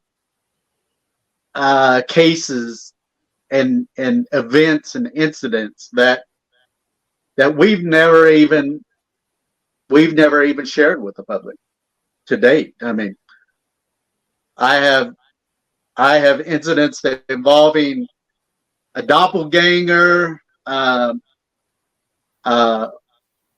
incident where mass livestock were killed in an unusual manner, and so many different things. And I know John has the same. And so there's still so much more, and even personal experiences with the paranormal that's still going on to this very day. So there's so much more that we have to be able to bring to the surface and bring to the public. So, yeah. Interesting. John, did you want to add anything to that? Oh boy, they said that when we finished filming that they had enough actually for 2 episodes, but they could only put 1 episode down. One of the things that we're very adamant about, because we had done shows with other production companies, and they says, oh, we want to tell your story. And what happens is they kind of made it a mishmash of different stories all put together to make it sound more interesting. And we told this company that we weren't going to do that. If they would tell our story correctly, that we would work with them. And, they did. I've got to hand it to them. They came out, it was great. They actually were very careful about making sure that every little detail was correct. And we were happy with the result that we saw. I think one of the things that we've made clear up front is that we're not going to fabricate things, that didn't happen. We're not going to exaggerate or, sensationalize these cases that we were involved in. I mean, him and I were not against creating a work of fiction that would be based on some of these experiences. I think there's room for that in a motion picture or whatever. But in what we're sharing, either with our presentations or something like Unsolved Mysteries, we're going to stick to what happened, and so we've been very adamant about that. John and I aren't these people that go in these investigations that are jumping and running. Oh my God! And we don't do that. We don't do that, and never have done that. And we've stuck to the fact that we are investigators. We were sworn at the time, and we're not going to fabricate and make up things and lie about things, And I think that's probably one of the things that maybe sets us apart with some things that you see out there, is that we were sworn officers and this was our assignment. And we had a duty to help people. And we still carry that part of it, as far as, in the investigations we still do to this day. Not as law enforcement, but we're trying to help people, bottom line. People that want help and that there's nobody there to help them. So, yeah. Right. Well, yeah, that was kind of going to be my last question. I know you're both retired now from the Rangers. However, you've made, I would imagine, very strong bonds with these people who've had highly anomalous experiences that you would go on to, become a part of and investigate and find some closure for these people. So that was going to be kind of my last question. Do the investigations continue? And, what is that like, coming out on the other side, not having to speak for the Rangers any longer, but speaking for yourselves on a lot of this stuff? That's my long-winded way of asking, do the investigations continue? John, let's start with you. Well, the investigations have, on a case-by-case basis, continued. We do get requests, and unfortunately, we don't get paid for any of these. We're doing it on our own time, so to speak, and it can run into quite a bit of money. As you know, just gassing up your truck, to get somewhere can cost a lot now. So it's not that we don't want to do some of these things, it's that in some cases we just can't go and do them. People also ask us, and I need to put this in here, they ask us, how can I protect myself? And in Alien Con, I had a person ask me, should I start smudging? Should I start using sage? And this was a non-Indian that was asking this from the audience. And my answer to them was that go back into the history of your culture and find out what they did to ward off evil. And then use those things with intent, the intent of your mind that this is going to protect you, and make it your own. Don't just copy Native Americans as to what they do. And I had a lot of Native Americans afterwards come up to me and thank me for making that statement, because a lot of people are just adopting or assimilating. Assimilating what natives do. Right. And that it really, if you just go through the motions, it doesn't have anything to it. It relies on the intent of the person. Thank you. Thank you for clarifying that. Stan, do you have anything to add to that in terms of the continued investigations and kind of trying to continue to help these people after, the initial events happened? I think one of the things is that's a part of John's personality and my personality, to help when people are in need. People around us are in need. And so when it comes to the paranormal or supernatural, you for the most part, you can't run to the local police department, because you're going to end up getting turned away, just as what John conveyed with some of the previous cases that happened on the Navajo reservation. And the unique thing with that is our chief at the time was very adamant that you took an oath, and you may not understand these cases, you may not believe in whatever it is that's being presented, but you're going to be there to help people. That's what you signed on to do, to help people and protect people. And we did that. But that's also a part of John's personality and my personality. You know, for the most part, when people are experiencing, whether it's a Bigfoot case or a haunting case, or, you know, they're reaching out for help. And in our experience, most of those individuals, they're traumatized.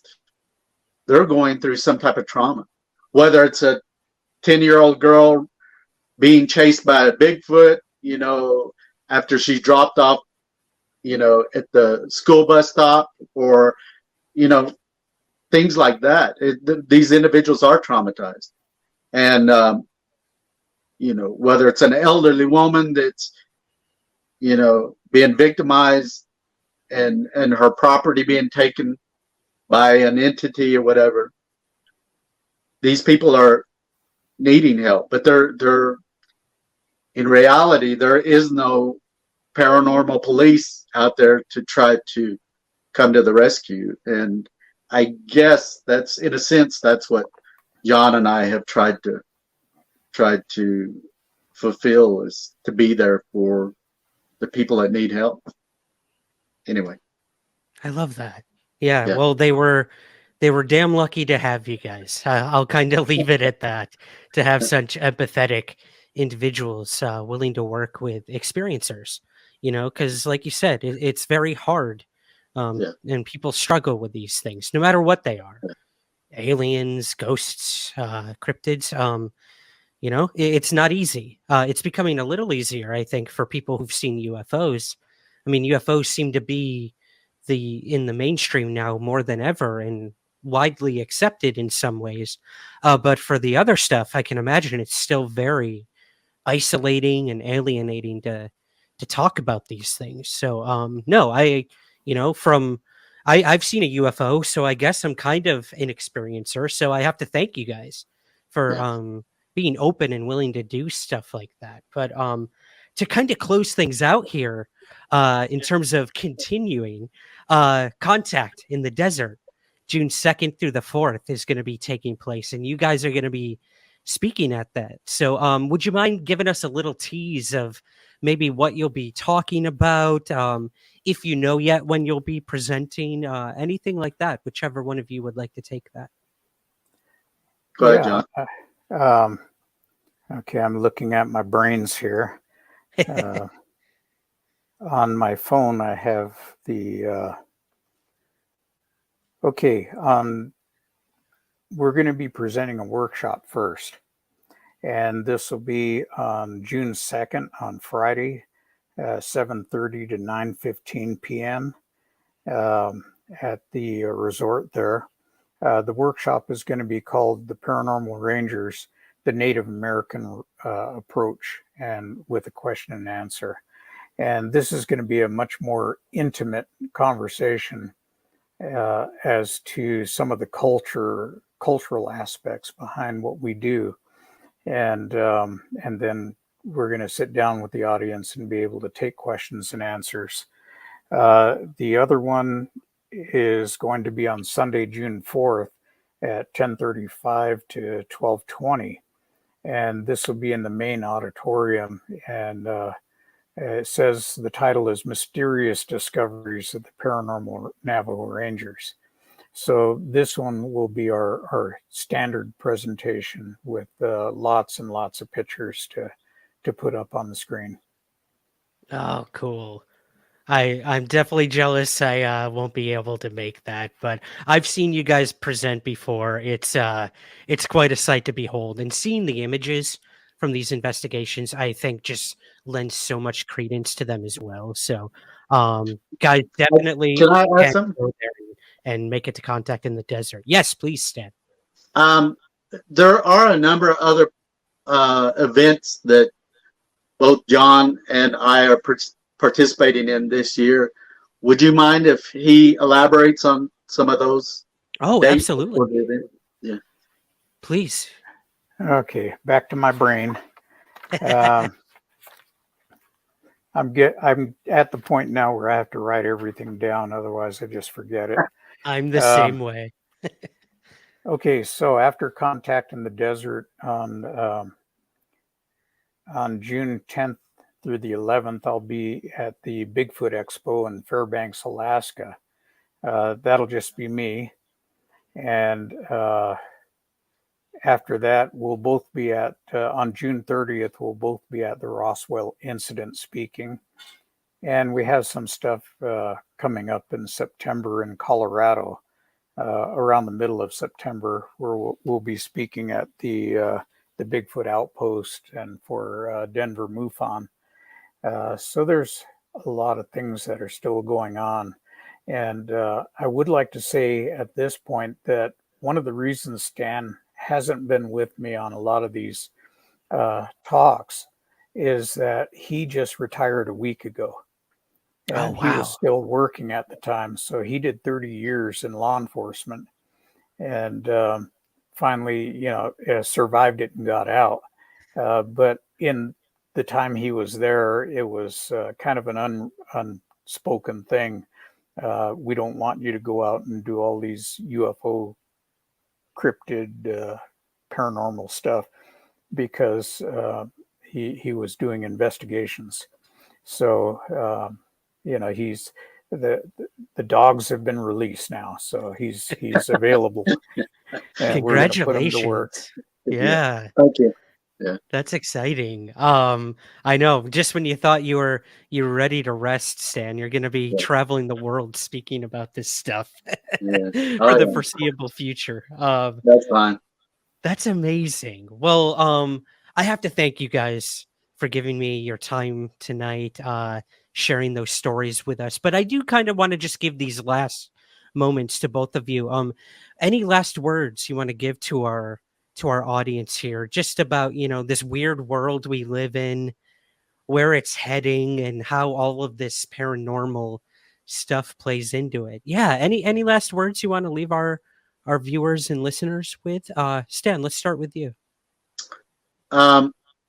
One of the things really that I want to try to get across and convey is that if you've had these kind of experiences, if a family member has an experience, whether it's Bigfoot or UFOs or haunting related activity, really, first of all, you're not crazy. You'd be hard pressed to probably try to reach out and find an individual family that has not had a family member that has some type of paranormal experience, whether it's UFOs, Bigfoot, or things involving witchcraft. So globally, if you look, you'd be hard pressed to try to find any family that hasn't had some type of experience, however small or however really large or overpressing. So you're not crazy. People have these experiences, and you're not alone. So I'll let John. Thank you. Okay, for me, one of the things as a criminal investigator is that we're constantly looking for answers. We're not satisfied with just, the case is done. Okay, throw it in the back of the file cabinet and forget about it. We're looking for answers. We want to know. We found out as far back as 2009, we started coming up with a theory that all of these things, UFOs, Bigfoot, cryptids, even skinwalkers, were all related somehow, that there had to be something common linking them all together. And what we found out was this idea of string theory and parallel dimensions had a lot to do with it. We've got UFOs popping into existence with a definite pop that, the sound goes right through your body. And then they fade out. We've had Bigfoot appear, and when he's appeared and we got more cases involving Bigfoot cases, we saw a corresponding increase in UFO traffic. And we've seen them linked together numerous times that they were seen in the presence of UFOs. And we've tracked Bigfoot, and he's disappeared. If he had taken another step, he would have left a track, and backtracked him to the point where his footprints appear. So we think that they're coming in from a parallel dimension through a dimensional gate somehow, and they might be able to manipulate these things, whether accidental or on purpose. There's definitely something here that they're interested in. Same with hauntings. So, we started talking about this in 2011 in presenting. And since then, the industry, the TV industry, now you tune in and you hear a lot about parallel dimensions, and the government's even trying to figure out how to access and use dimensional gates and faster than light travel. So, I think we're ahead of the curve now. Yeah. Well, let's add psychic abilities too, because that was actually a question I forgot to ask you guys. Is this all somehow connected? So thanks, John. You precognitively answered that for me. So thank you. Well, we knew you were going to ask that. Exactly. It's got to come up at some point in these conversations. But no, I've kept you gentlemen longer than I told you. So we're going to say good night for tonight. But once again, guys, please go, if you can, to Contact in the Desert. That is June 2nd through the 4th. And also check out the other events that John and eventually Stan will be speaking at as well. Yes. Again, I briefly met you guys almost a decade ago at this point. And it was an honor and pleasure to see you speak then. And it was an honor and pleasure to have you on Somewhere in the Skies tonight as well. So thank you very much. Thank you. And thank you to your audience.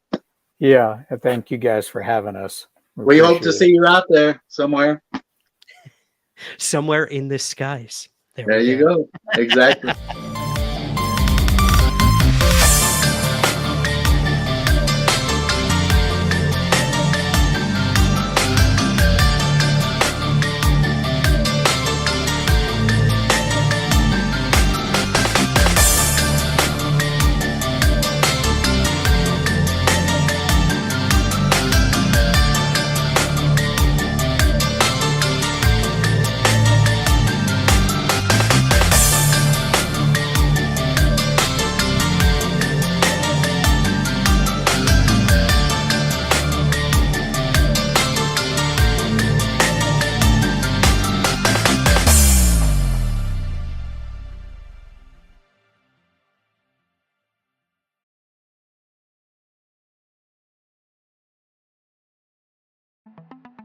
Welcome to Anomicon. Anomicon is a virtual conference on everything anomalous, live streaming on YouTube, Twitter, X, and on Twitch. Join us on September 1st and 2nd as over 24 speakers give presentations on everything from UFOs and aliens to ghosts and the paranormal, from Bigfoot and lake monsters to witchcraft and the occult. It's all happening at Anomicon. And most importantly, it's completely free. To learn more about our speakers and the event, visit anomicon.com. We'll see you on September 1st and 2nd for Anomicon.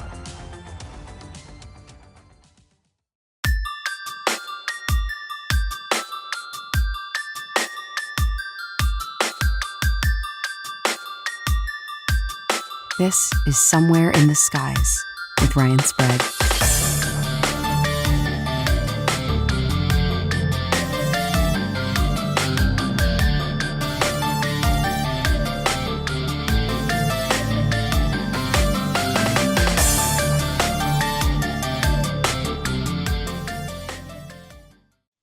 Henry from last podcast on the left. I have been waiting forever, man. Our ships have been passing for years now, and it's finally happening. It's finally happening. It really means something to me because people ask me all the time, like, what do I listen to? Like, in terms of what do I get information from? And I listen to you. Somewhere in the Skies is probably one of my favorite pure UFO podcasts. And so I'm just happy to be here. Wow, thanks, man. Well, you do such good work. You know what? I will say, because I listened to the Witness when you do the Witness accounts, like that is some of my favorite. Like, I don't know what it says about me, but I listen to it sometimes to go to sleep in hotel rooms.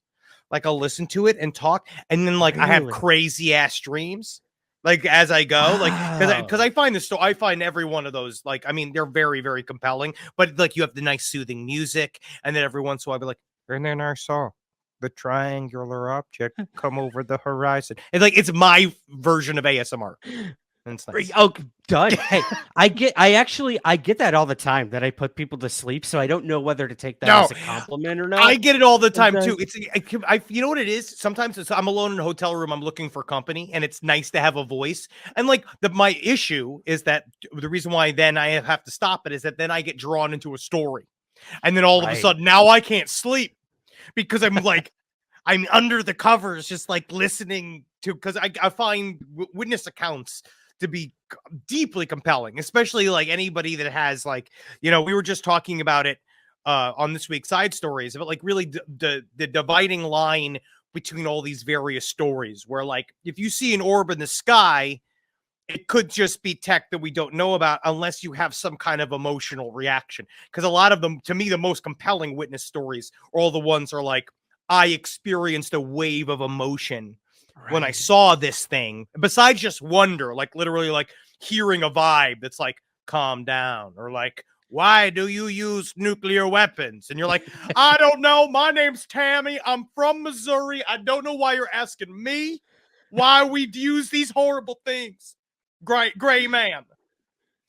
It's true though, man. The biggest question that a lot of these people have when they see these things is, why me?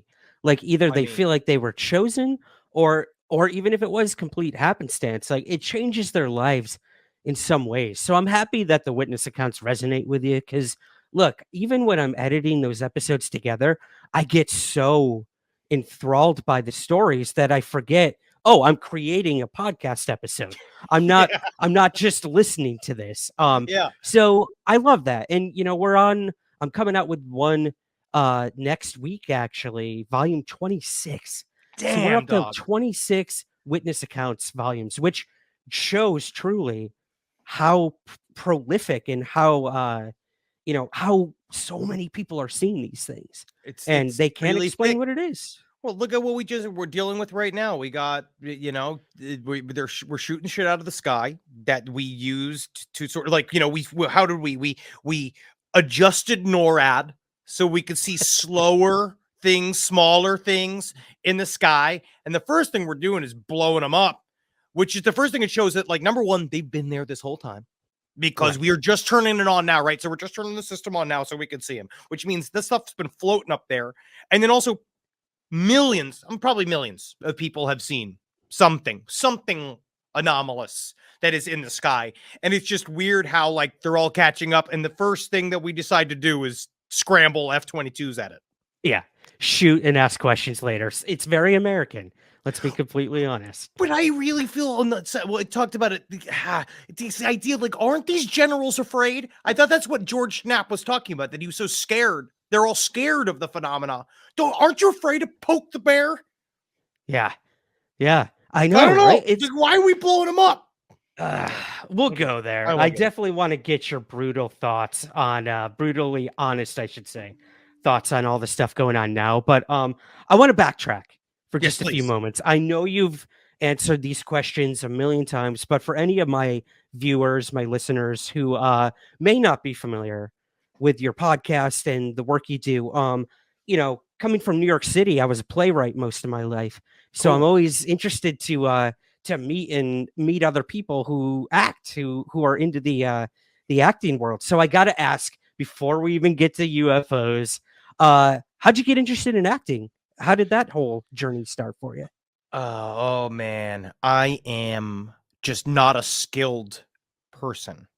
I think that's how Okay. it started. I think that I was a ham as a little boy, and I immediately got a form of positive validation outside of my parents. Right? My parents were obviously, I was a kid that, like, like many kids born in the mid 80s, was immediately diagnosed with ADHD. They're all like, oh, he's got, or ADD, I think they used to call it, and they're like, because I was very energetic and probably ADD. But what my mom did was that in order to like fix me, what she just said, instead of putting them on Ritalin like they did with half of our generation, they just tied me to things, right? Like my mom would literally, I would be like a high security prisoner everywhere I went. I used to have 2 leashes on me. I had a leash on my wrist. I had a leash on my belt. I was walking everywhere. I was like, what's this Steve Buscemi from Con Air, Yeah. right? Like that's how I was put everywhere. And I think that obviously exhausted my parents. But then everyone else was like, oh, your son's a little star.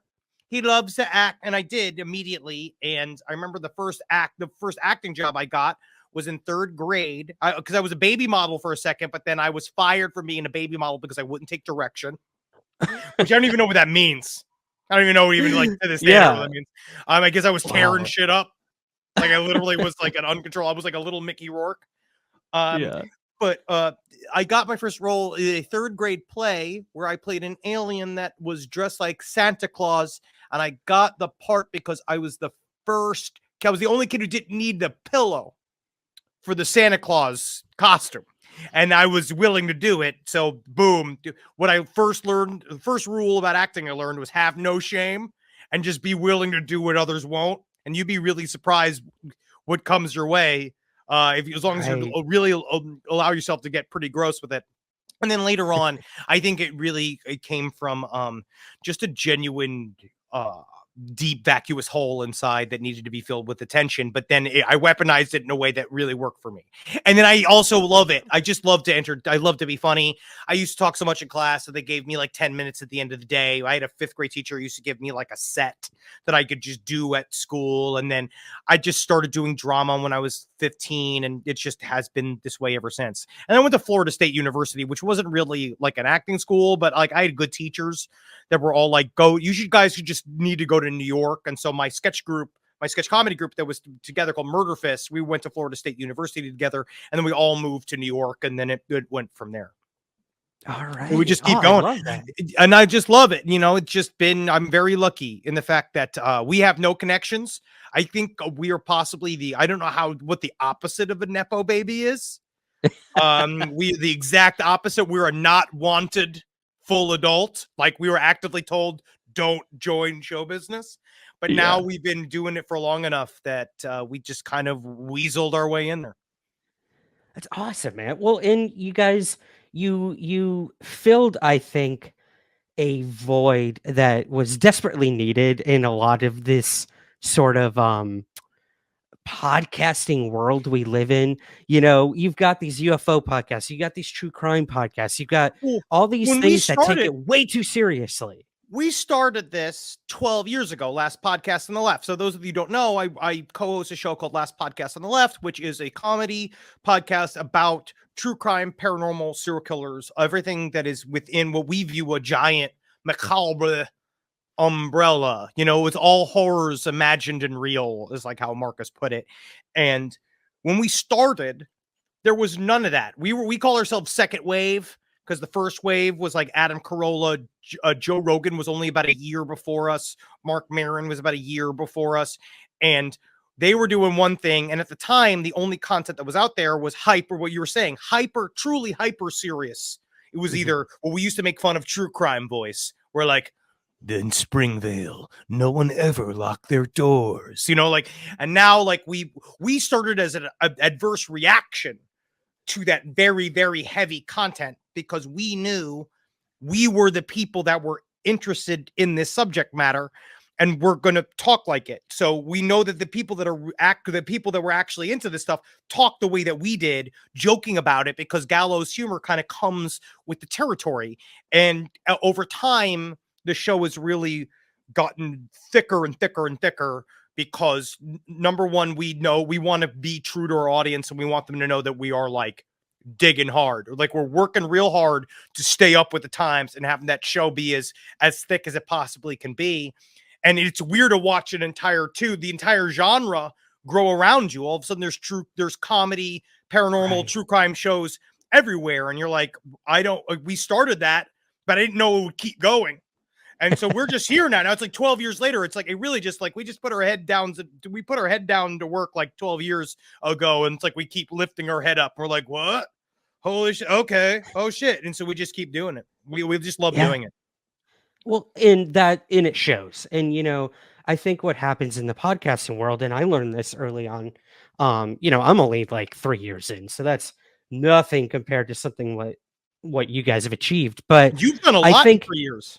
Well, thank you. I appreciate. I've never missed a single week. Yeah. And that's something I'm holding myself never to. experience a day off. And then it's fine. Yeah. As long as you just never once experience a day off, then it's like you're not missing the weekend if you never have one. You know what I mean? Exactly. As long as you sacrifice your health, your relationships, you'll have a successful pod. No, I'm just It's that easy. It's that easy. It's that easy. Well, that's kind of my point, is you see so many people trying to podcast, and after 1 or 2, 3 episodes, they're like, oh, this is way too much work, or I'm not making money off of this. Like, I'm done. And we didn't make a see dime every day. Oh yeah, of course. We didn't make a dime for 7 years. We did the show for free at that level for 7 years. But mostly it was because I didn't know what else to do. We were so interested, and we were just like, why would we stop? We're into it. We're watching the audience grow, and we felt good about doing it. So we're like, we're just gonna keep doing it. And it also it's reiterating the same lesson that I've learned in this business that I'm in, which is if you wanted something to be there for you, you have to make it. Yeah. And then you have to show up every day, and you have to make it the job you want it to be, without now it's more like understanding, making sure you're feeling the joy with it as you go. But, we made it a job. Yep. And now we're like accidental experts in all of this stuff. Sort of. It's more like people ask me stuff and I don't even realize like what I know anymore because of all the years of reading all of this. I don't remember my niece's birthday, but I know a lot about UFOs. But you remember what date, the Roswell crash happened. I'm the same way, man. I get it. Yeah, exactly. Well, hey. Let's go there. Not Roswell. Roswell's been done to death, but I was listening to one of your more recent episodes on the Trinity UFO crash. What do you think of this thing? I find it very interesting. That's my question for you. It's I think that there is a reason why, because now we're talking about like this new group. What's the new UAP group? It's not ATIP. It's called? Arrow. Yeah. And that what they decided was like, because they're going through this database. I've been listening to a lot of Jacques Vallée, right? And I love Jacques, right? I love him. Awesome. I think he's brilliant. He can talk for a long time, and it's very esoteric. You have to kind of peel apart because he's much smarter than us. And so I'm trying to listen to him talk, and he was kind of talking about how he was a part of the team that put together the artificial intelligence, like aggregate software to put together this database of information that this new group, Arrow, is going to use for witness testimony, right, from both inside the military and out. And then it's that question of like, well, if Roswell started in 1947, they're talking about all this shit's now going to start in 1945. So I guess like there's somebody in the Pentagon that decided that Trinity experience was strong enough to be the actual the beginning marker of what we call modern UFOs. Like, and it's very interesting. I feel like the main thing that compels me is the physical evidence, like the idea of like some kind of object bounced off a control tower. Is very, we know that something bounced off a control tower. They said that definitely happened. The weird thing with the cleared out all of the rubble, like, obviously the quote unquote Men in Black showed up, cleared it all up, but then like a bunch of poisonous plants being buried there and planted there to keep people away. That was like one thing they said that might have happened. there's something about it. And having those kids have like, those now old men have the memories of seeing this thing and experience this thing is also very compelling. And it just shows that what we're dealing with right now, whatever it is that's happening in our skies right now over North America, like this might be something attached to it. Like this might be something, because if we can blow them up, maybe they can also crash. If it is what we think it is. Or if it's like, what's her name, who wrote this story about the Area 51, who said that the actual answer to Roswell was that it was surgically altered prisoners from Russia. Annie Jacobson. Anna Jacobson, saying that he was sending these things over, which I think is a far crazier explanation than aliens. Dude, okay. So maybe it's the same shit. Maybe, I don't know, because they said they saw the little people coming out of it. So maybe like in 1945, the Trinity crash. So maybe they're saying that that's what that is. You got a bunch of confused Russians just out of surgery, just going like, oh shit, how did we were at summer vacation. And then all of a sudden now they're just getting scooped up and dropped off at Dulce. And you have no clue why they're there. They're being put in a big tank, just being like, we are not aliens. We are just from other country. And no one will and they're like, exactly. We got you. We got you. Bagged and tagged. Dude, I mean, and you bring up a good point. That's far more disturbing than even aliens crashing on our planet. If some country, whether it's Russia or us, there's even stories that we were using, mentally disabled children and putting them up in these high altitude balloons to see those scientists how are going far to they would go up. Yeah, those scientists are going to get canceled. And I think they need to be really careful about, because it does obviously seem to help in touring numbers, but when it comes down to, they'll never be able to surgically alter mentally handicapped people for NBC ever again. Yeah. And that's the worst fate you can imagine. But no, it's more the idea of the links that whatever information that was planted back in the day talking about this incident was it's kind of interesting how they show the links they'd go. I feel the same way kind of about like, this is where we get in real conspiracy territory, where like the idea that like you make the things inside of MK Ultra so unbelievable that no one would believe you if you even told them. So you create this crazy inner secret, like what L. Ron Hubbard like kind of cemented with the Xenu reveal, which is the ultimate. You've been here for so long. You've been researching these things so long. You've given me so much of your life.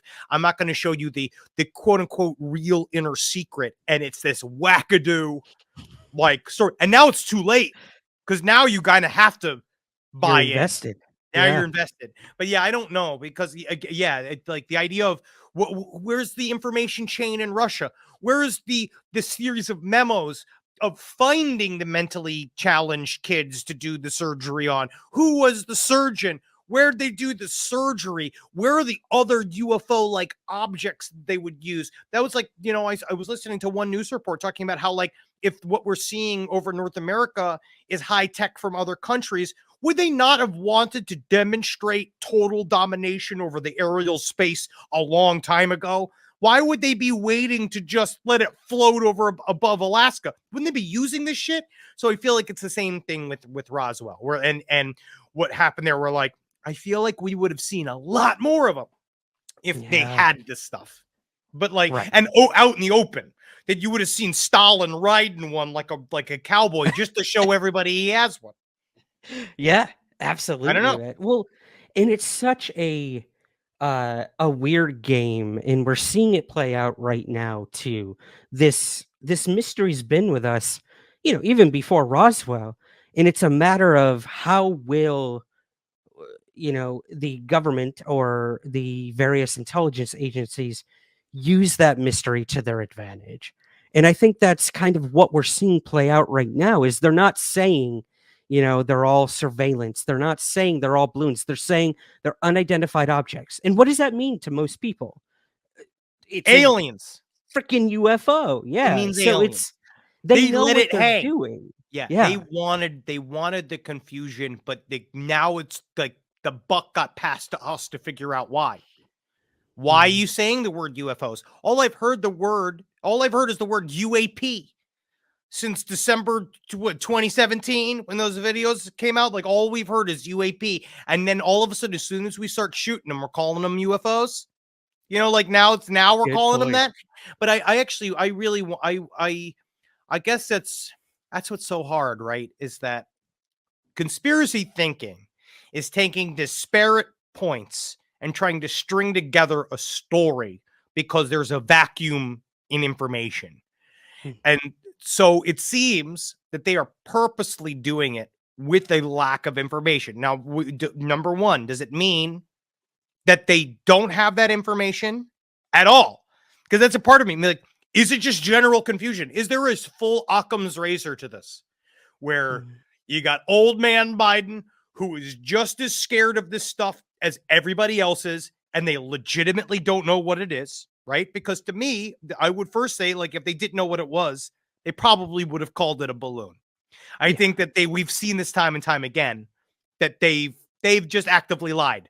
But at least with Roswell, I'm going to come repeat this joke that I did this week, but it was like, at least with Roswell, they gave us the credit of giving us a reach around by like dropping off some fake wreckage. At least they're like, that was what I was saying. I was like, it's like, show me a balloon and I'll believe you, Or two, are they doing this for some counter espionage, deep, like some propaganda reason to flex to China, to flex to Europe, to flex to Russia? Like, I don't know. And then on some level, it just makes me tired, because the one thing I know for a fact that now, hearing them all talk about it, makes me think when you insinuate that it's UFOs and aliens, I know it's not, because you're not going to say it until you get one voting for you. You know what I mean? Like, you're not going to get one. I know you're not going to say it until it is we're going to have a full rollout. It's going to be like showing that like Tupac's still alive. He's going to come out. You're going to have that next to like, everybody's favorite Melissa McCarthy. They're going to intro the alien to society. Like they're going to come out and say something where that's in my view, where like, if you start saying the word UFOs, it's like, now you're just lying to me to my fucking face. Yeah. Like, what's going on here? Like, why are you doing this? Because I know you're doing this for a reason. And I don't know what it is. And maybe it's because, we brought it up this week about like covering, like not necessarily wanting to get too deep into the fact that there was a massive chemical spill in Ohio. Maybe it's something like that. But it seems to also tie into just this whole thing, this whole like new system as a whole, their new system of thought of like embracing UFOs, which I mean, I think for some is really cool. I've loved on your show you talked about the hopefulness of it, and you hope that it will bring some like much needed light and legitimacy to the subject, where we can get some real money to actually investigate it, and real people to actually willing to put their names on it and say, I'm willing to investigate it for quote unquote reasons. Now that it's legit, I'll do it. Or are they just doing it to bring it further closer to the vest?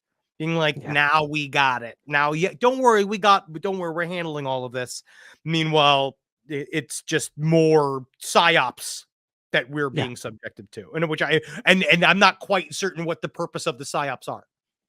Yeah, no one is, and I mean that you're so right. I mean, if they can keep a hold and control the narrative, then that's what they've been doing all along. But I think what we're seeing sort of play out, Henry, which is the hopeful side of me. No, and even more than I do. Like, I'd love to know, like, what is the hopeful like angle of this? Like, it's hard because there's very little to be hopeful about when you kind of got your hopes up in 2017. I mean, there's no denying that story that broke in 2017 like was huge, and it'll be the story for the UFO history. However, everything after that, it's what happens after. And we're getting groups within the Pentagon. We're getting Congress people talking about it. We're a lot has happened. And now we're at the point where we're shooting them out of the sky and not telling the public what we're shooting out of the sky. That's all. It gives me a headache, man, thinking about it. But the course, thing I'm especially hopeful 'cause about. yes. Oh, I'm sorry. The No, thing I'm please. hopeful about is the ripple effect after that. It's the people who, like you said, were inspired, these scientists who are like, whoa, there's something to this. So when you see someone like, Eric Weinstein or Avi Loeb being like, yo, this is legit now. I can actually talk about this because I think there's something to it. Cool. And then what happens? Harvard funds Avi Loeb to go look for techno signatures of alien artifacts, which is a ripple effect of everything that's happened post 2017. So No, that's it's kind of the huge. stuff I'm hopeful about, No, me too. And because the one thing about this subject matter is that I think obviously there's a contingent of people who are like, don't we have more important things to focus on? Which I'm like, true, sure, Yeah. yes. There's a lot of shit going on. To put it lightly, there's a lot going on, but there's something about this avenue of thought that I think can give humanity hope past just Bezos, he's trying to bail on us, right? Like Bezos did a little trial run to go to space to say the quiet part out loud of being like, I'm going to be living in space while this rock dies. All right. Yeah. Bye, everybody. And then realized it's real difficult. Like he got up there and he was like, oh, this isn't first class on the Emirates flight. Like I did that one time. Like, oh, this sucks. Like I'm nauseous. Like this isn't fun. And so I think that there's that angle that people get, but there's something like this that shows that like, no, like in our new godless world, like there is something to like point yourself towards where you're like, there is more to this. There is more to our reality as we know it. And yes, I think a lot of it's going to end up just being unexplored areas. It's just like sticking our head into closets, into places that we have just not been, and what it's going to mean, and like looking at life differently. But I think that that's important. I think it's important to also know that, like, you don't need even a mystical reason to live. You don't need there's life is thick and powerful enough to be examined on its own, and it's here right now. Like I think a lot of what we're going to see is some of the stuff that that's floating around, and our atmosphere is literal living organisms that we've just never really cataloged before and never known how to look at. And that, like, my whole thing with the phenomena is that it's like a 25-layer cake that has many different slots and many different things it is inside one cake, and it's got all the flavors inside of it, and each one is true. You know what I mean? Like maybe there are like recon orbs from a nuts and bolts biological species that it's on its way here. Maybe there is an interdimensional factor that pops its way in and out. Maybe there is extemporal humans that are traveling and buzzing us every once in a while in sort of like a haze that they can't fully break through because of whatever the future technology that allows them to come and view the past. Who fucking knows? But I'm open. I am gaped for it. Absolutely, man. I love on all that. fours. I'm on all fours, ready to accept the phenomena, however it'll take me. As long as you got your knee pads, bro. Yeah, I've been stretching. That's my lower back's been killing me taking this phenomena the last week and a half. Did everybody in your family message you? Like, can I ask you, I'll put this on you? Obviously, we're doing an interview after this, but like, what is your family like? Do they all like, Ryan, what's going on here?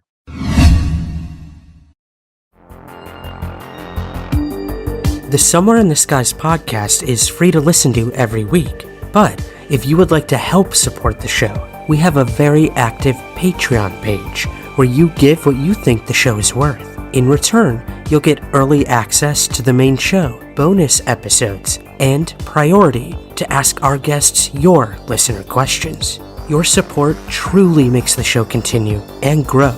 So, to learn more and to join, visit patreon.com/somewhereskies.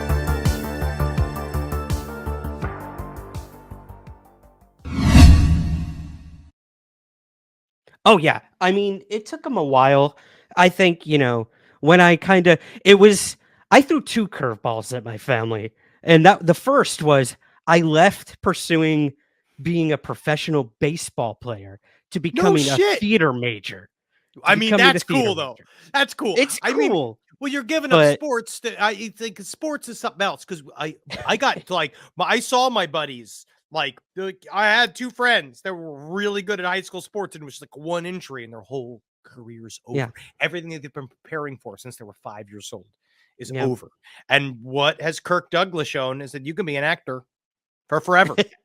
Forever, man. It's a forever job if you It let is, it. If you do if it. you let it.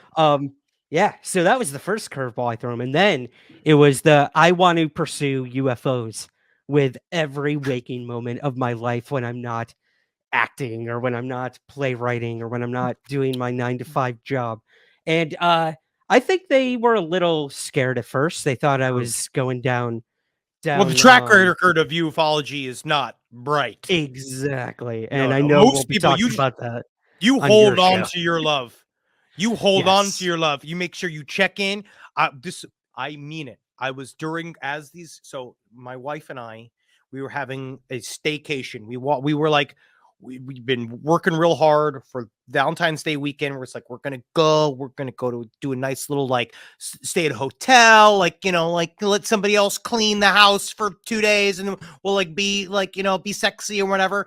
Meanwhile, shit's getting blown out of the sky. I'm watching C-SPAN. Like, I'm literally like watching C-SPAN and talking and like doing my aliens. And like Natalie comes in. She's like, we need to go on a horse ride.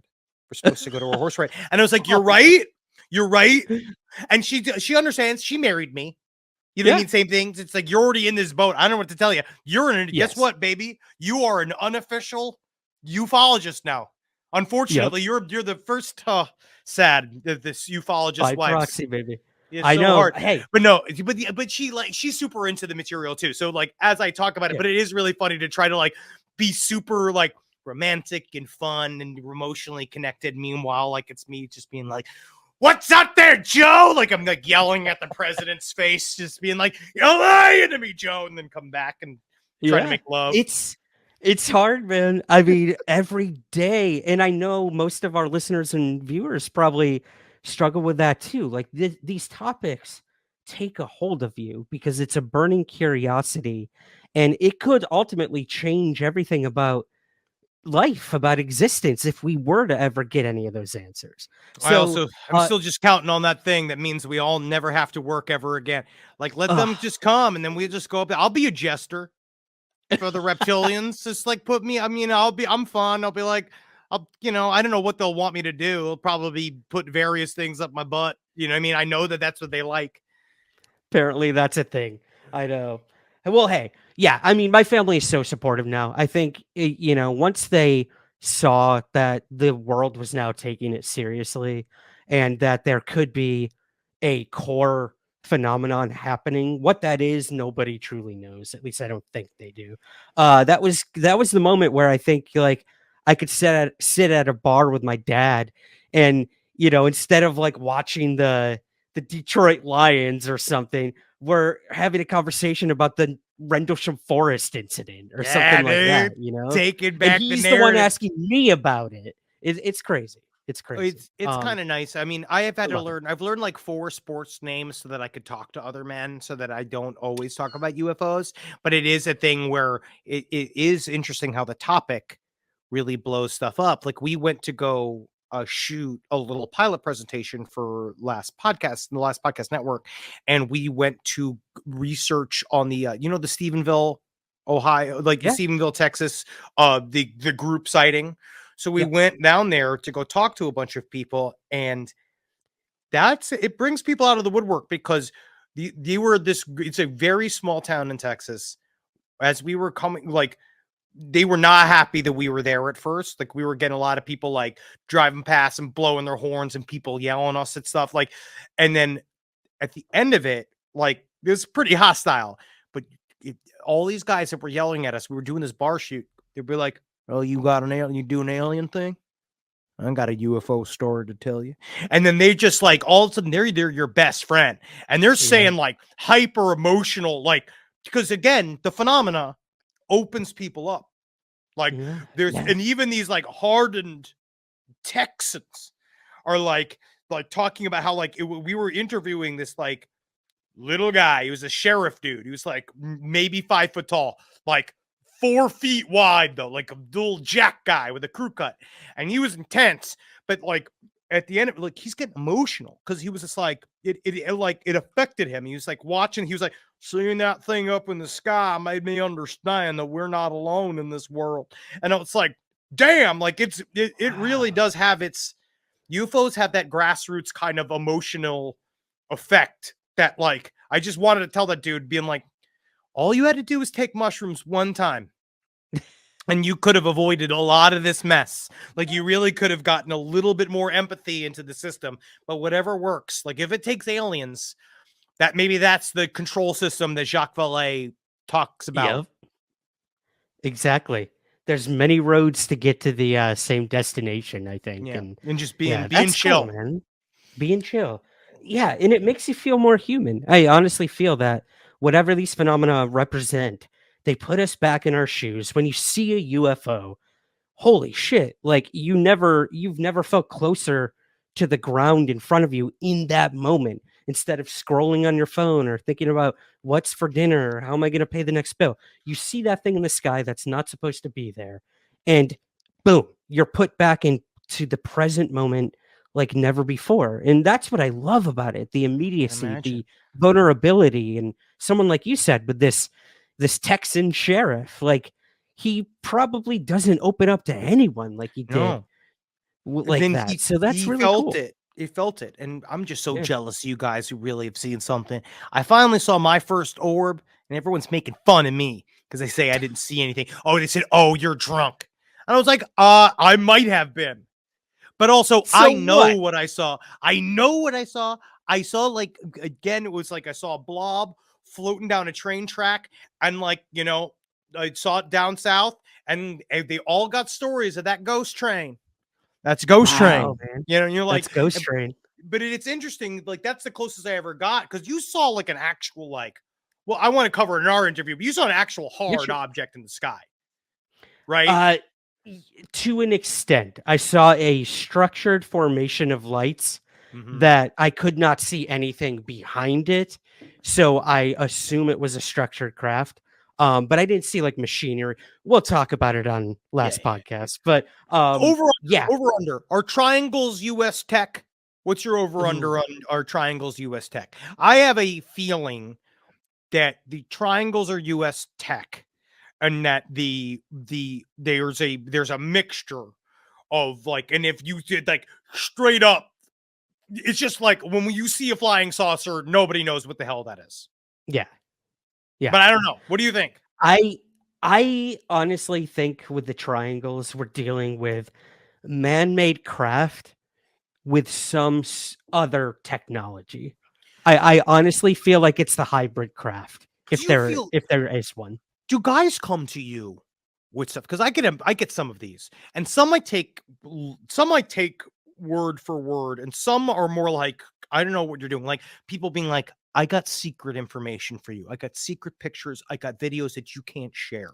And when you see that stuff, like, what do you do with it? Like, does it just inform? Like, it's informed me. I don't know what's real or what's not real. It just informed me that the thing is really deep. But it's like, is there anything that you've seen that you're not allowed to show?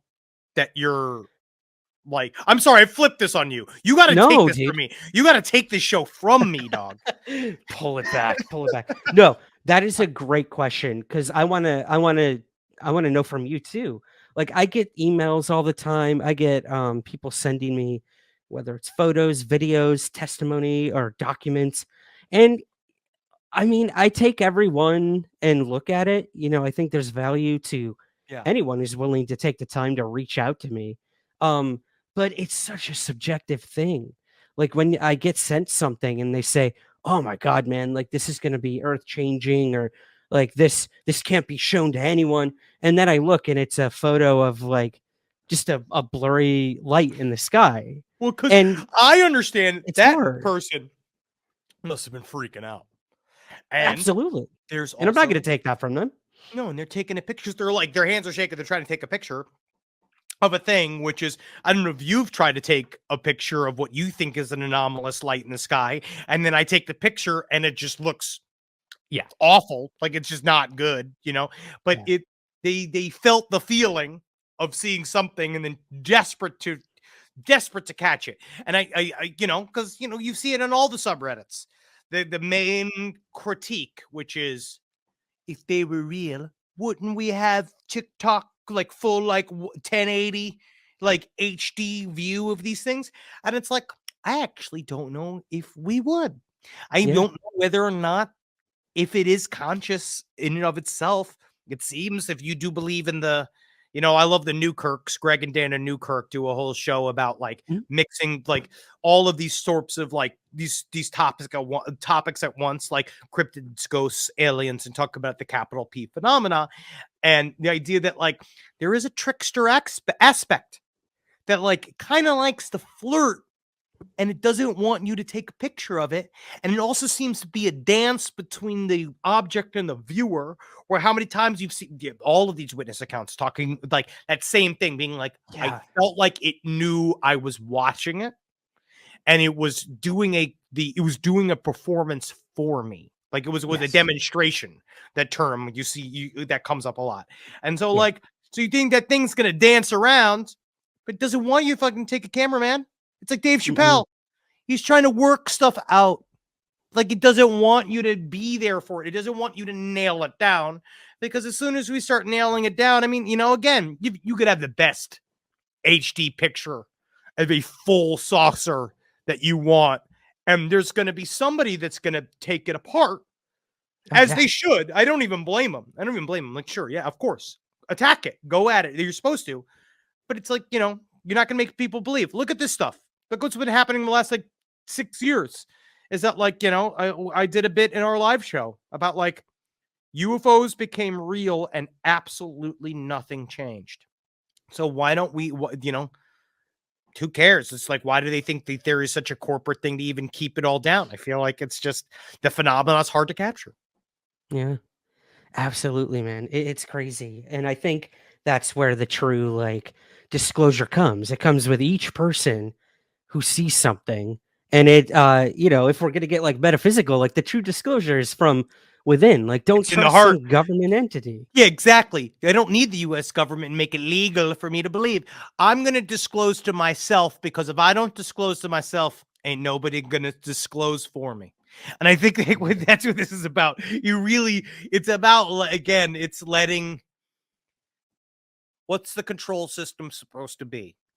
It's supposed to be about looking up at the sky, taking a moment to be with yourself and the universe, and you would be surprised what comes out of that hello. You'd be surprised what comes out of just joining into the flow of nature. And yes, even if you're, what do you see now online all the time? People say touch grass or whatever, but it's like just being out. Just looking at the sky, looking for UFOs is going to even accidentally make you more connected to the universe at large. And there's something about that. Like, I don't know if there's a direct personality baked into the operating system that is our reality. I don't know if there is something like that. But there's something to be said about how the phenomena is just saying, like, all we want you to do is pay attention to your heartbeat for a second. Like, all we want you to do is to pull your head out of your ass just for a second and not think about all your garbage and just flow with the universe. Because obviously, yeah, we're shooting these things out of the sky, maybe whatever this thing is that we're shooting, but it's like, it's just floating there. Like, it's not zigzagging around. It's not doing the other shit. It's not even like turning on nuclear reactors. It's not doing anything. It's just parked. Yeah. And there's something to be said about that. There's something to be said about like having a moment of stillness.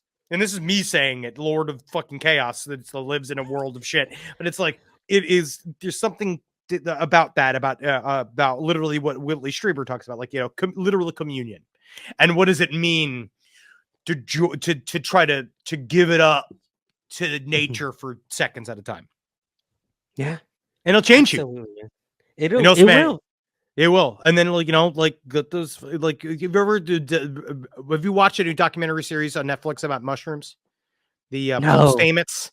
Paul Stamets. It's like No. it's really interesting, but it's basically just talking about the psychic qualities of mushrooms speaking to each other. That it's not psychic because it's mycelium spreading throughout the soil, but there's a lot to learn about the way mushrooms behave that probably are a mirror to how our consciousness works inside of our reality. Oh, interesting. And that we're remote, that our consciousness is remote, and that Right. we're all like plugged in. And then I was just reading, you ever read Gene Wolfe? You ever Yeah, read yeah, the yeah. Shadow of the Executioner and all that kind of stuff? I was reading a short story by him last night, and him talking about like in this future that they understand that like they struggled for years to isolate particles, and saying how like they used to call them electrons and protons, and now we understand there's only one basic element and one basic particle, and we are all it, and it's all happening at the same time. And I was like, I know I'm high as balls right now, but I do believe that this is like more towards the truth than not, that it's like this thing of that it's very wooey woo, very Fern Gully, Yeah. but I do think that there's something to it. Interesting. I'll have to check that out. Well, I hey, love man. his short stories are great. Gene Wolfe is Yeah. great. He freaks me out. Yes, to an extent where I think it freaks you out, but it also, again, it makes you think and it makes you wonder, and that's what this is all about. Yeah. So, I love it. Well, I hey, love this. I got a couple. You got me listener questions positive. for you. You got me positive because it was good, because I've been Good. screaming. It's so nice. Good. And I'm still screaming, but I'm happy. Hey, if that's what this conversation is for, then we've both done our jobs. I gotta right? get my blood pressure checked on Friday. I don't know what it's. I'm afraid. Oh no. I don't know what. Oh no. Stay away from C-SPAN, I'll tell you that. Oh God. All right, my man. So we're gonna head over to last podcast soon, but I got to get some listener questions in. Yes, for please. you before we go, if that's cool. Absolutely. Awesome. So Black Cat Report on Patreon asks, what advice would you give to a new podcaster trying to grow a community? I know we touched on that earlier, but yeah, anything you can really say to someone who's just getting involved in the podcasting world? You have to have a naive attachment to doing the show. Like, you really need to ask yourself, do I want to do this all the time, and really love it, like, and get into it. And the key is showing up same time, same place, each week, every week, being dependable. There really is the internet has a little bit, like I was talking about somebody, the internet is a medium, and the fact that like you can build a trust with an audience that film and TV can't. And it's building a place for people to go, and it's really being there, rain or shine. I remember when I was starting to do comedy in New York, I think the same axiom applies, where it's like you do the same show for 3 people that you do for 5,000 people. Like, you do the same show because you're really just trying to, you should be so in love with the craft of it that you're willing to move forward, and you do it sustainably. Like, that's what it's like, make it in a way that it's sustainable for you, and you do it regularly. And then all of a sudden you're just going to wake up and you're going to have a whole body of work, and there's going to be a bunch of people there too. Lose yourself in a little bit of the work, but in a 2023 mindset, like, you do need to create space for yourself as well. Like, you got to like play a video game, walk away, like you got to like do that stuff so that it's something you're super excited about coming back around to and doing. Such a good point. And try yeah. and do what works and drop what don't. Like, literally, there's nothing sacred. I think that's also an important thing too. Is like, there's nothing sacred. If the episode sucks, scrap it, redo it. Yep, if they gotta absolutely. wait for it, then they'll wait for it, because it's better for you to show up with the shit good versus like, it's all right, it's whatever. You know what I mean? Put Like, it out there. Yeah. just put it out there. It's just like, especially in the beginning stages, like really, really go for it. Because when we started, we didn't fully grasp that everything was going to be permanent. Like, we sort of thought it, but we didn't really understand that it's there forever. So Yeah. that's it. Yeah. I love it. I love that, man. That's good advice for me too, actually. Yeah, fucking, I wish I knew. We all do. Jonathan asks, actually, we had quite a few people ask this question.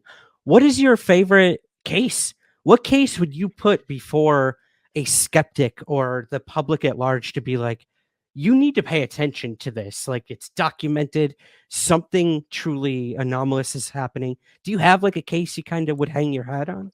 I mean, these days, I would put it towards Rendlesham. I still think Rendlesham is yeah, I love that story. There's a lot to that story, mainly because of the nature of where it happened. Like, it happened at this the essentially like a place for us to hide our nuclear weapons in Europe. Like it's very compelling. I think that's really interesting. A bunch of people who are trained to observe, or people who saw it. I think that also points towards a little bit of physical evidence.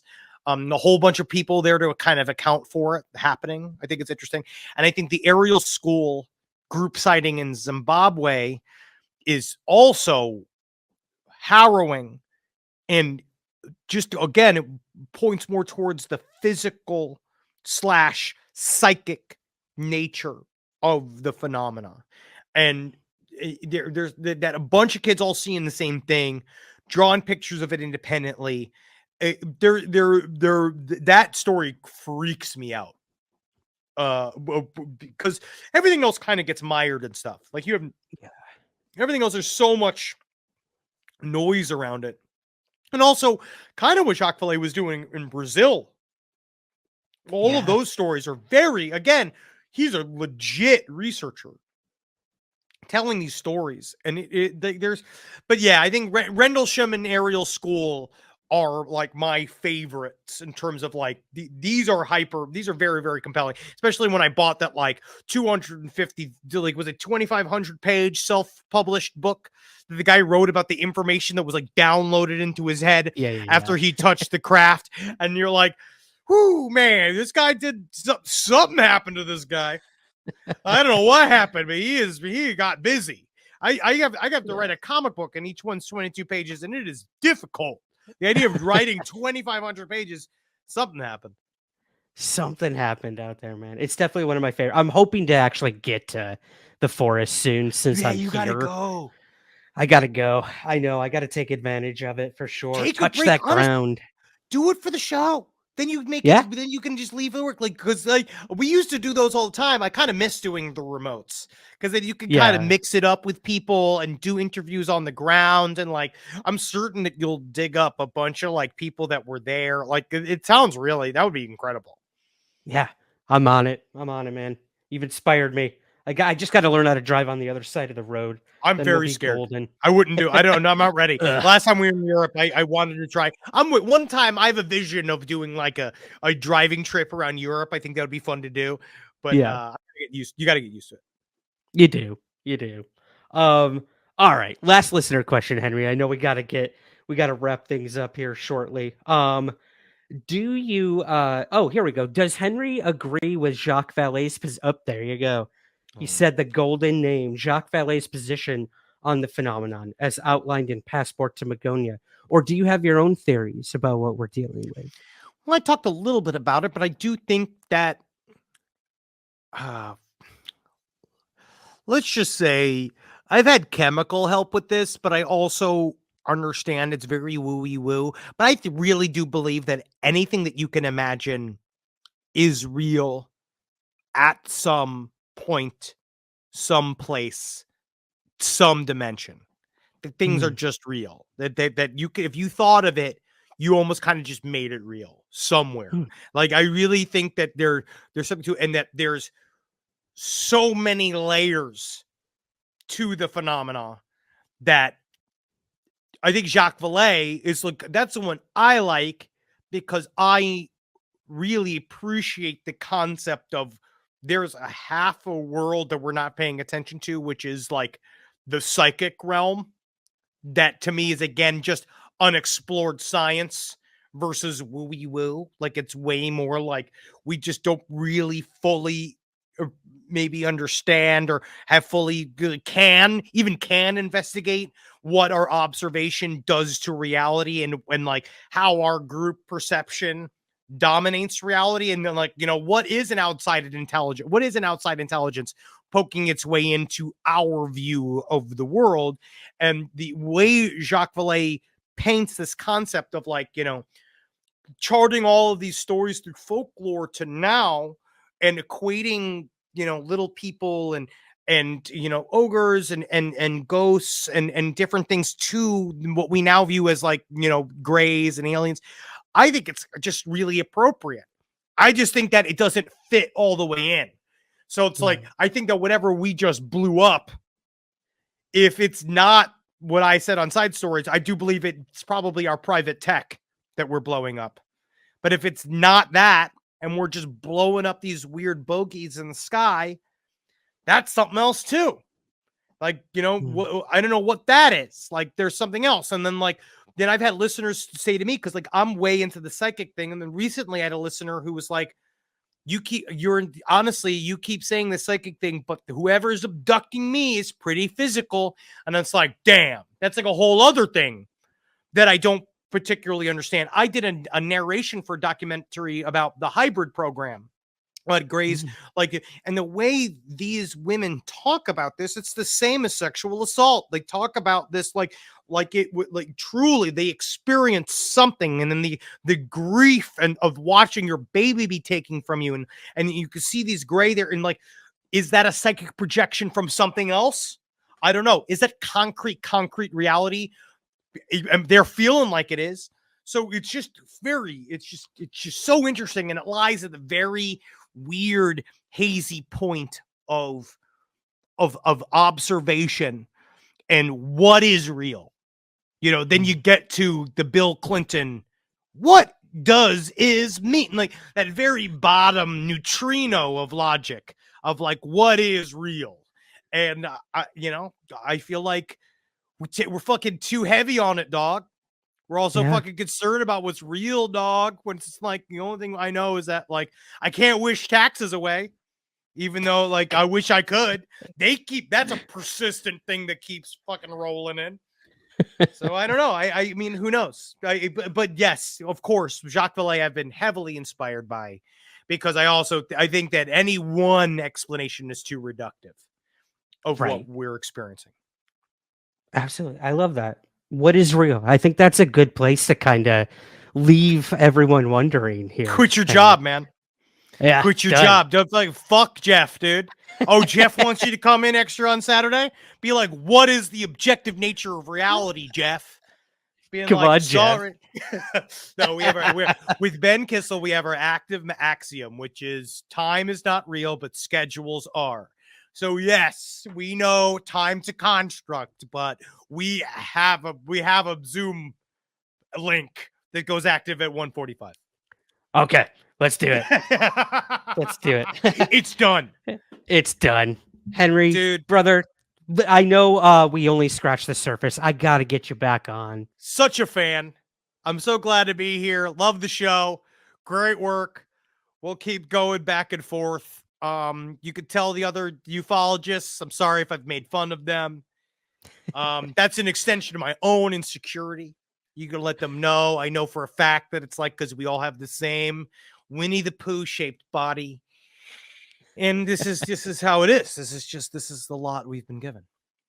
That is reality. Yeah. It is. Dude, before you go, please let us know where we could find everything you guys do over there, and where we can learn more about you. Check out Last Podcast on the Left at LP on the Left on all the various socials. I have a bunch of different, projects I'm working on. Like right now, if you want to check out, I do a show for Adult Swim called Your Pretty Face is Going to Hell. I don't do it anymore. It's been canceled, but I just say it out of just grief, remorse. And then, but we have a new series on YouTube. We have YouTube cartoons versions of it that we've been doing now. And honestly, we're doing a bunch of stuff. Like I'm very excited. I'm writing a comic book for Dark Horse called Operation Sunshine. It's a vampire heist story that'll be coming out in October. It's really fun. Just I don't know. Very lucky. And I'm here, man. I love it. See my bullshit. And- See my bullshit. Because I don't really, you can look at my socials, but it doesn't matter. I just post. I basically just advertise for everything else. So it doesn't really matter. It's all, I know. It's all all fits same. I don't together. fucking know. Well, hey, we're going to go head over to your Patreon to continue the conversation. So everybody, I don't know when this will go up, but head over to the last podcast on the left Patreon. We're going to continue our UFO conversation over there. And Henry, Yes. I can't wait, man, to have you back on in the near future. Let's do it. And we will speak soon. Thank you so much, brother. Of course, bro. Hey, I'll say it, man.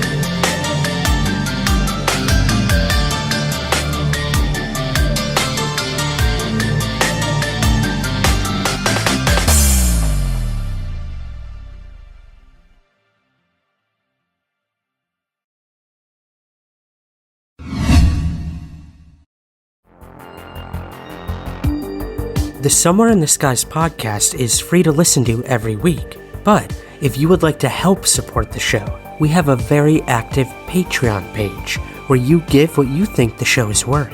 In return, you'll get early access to the main show, bonus episodes, and priority to ask our guests your listener questions. Your support truly makes the show continue and grow.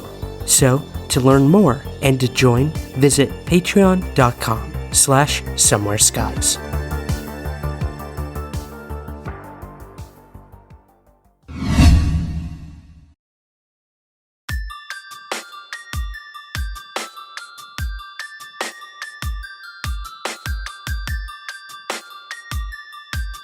This is Somewhere in the Skies with Ryan Sprague.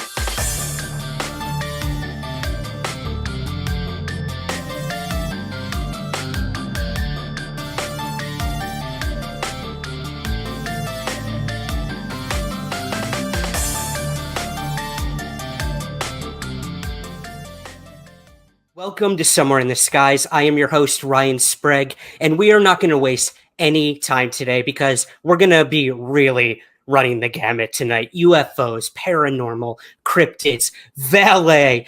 We've got John Keel. I can't wait to talk to today's guest. I've been meaning to do this for a really long time, and I'm so excited and honored to finally have her here. Zelia Edgar is with us today. Zelia, thank you so much for joining me today on Somewhere in the Skies. Well, hey, thank you so much for having me on the show. This is just, I'm really excited for tonight. So thank you, really. Yeah, my pleasure. And I mean, we've been talking off air for a while, and I said, hey, I should probably be recording because we have a lot to talk about. So again, like I said, I don't want to waste either of our time. Let's dive right in. I have to ask, origin story. This is your first time on the show. For any of my listeners, viewers who don't know who Zelia is, tell us a little about how you first got interested in the paranormal, UFOs. Yeah, give us the condensed life story of Zelia, if you don't mind. Yeah, sure thing. Well, you know, it's one of those things where actually I've had a major interest in just kind of the general like weird for my entire life. And I blame part of this on my home state of Wisconsin, which of course is kind of known for being just a very weird state. You know, it's got a lot of paranormal history as well as just very strange happenings and of course some fantastic folklore. And I grew up kind of immersed in the folklore, particularly of southwestern Wisconsin, where my mom's family is from. So I got to grow up hearing stories like the macabre true story of Coffee Woods, the murder of Coffee Woods, and other, you know, incredibly weird, but also true stories such as the mysterious Nodolf incident, where these two kids in the late 1800s actually vanished from inside of their locked home during a rainstorm. Very, very just weird stories.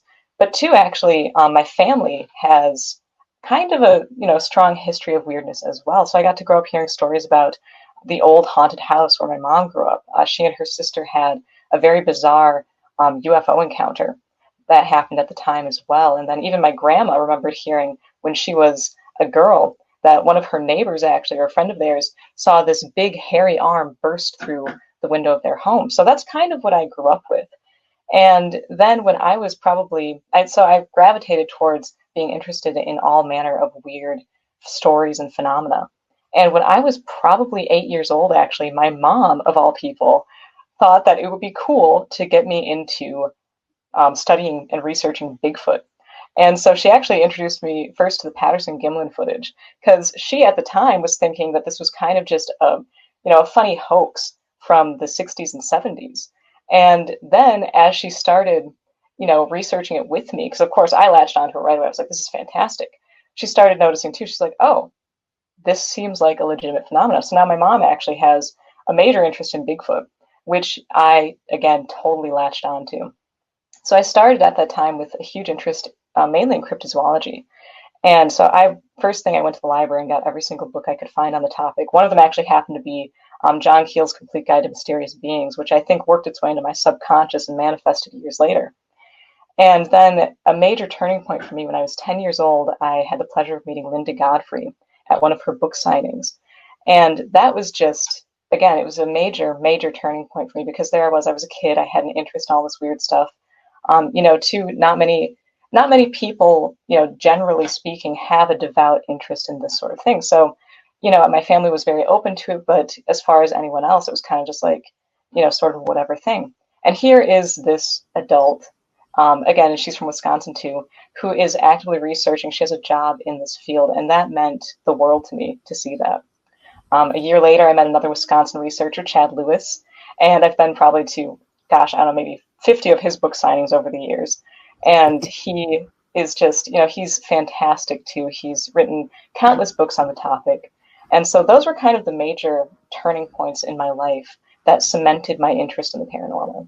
And yeah, again, sorry, go on. No, I was going to say, that's so cool that you started at such a young age. I mean, I was the same way. I conducted my first interview with a UFO witness when I was 13. So, wow. You can only imagine it wasn't easy to kind of talk to friends about this sort of stuff.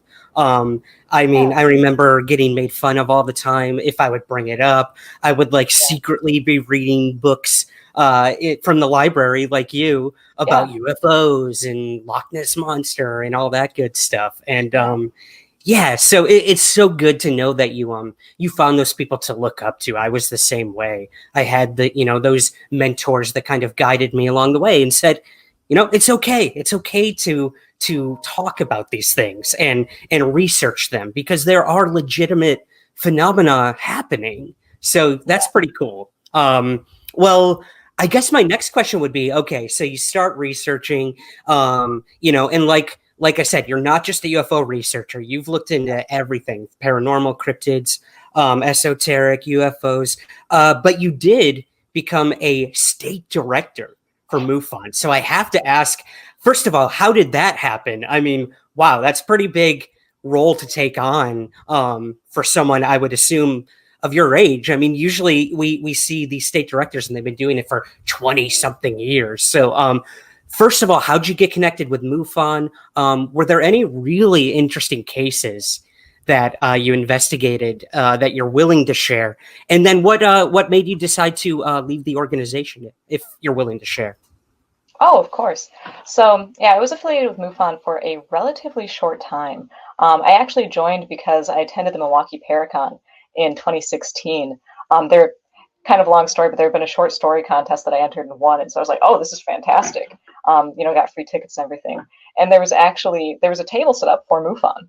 And I had been considering joining for a very long time, because that is kind of taking the leap from research to investigation was what I was looking to do, because I've always been way more research oriented as opposed to investigation, just because I didn't really know exactly how to get started with that. And so, I spoke, I think it was Chase Klotsky was there at that time. And I spoke with her and she was like, yeah, you should join the organization. So I literally went home after the weekend and looked into it and joined. And then it was actually, I took my training for the field investigator course. And then it was, I think, either a year or two later that I actually finalized my paperwork for it. And so, yeah, I joined on. Again, it was a very short time. I think I was a certified field investigator probably for about a year and a half, if I'm remembering correctly. And in that time, I was promoted to assistant state director and then state director very quickly. And I would say that there were some intriguing cases. More often than not, though, the thing that really gets me is to see the effect that this phenomenon tends to have on people. And so the one that stands out in my memory, there was this guy, and his sighting, I will say, it wasn't anything, it wasn't like the Martians were landing, quote unquote, but he had such an effect from his sighting, and he wished to remain anonymous. So of course I, have never talked about like who he actually was or whatever.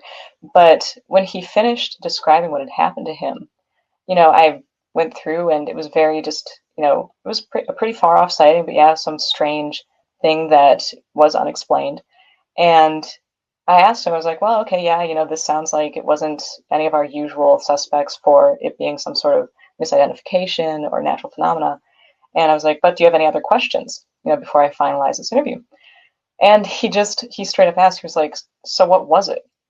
And it was really seeing that effect on the witness where, there are so many people who, I believe more often than not, more people than not will at some point in their lives have some sort of interaction with the unexplained, whether it's, ghost activity, seeing a cryptid, UFOs, even just ESP phenomena.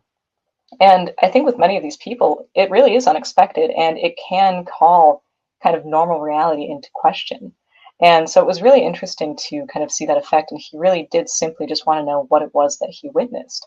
And of course, I had the rather unsatisfactory answer, well, we don't really know. And so that was probably one of the most interesting cases I handled, simply because of, again, the witness effect. So. Yeah, and I mean, that's what I'm all about. Anyone who knows my work knows I am more about the witness than the actual event itself. Yeah. And like you said, how it impacts someone's life. And it does in so many different ways. I mean, their belief system, their family dynamics, how they view and perceive the world before and after an event like this. And I think you're right. I think everyone in some way, shape, or form has had a brush with the unknown. I mean, I can't tell you how many people after that, whole New York Times story exploded about UFOs and the Pentagon back in 2017, how many people finally came forward to me and were like, oh yeah, I saw something. And I think that's what it takes, to take these things seriously. There might be someone watching this interview tonight or listening who the thought never crossed their mind, but they said, I'll check this out. And then boom, there's one more person who is going to make these topics normalized. So I think that's awesome. And I think that want and need that the witness had to ask you, what is it? What did I experience?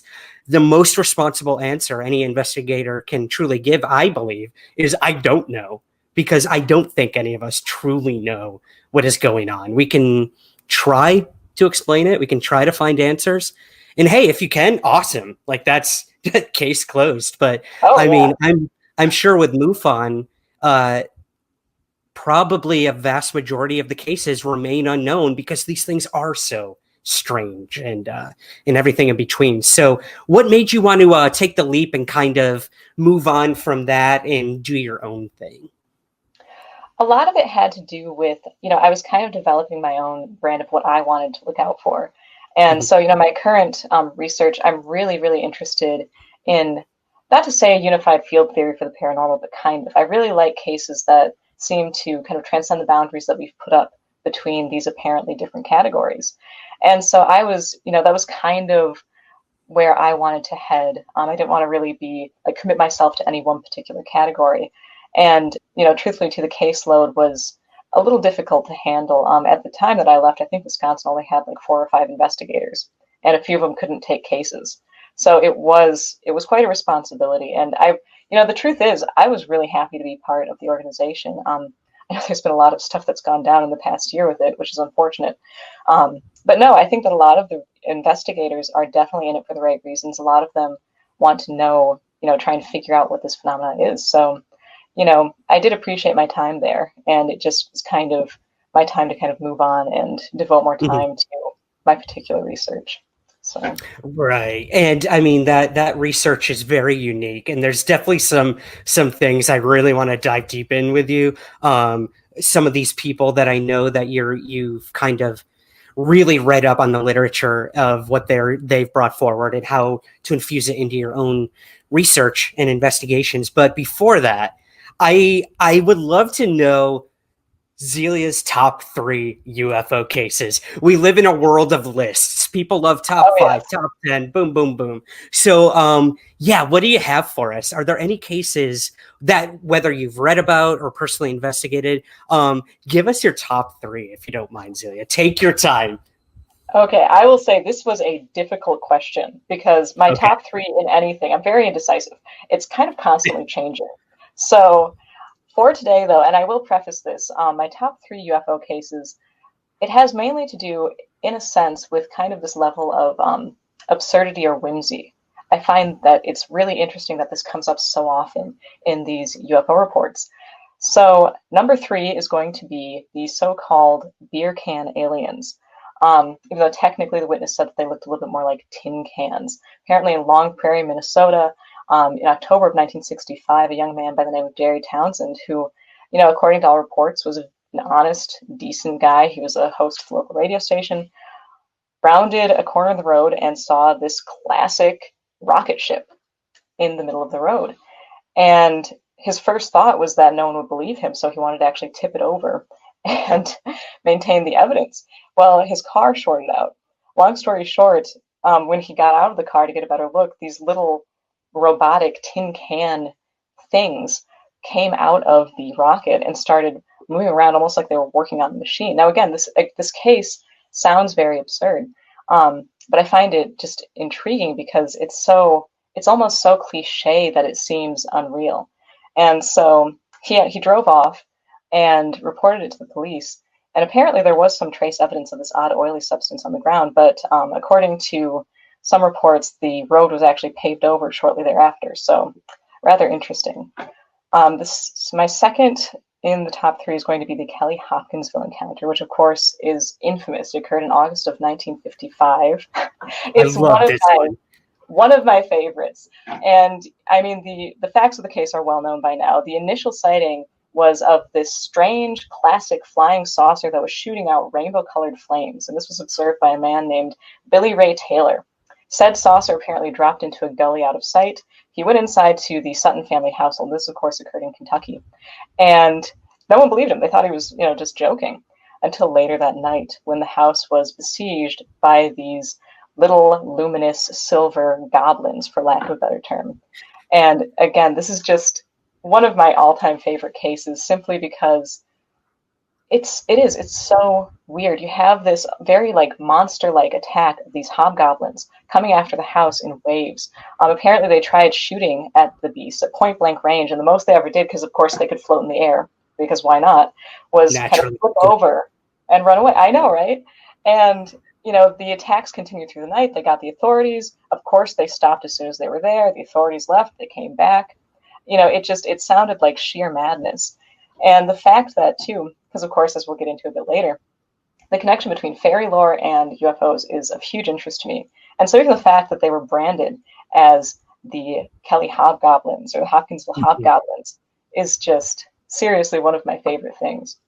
But number 1 on my list, and this actually is rather unchanging, is the Simonton encounter. And of course, yes, this is my all-time favorite case. It happened in Eagle River, Wisconsin, which kind of just, ups the fact that it is my, all-time favorite case of UFO contact. And that was in April of 1961. A chicken farmer by the name of Joe Simonton was eating his breakfast when all of a sudden he heard this noise coming from outside his house. He described it as like knobby tires on wet pavement. And looking outside, he saw this really, again, this classic kind of, high mid-century sort of flying object. He said it looked like 2 bowls, this bright, shiny silver. It had exhaust pipes. And it was hovering over his backyard. And so, like any, sane person, I guess, he walked outside really close to it for a closer look. And this hatch opened up in the side of the object. And he said that there were 3 short men who he claimed looked like Italians inside the object.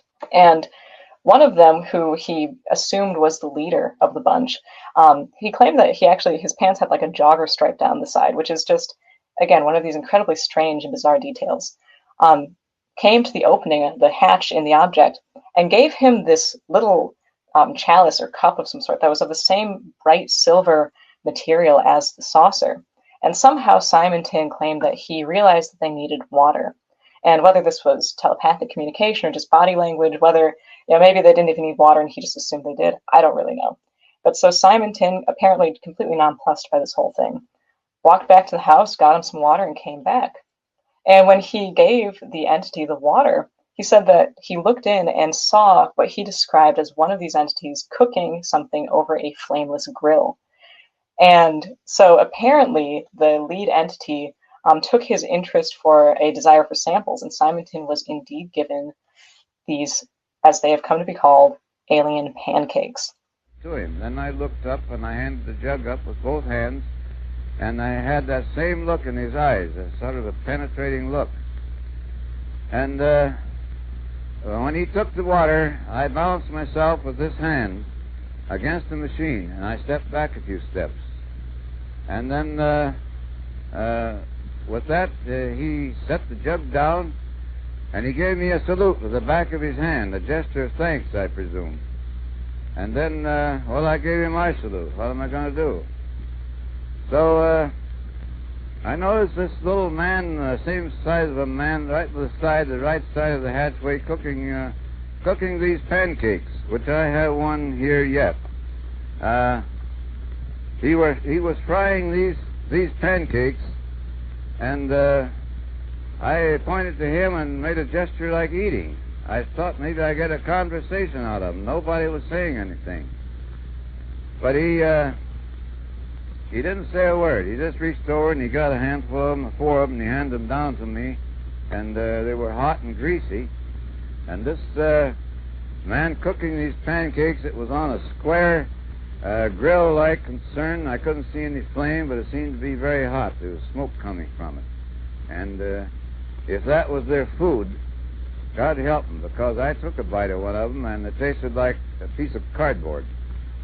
And if that's what they lived on, no wonder they're small.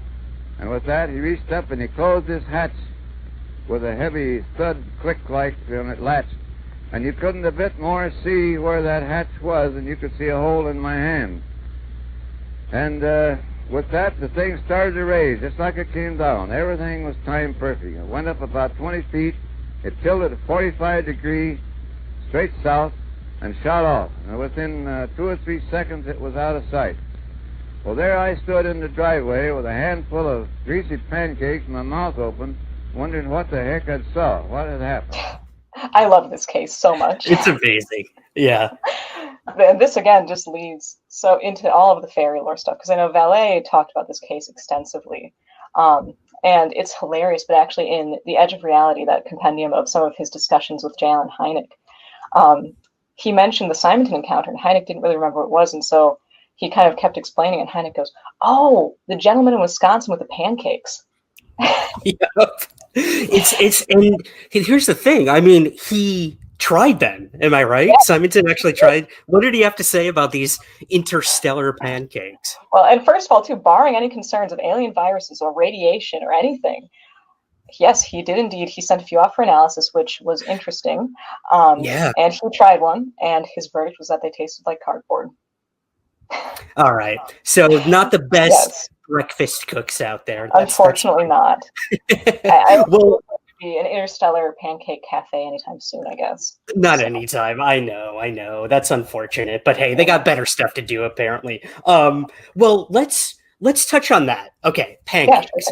Yeah, not pancakes specifically, but artifacts. I know this is something that you've looked at in the past, or gifting is another term that we've heard in the field as well. I'd love to get your thoughts on this. Things that are either exchanged during these really absurd encounters with occupants from said UFOs, or we've even heard these theories of gifting us technology and knowledge through either abduction cases or crashes.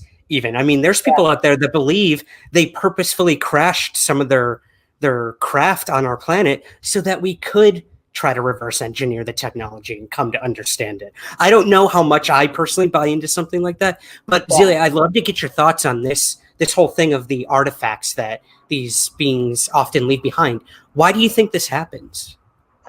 You know, it's intriguing because, you know, I, for one, I believe, first of all, that there is more than one right answer to many of the questions posed by any different apparent type of paranormal phenomena, and the UFO phenomenon is no exception to that. So I don't discount the concept that there may be actual, genuine, physical extraterrestrial beings traveling in interplanetary vehicles. I think that the vast majority of sightings may be something different entirely.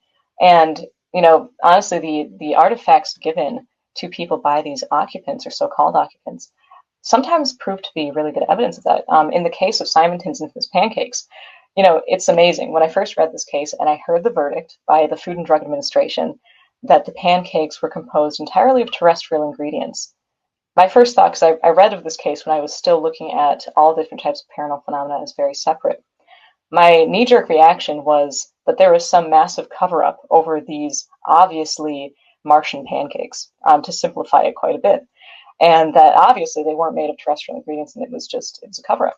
As time has gone on, however, because indeed the pancakes were analyzed to have been made out of buckwheat hulls, a substance like Crisco, and I think bran or something like that, and they were all perfectly terrestrial ingredients. The way that I look at things now, I think that this is evidence that some encounters with, you know, UFOs, some encounters with cryptids, some encounters with ghosts may be sort of the same phenomena, that these are just simply manifestations of something that we don't yet understand, something that's been with us for a very, very long time. And especially, too, if to look into this pancake even further, Ballet pointed out the comparison between that and fairy lore, you know, even down to the buckwheat hulls. There are actual folkloric accounts of very similar cakes literally being given to people by the fairies. There was an account from the 1600s that involved what was believed to be a demonic possession that started, surprisingly enough, with a pancake, an unleavened cake. And even the Icelandic elves, I believe, have connections to pancakes. But enough about pancakes. As far as other artifacts, you know, Keel really nailed down in Operation Trojan Horse. He called it the artifact game. And, well, again, I don't really discount anything. I think that there is the potential for, you know, like you were saying, maybe there are even genuine vehicles that have crashed. Maybe there are genuine artifacts that have been given to people from these other intelligences. However, I think in the vast majority of these cases, it is unfortunately almost kind of a trickster-like element. You have, I mean, again, Simonton's pancake is a perfect example. You have something that's supposed to be extraterrestrial, turns out to be terrestrial. There are other cases where metals that are supposed to be some sort of fancy space metal end up simply being common earth alloys. There was a case from West Virginia, I believe in the 30s, where a man walked into what appeared to be some sort of strange crashed object, and he actually took part of it. And later in the night, this guy who looked like a soldier from World War I actually showed up at his door and demanded that he hand over the evidence. And if you go into abduction scenarios, Betty Hill was given a book that apparently would confirm her experience. And of course, this was regained through regression hypnosis, which is, a lot of people have a lot of different ways of thinking about that. And then at the last moment, it was taken away. I feel like in many of these cases, it is just evidence of this very trickster-like element. We're given things that are then taken away or contradict the claims by the witness. So I think there's an overwhelming aspect of that throughout many of these cases where evidence is presented. Yeah, you're right. The trickster element just seems to play such a big role. And then, you know, when you add every layer on top of that, whether it's, you know, cultural perception of an experience.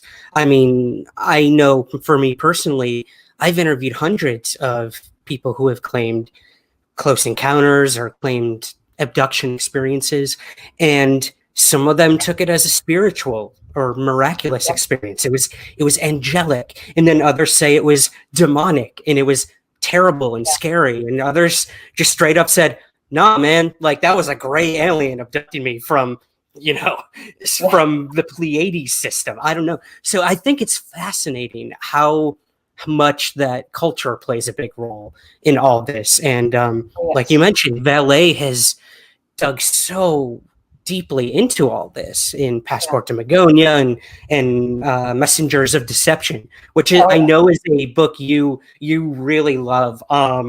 So yeah, what did you take away from that book with valet? I know we have a lot of students of valet probably watching this. What do you take away most from valet's work? I guess so.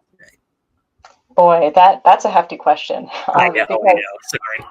oh, that's all right. That's all right. I mean, probably the first thing that occurred to me when I first started reading valet's work was the connection between UFOs, of course, and fairy lore. But even more than that, there's the connection between UFOs and all types of belief in, contact with other intelligences, whether it is demonic, whether it is, religious even. And so those patterns were very apparent in his work. So that's probably like the first thing that occurred to me. But then Messengers of Deception, I do absolutely. I mean, honestly, Passport to Magonia and Messengers of Deception are tied for my favorite valet book. And that one, when I first read it, it really all tied in this concept that, there is a genuine phenomena happening. And I think that it has been completely, not necessarily ignored, but it's always been relegated kind of to the fringe. It's something that is so integral to the human experience, not simply UFOs, but just the paranormal in general. And unfortunately, this really integral part of the human experience, so often it's kind of it's trivialized a little bit. And I really took that away from Messengers of Deception, that this is a cultural issue that we need to work out, that it is something that, I personally feel that there is definitely a reflective nature to paranormal phenomena. And I think that especially with UFOs, there's a cultural give and take. And that as much as we are giving some of our, we're almost clothing the phenomenon in our beliefs of the time, I think that the phenomenon does go out of its way to confirm certain aspects of that. For what purpose, I don't really know. I don't know if there is genuinely a purpose or if it is just the workings of some sort of, maybe even play of consciousness that we don't completely understand. And Messengers of Deception really kind of clarified that for me, especially that last chapter where he starts delving into some of the synchronicities that played out in his life. It just, it's intriguing because I know John Keel, another of my favorites, definitely talked about that too, how it seems like the phenomenon starts taking an interest in people who have an interest in it. So, yeah. Yeah. I pulled a quote from Keel that I actually put in the intro of my book. I'd love to get your thoughts on this. It's if you could look far enough into the empty sky, you would be able to see the back of your own head. And that just, when I read that one line, it spoke to me so much personally, because I was like, hell yeah, man. Like, this, whatever this stuff is we're dealing with, it is so reflective of us as human beings. And, it's like a dance. I really feel like it's a dance between us and these phenomena. And we bring just as much to it as they do. At times, I could be completely off on that. But tell us about Keel. I mean, this is another one of your big heroes in the field from the work that I've seen you do. Eighth Tower, obviously, is the big one, right? Oh, yeah. I have to tell you, because, again, I read Strange Creatures from Time and Space when I was probably 8 or 9. And I did not even realize, I just thought it was another cryptid book, and so it was years later. I didn't know who Keel was. I read so many books at that time.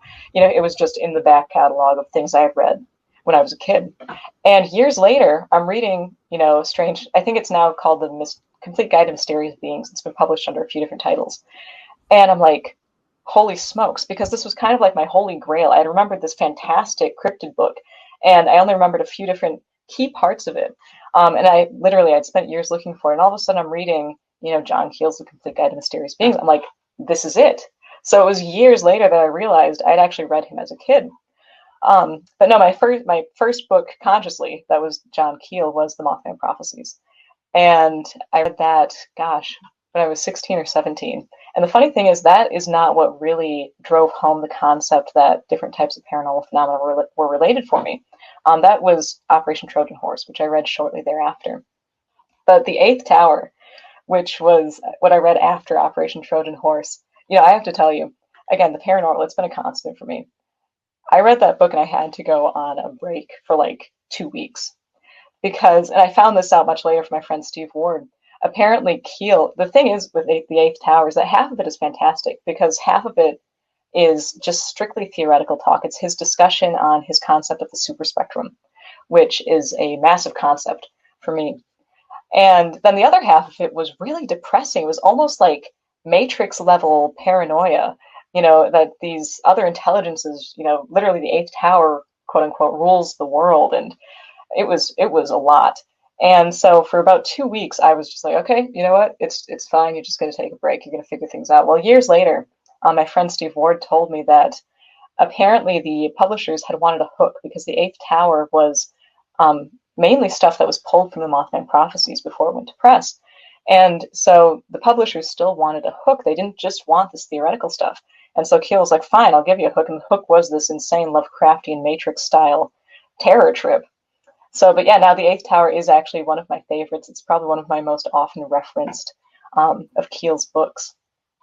That's pretty cool. And yeah, I mean, it was terrifying to read that other aspect of the book. I remember kind of feeling the same way. Like I was like, oh God, no, like this is too much. I can't go that far. And I think it's important too to step away from these things every now and again. I mean, I know you probably have a personal life outside of the paranormal and UFO research, like the rest of us, and it's good to step away because then you gain, I think, a more of an appreciation for what you are doing, what you are diving into. And I think it's healthy too. I mean, if I was UFOs 24/7, I don't know if I would be able to function as a normal adult human being. But I mean, it's hard to when you have people like Keel. This is another quote that you would put in one of your blog posts, which I loved. Keel said, "We cannot name the place where flying saucers and hairy monsters come from, but we do know where they go. The poor slobs literally melt." What does that mean? I don't know how to interpret that quote, but I love it so much. So what does that mean to you? Well, to me personally, as Keel so eloquently put, it's kind of a reference to the apparently temporal nature of so many of these manifestations, that they seem to genuinely be around for only a short amount of time. And almost once their purpose is served, again, as he so eloquently put, perhaps they melt. Ivan Sanderson actually thought the same thing. Now, I don't know technically if they literally melt or if they simply kind of do meld away. But I think I love that quote so much too. And Keel, his writing style is it's killer. I love it so much. But I do think, I do tend to think that a lot of these manifestations are here only for a short amount of time. And I think that they may even be shaped quite a bit by the subconscious or conscious of the witness, or even, if you have a bunch of witnesses, or even the culture of the time. And so, yeah, I think it's a definite reference to the very temporary nature of these manifestations. Yeah. Well, while we're on that sort of the temporal nature to all this, being that, let's say there is some sort of string theory between all of these UFOs, the paranormal, cryptids, which I am completely open to. And this is a discussion I'm having with you tonight that's unlike any we've really done on the show before. So I think people are really going to find this interesting. I don't usually get into a lot of these areas point by point. So I love that I have you here to talk about these things because I've been dying to cover these things. So stone tape theory, is this something you're familiar with? In the world of the supernatural, it's an event, a ghost or a spirit. Oh, yes. Sort of playing, I know what you're talking about. On loop, like rewinding, playing. So I'd love to know, do you think that goes for all of this? I mean, if we're seeing, let's say, the Phoenix Lights in 1997 in Phoenix, Arizona, is this the first time that UFO event happened, or has it been replaying, in our own time and space? I mean, I know that's a really weird question, but what do you think? No, I actually love that. And yeah, now that you mentioned that, it kind of is in line with Einstein actually came up for a theory of why dowsing might work. And it was that there's almost like a memory of the Earth, and that the human being acts as a conductor through which then these rods will literally conduct the energy from the memory of the Earth. And again, really interesting, really weird, kind of vague stuff. I think that, again, I think there's more than one right answer to a lot of things. But, you do see a lot of times too with hauntings, where it's almost like there is just kind of a record playing on loop. Some people who claim to be able to, they're mediums or they have the, psychic ability. They claim that they'll walk into a place and it's actually not a ghost or haunting per se. They're just reading the memory or the energies of that area. And it's almost downloading directly into their minds. I think that theory is as good as any. And I do think, too, that in some of these cases, I could definitely, like even regarding UFOs or cryptids, that could definitely be part of it. I think that there are definitely, many cases where that doesn't seem quite as feasible.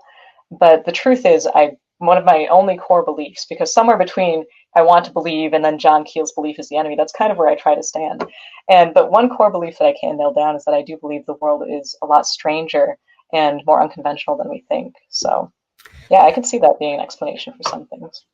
Yeah, I love that. I think, if we did find all the answers that we seek in this life, I don't think I want that. Personally, I think this journey and just the weirdness of it all is what is most rewarding. I think, and I do think that by the end, it's far stranger than just little green men coming from another planet or the disembodied spirit of someone you loved. I think it goes beyond levels we can even imagine, which is exciting, scary, beautiful, awkward, everything in between. But hey, I think that's what's the beauty of all of this.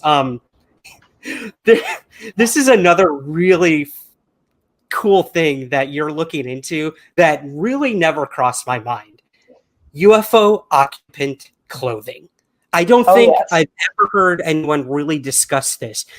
Cases of aliens in overalls or a silver suit or, in armor of some sort. So what is this you're looking into now when it comes to occupants and their clothing? So this particular aspect, I kind of arrived at it from two very different things. And the one is, aside from the paranormal, I have a major interest actually in like costuming. There's something about, Halloween's been my favorite holiday. That's kind of where it started. I mean, even as a kid, I loved dressing up and things like that. And, as I've grown up, I'm really intrigued by the concept that, how do we portray ourselves? And especially, you see in costuming, it's meant to convey ideas. It's meant to convey the character. And so that interest has always been there. And then I was actually reading about, I did a video on the Flatwoods Monster. And of course, it's by now very, very well known. The Flatwoods Monster was this big, it was kind of almost robotic in nature. And there's a lot of people debating what it actually was. Was it some sort of hold off psychological experiment from the World Wars? Was it possibly, some sort of monster? Who really knows? But either way, what occurred to me as I was writing about this case is how very robotic the witnesses described this being. And it hit me. I was suddenly like, truthfully, this is what we should be looking for. This is what we should be seeing. If indeed all, UFO sightings and UFO occupant sightings are due to extraterrestrial biological entities. And, then it started occurring to me that on the flip side, when most people report UFO occupants, they are reporting these, things that are wearing no sort of protective gear, no, respiratory equipment. And I know this is a very simplistic view on what could be an incredibly, incredibly advanced civilization. But again, it just kind of stood out to me. And then I started looking at, okay, well, what are they wearing? And time again, you get these encounters that seem a lot more in line with fairy lore. Simonton's, again, is a perfect example. You have these little men wearing black knit caps in the Honeycutt encounter of 1955 in actually Loveland, Ohio, where the frogman was sighted years later. There were the sighting of these three asymmetrical, almost gnome-like creatures, and they were wearing what appeared to be almost like tunics or something like that. So you see these details over and over again. And then, too, the really intriguing thing to me is that you also start seeing trends. Like a big trend in the 60s, you see a lot of these UFO occupants wearing what they described as boiler suits. And so my interest here, because again, I think that there is a huge connection to paranormal phenomena, especially UFO occupants and the subconscious of the witness. However, I think that, this might even be a way to kind of nail down what is something that we are influencing, what is something malleable, what may be a construction or projection that's being shaped by the observer. and what is genuinely something else. So, you know, maybe when we see these trends, is that just the culture of the time kind of shaping these different scenarios, or is it indeed, possibly in the case of these boiler suit entities, is that just the genuine entity right there? And then too, you know, even now today, the gray is definitely the symbol of our time. And another intriguing thing is that a lot of abductees and experiencers will even claim that the grays almost appear to be a suit. Not that they're wearing a protective suit, but that they are the suit, or they are the drone. So yeah, this is just one little tiny aspect of the phenomenon that is just incredibly intriguing to me.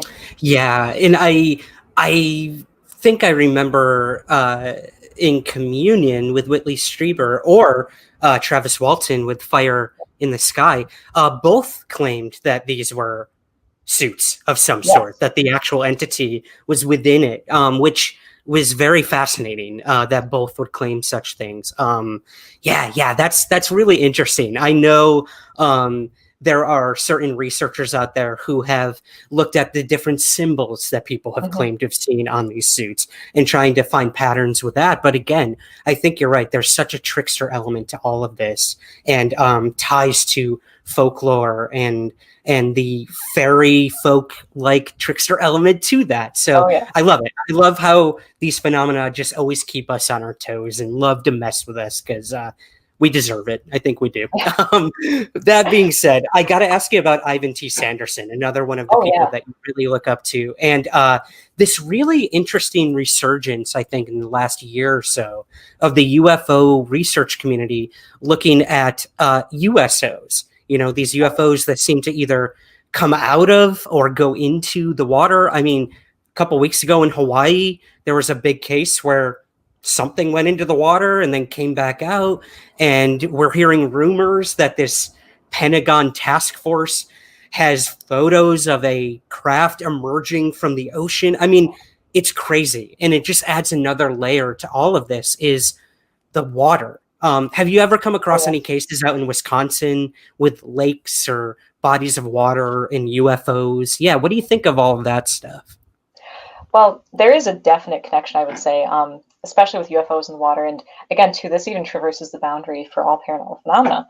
But yeah, Wisconsin, I know that, I believe it's Lake Superior is supposed, there's kind of an almost urban legend that there's a base in Lake Superior. And there have been sightings, you know, in any of the Great Lakes of things going into or coming out of the water. And yeah, no, Ivan T. Sanderson, because he really did nail that down in Invisible Residence. And he's just intriguing because, of course, he was a naturalist, first and foremost. And you can definitely see that trailing through all of his writings. And so even if, you know, I don't agree with a lot of the conclusions that he necessarily came to, but I love the logic by which he arrived at them. And his research was definitely groundbreaking. But no, in Invisible Residence, he really propounded the concept that, you know, it's true. The bodies of water on our planet, I mean, the oceans, are just unfathomably unexplored even today. And so he propounded this concept that, you know, there could have been kind of concurrent evolution, and that there may be some sort of highly advanced civilization literally in our oceans, kind of right under our noses, so to speak. And it is true, there's, you know, a huge connection to water and sightings of UFOs, and again, USOs as they're known then. And I think the intriguing thing to me is, you know, almost when does it stop being a UFO? I think it was Sanderson who, when someone asked if he believed in UFOs, he said, I didn't know they did fly, you know. And that is the intriguing concept, is it's like we do have these things that are spotted in the waters. We still label them as UFOs. And of course, some of them do take off then. So I guess that makes sense. But yeah, no, his other research too into kind of like biological UFOs is a major interest of mine as well. And that he really discussed in Uninvited Visitors. So. Right. I would love if you wouldn't mind kind of sharing that idea of biological UFOs. We've heard of these things kind of being living organisms in our skies. Yeah. So yeah, if you don't mind expounding on that a little bit. Yeah, sure thing. So pretty much, and this interest in particular was kicked off by a personal experience I had. It was many years ago. My mom and sisters and I were watching a lunar eclipse, actually. And off on the horizon, we saw these, they can only be described as almost looking like these kind of amoeba type objects. I know it sounds very strange, but it was just, and they were really like moving quickly kind of along the horizon line. They almost looked bioluminescent. Just amoeba type objects. And we watched them for, I want to say, maybe 20 minutes, half an hour while the eclipse was going on. And so that kicked off a major interest. I started looking up, what could this possibly be, thinking maybe it was even atmospheric phenomena or something like that. And as it turns out, there are many people who have described things that appear to almost be organic objects up in our skies. And Ivan Sanderson, the thing is, and you can always tell that he really does kind of trace from the background of being a biologist, because, man, he really, in Uninvited Visitors, he kind of does take it to the absolute limit. And the terrible thing is you can follow his logic all the way to him describing how there may be amoeba ships from other planets carrying other biological life forms. Now, I'm not going to go that far. But I do believe that there's enough room. Again, there's so much room, even on our planet, for things to exist that we currently don't know about. And so, I think that there's the potential that there may be these organisms very much unlike life as we understand it, living in our upper atmospheres. It's so fascinating. And I know the oceans hold so many mysteries that I think we should be exploring more than we are the outer reaches of space, for sure.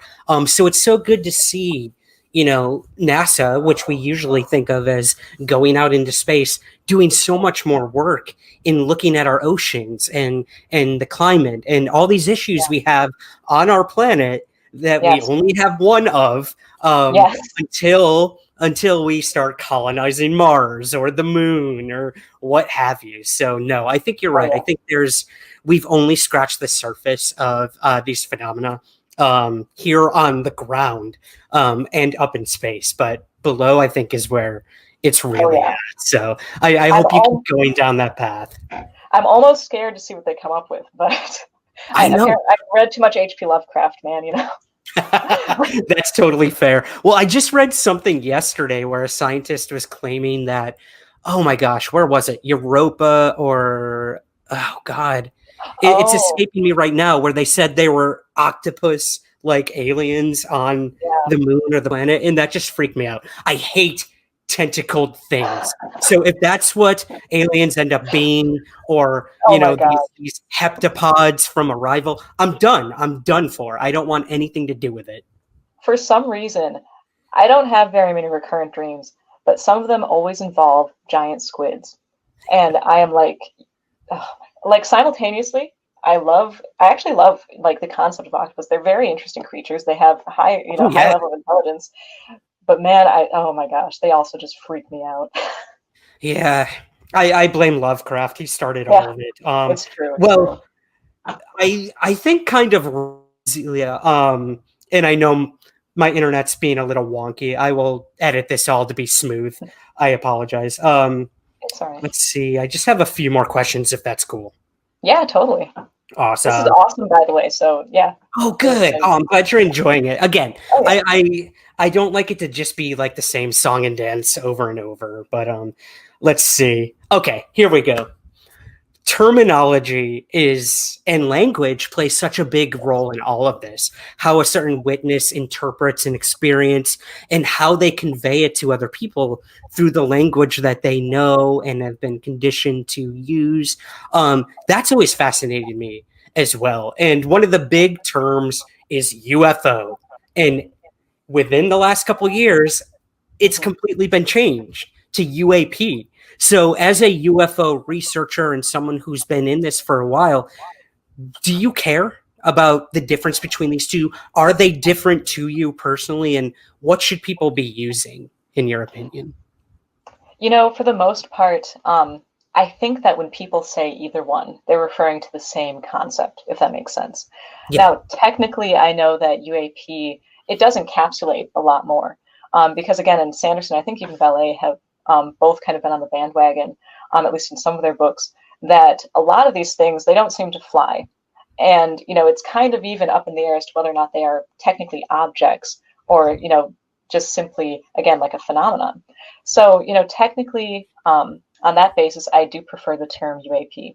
I will say that I pretty much almost exclusively, when I'm talking or doing videos, use the term UFO simply because that's the more general term. Honestly, though, I've listened to some of Keel's interviews, and he legitimately called them UFOs, which I feel like is pretty fantastic too, because then you're using, the general term, but you're still just kind of calling it its own thing. So I've almost considered doing that, but I haven't committed to it so far. Yeah, I believe, the proper term is UFO. And we have to remember too, like UFO was coined by the Air Force to kind of downplay the high strangeness of these things people were reporting. It's just an object. It's probably a balloon. It's probably Venus. Like, it's just unidentified. It's fine. But then you start talking biological UFOs or orbs, which is another big thing I know you've looked into across the spectrum of, is it a UFO? Is it a paranormal experience and everything? So terminology can completely change our perception of all of this. So I love UAP personally. I think you're right. I think it kind of broadens everything.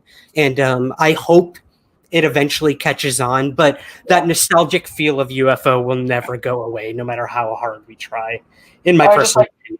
Referring to anything seen up there as a flying as a flying saucer too. I mean, oh God, talk about just mid-century vibes, Oh, I love it. Well, I would love your thoughts on the current state of, I guess, ufology. We have the U.S. government creating a task force to look into these things, and they've got something like 140 days at this point to kind of provide their findings to the public. What do you make of all this? I mean, this is a whole other aspect of the whole UFO topic other than Valet and Keel. Like, we're talking straight up government involvement in this issue. So do you think anything's going to come of this? Is it good? Is it bad? What are your personal thoughts? I hate to be a pessimist, but truthfully, I don't anticipate much coming from it.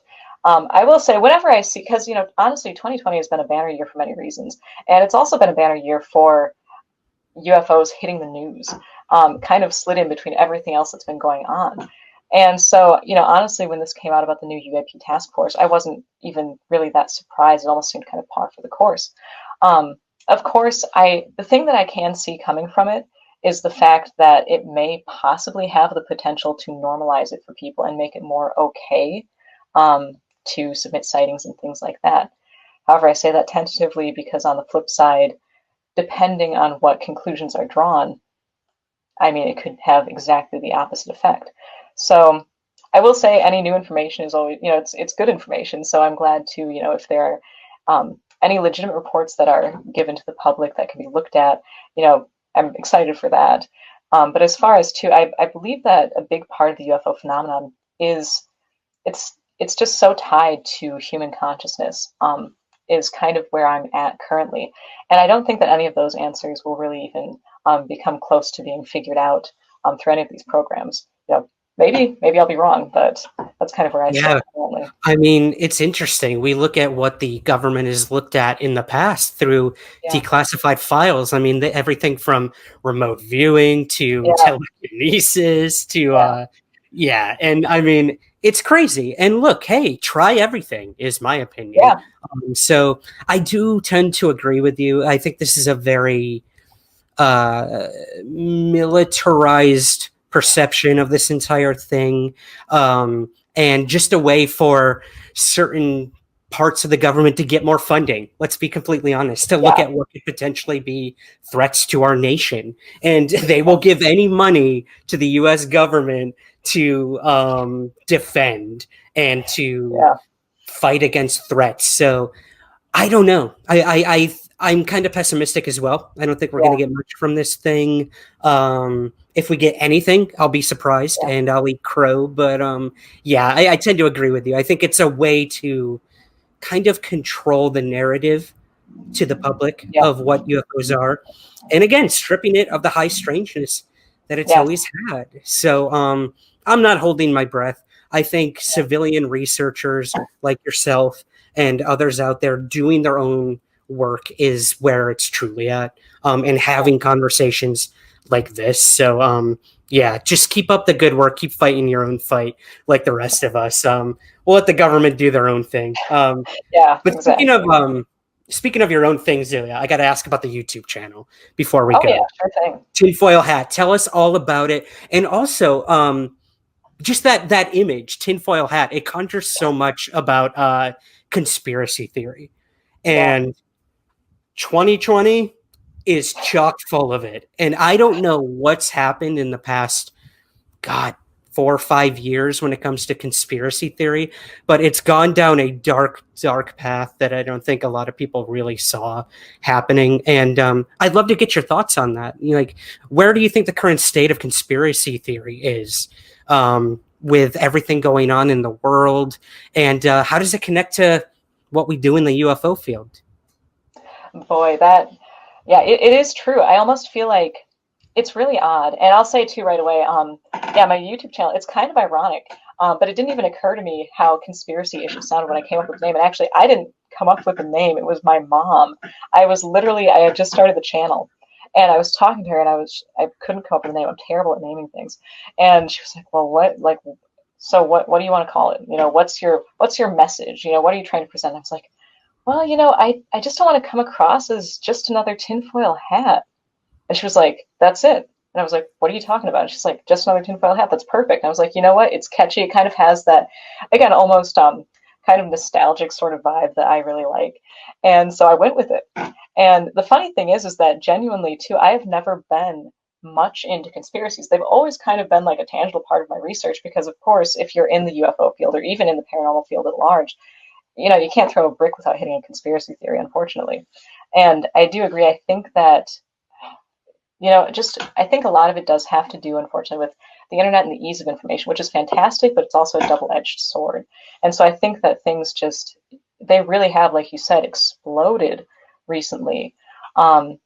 Just things gain speed and then it's like unstoppable. And all of a sudden you have an alternate, I don't know, just a completely different way of handling all of this stuff. It's absolutely all over the place. This just kind of sprawling thing. And of course too, there's just so much division, so many different places. And it's such a bummer for me personally, because I've always kind of, in a weird way, viewed the paranormal as kind of a unifying force. Like, no matter where you are in time or space, people have always been experiencing the unknown. And so for me, it is a very kind of unifying concept. It's weird because right off of that, you have something that, man, people really, really just go at it. So, yeah, it's tough. I struggle every day with, specifically what's going on here in America, but then the whole concept overall of conspiracy theory and kind of the world of social media and how quick things grow. And it's very parasitic in a way. Yeah. And I think you're right. I think it's done more to divide us than unify us, which I agree with you. I think these topics are what we all can kind of get together on, and I mean, I will have little scuffles on whatever Facebook or Twitter with someone who doesn't have the same political views as I have or whatnot, but we can always come back to UAPs or the paranormal. And you're right. That is what unifies us. So I think, again, these things make us more human than I think anything truly can. So it's good to know we're in a good place when it comes to these topics, still be unifying, because I think you're right. If anything is going to save the world, it's this stuff. I firmly believe that. I think even Valet did nail down in Messengers of Deception, and Keel brought up this concept too. He's like, you need just straight up pro-human propaganda. Bring in a flying saucer. Bring in the others, the outsiders, from literally outer space. And that is suddenly, it's just this kind of unifying force. For, of course, in Keel's mind, it was very negative. So for better or worse, apparently. But for me, at least, it's always been, I don't know, the paranormal in general has just always been a positive thing for me. So. Yeah. Little from column Keel, little from column Valet. We're all set. Well, I got to ask you this, being as you've been doing this for a while and you've really dug into a lot of different things, and please excuse the ambulance outside my apartment. Welcome to New York. What advice would you give to younger people getting involved in these topics. Again, like it's so easy to hop on YouTube and type in UFOs and just be like, go down a rabbit hole. So I think it's awesome that younger people are getting interested in these topics, because for so long, like you and I were the youngest people looking at this stuff. Yeah, and now we're not, which is kind of refreshing. So yeah, what advice would you give to those just getting involved in these really weird things we do? Well, the first advice I would say is definitely just, it's okay to be interested in this stuff. I know that, I was lucky enough that, my mom, her side of the family was very open to it, even if they don't, believe necessarily in everything that I'm discussing or everything that I was interested in. They were open to it. And so I was very lucky to have that growing up. But a lot of people do have a stigma kind of with paranormal phenomena. So literally, it's okay to be interested in this. And also too, at least from my standpoint, I think it's fantastic to be interested in this. And a lot of people will disagree. I can't tell you how many times, people would be like, that's weird, or, well, that it doesn't exist. In high school, actually, I tried to write a paper on dogman sightings in Wisconsin. And my teacher told me, she was like, you can't do this, it has to be real. And so I gave her the stack of books I was referencing. So, just know that, like, there is definitely a value to this. And also, too, definitely don't believe 100% of what you read. Try and find researchers and writers that you can really kind of find something that you admire about them or like about them, and go with that. But don't even follow that blindly. I don't agree with everything that John Keel ever said. So just, follow your interest wherever it may go with that. So that's what I think if there's anything I've learned through all this, is don't be afraid to change your mind, because you're going to do it on a daily basis when it comes to this. And it's frustrating, but hey, again, these things keep us on our toes, which I think, keeps me going. It's that journey. It's not the destination. So I guess kind of wrapping things up, what do you want from all this, Zelia? Like, let's get deep for a minute. We got the origin story of how you got interested in it, but what do you want at the end of the day when it comes to looking into these things and having these like mind-altering conversations with people all over the world about these topics? What do you personally want? Do you want answers, vindication? Give it to us. Again, I know that's a loaded question. Well, it's interesting because speaking of journey versus destination, when I started with this, I wanted to find the proof. Like, I wanted to find Bigfoot. And that was kind of my life goal. I just wanted to, prove it. And as time has gone on, I'm not even saying that proof won't be available for certain things. Like, actually, Bigfoot's a great example. I think there may be an actual population of some undiscovered animal like that. So go ahead, find Bigfoot. But for me, especially regarding more high strangeness research and the entirety of all of these different types of phenomena, now it's kind of just more about, of course, I really want, more than anything, kind of understanding. I would really like to understand something about, the mode by which these things manifest or project, their connection to us. And, possibly what is sourced in our subconscious, what are we causing, what is truly the other, whatever that other may be. So I think understanding in any regard is probably my ultimate, like, kind of dream goal. But for the time being, what I want is something that I actually get quite a bit, being able to see that, a lot of people are interested in this and a lot of people take this seriously. And to share that interest with people, that means the world to me. So kind of a bunch of answers for that question. No, that's perfect. Again, like, I've made some of the most amazing friends and colleagues through this topic that I know I never would have met in this life had I not been interested in it. So I'm so thankful and fortunate for that. People like yourself, that we can have these conversations without stigma, without ridicule. And again, I'm going to take something from this conversation we had tonight that another listener will not, or another listener will, or that you'll take away from it. And that's awesome, that we can just hash it out and bring more questions to the table. And I have to thank you for coming on today and really getting into the weeds with us. Again, we don't do this often on Somewhere in the Sky, so it was really refreshing for me. Well, thank you again for inviting me on. This was just like fantastic. Seriously, a super fun discussion. So really, thank you so much. So this was Awesome. Well, before we go, tell us, where can we find everything you're up to? The YouTube channel. I know you're always working, you're always doing something. So yeah, where can we find everything you're up to, Zelia? So my like kind of headquarters is justanothertinfoilhat.com. So that's where I post whatever I'm possibly doing at the moment. I'm actually starting to do book reviews on there too. I try to post kind of more as like a blog. So yeah, justanothertinfoilhat.com, and then I have the YouTube channel, which is also called, if you can believe it, Just Another Tinfoil Hat. So yeah, and yeah, keeping it on brand. I love it. Oh, yes. I love it. Well, again, I have to thank you for coming on today as a first-time guest, and I'd love to have you back on because we really only scratched the surface. But I know you have a lot of research to get to. So, Zelia, thank you once again for coming on Somewhere in the Skies. Well, thank you so much too, and yeah, anytime, that would be fantastic.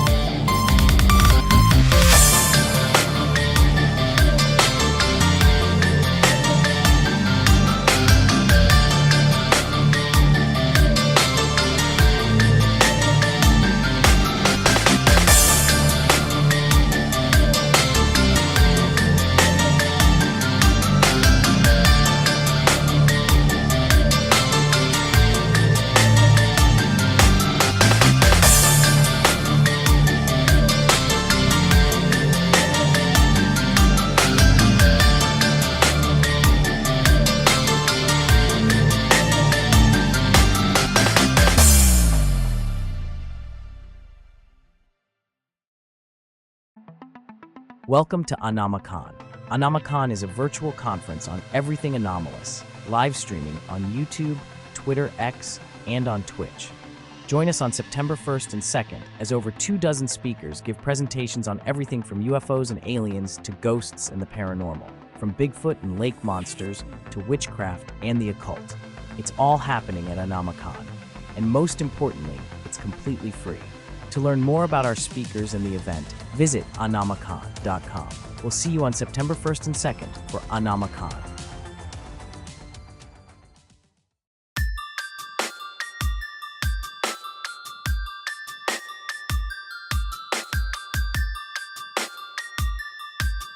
This is Somewhere in the Skies with Ryan Sprague.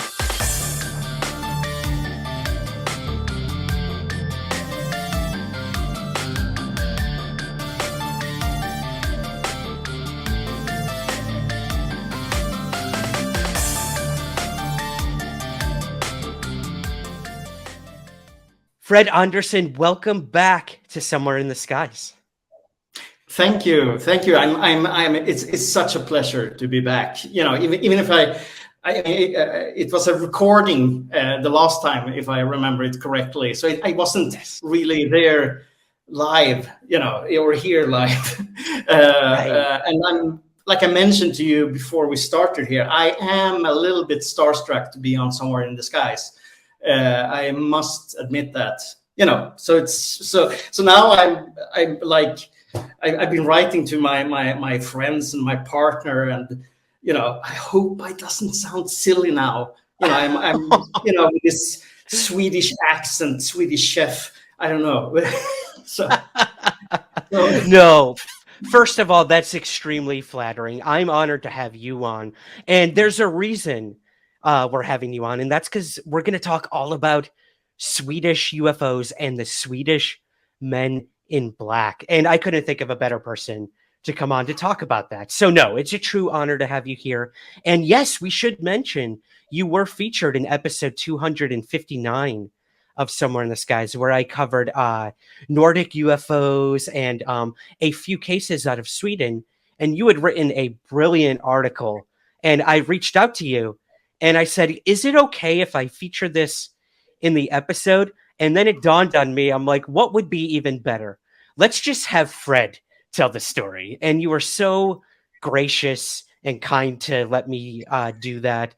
And hey, people loved that episode, as I know they're going to love this one. So yeah, I guess let's kind of dive into the subject we're going to be discussing. And that is the Swedish Men in Black. Now, when people think of the Men in Black, they often think of obviously the movies with Will Smith and these very old cases in the United States. But this phenomenon has happened worldwide. We've heard of cases all over the world. And you were able to dig up several Swedish Men in Black cases as well, which I was never keen to. And I know a lot of our audience may never have known these either. So we're going to be talking about that tonight. But before we even do that, I have to ask the origin story of Fred Andersson. How did you first get involved with UFOs? What sparked your interest? Well, it's very, very easy to show.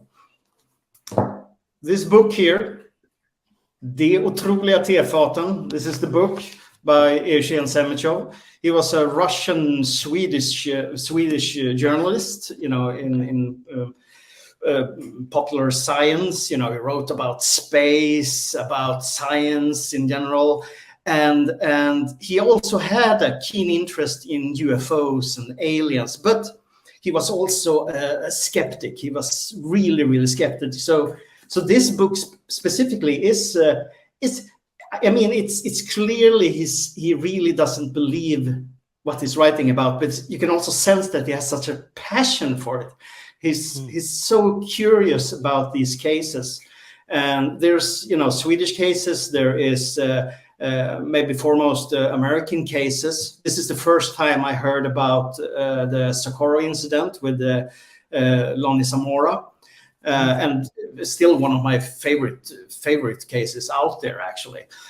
So this one, I think my mother found it for me at some secondhand store, and you know, I was stuck directly into the subject. So, I mean, I blame everything on this book, you know.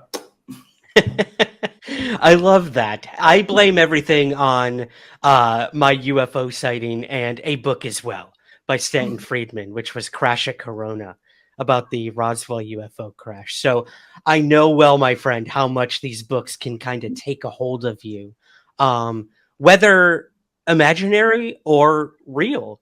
And that kind of plays into what we're going to be talking about tonight in terms of the Men in Black. Are they real? Have people actually encountered these people, or are they even people? I know we're going to discuss later some of the theories on what the Men in Black might be.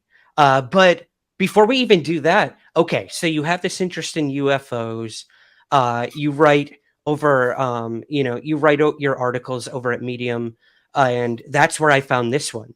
And it really caught my attention. So I got to ask, what inspired you to look into the Men in Black? Well, I have a tendency to, you know, I when I get a fixed idea and I can't stop thinking about it.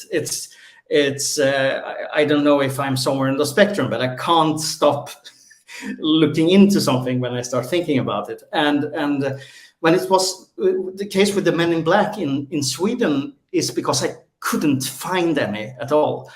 It was there was like no information. We have a lot of very, very interesting flying saucer cases in Sweden. We have humanoids. We have other kinds of beings. We have a lot of ghosts. So we have a lot of these things.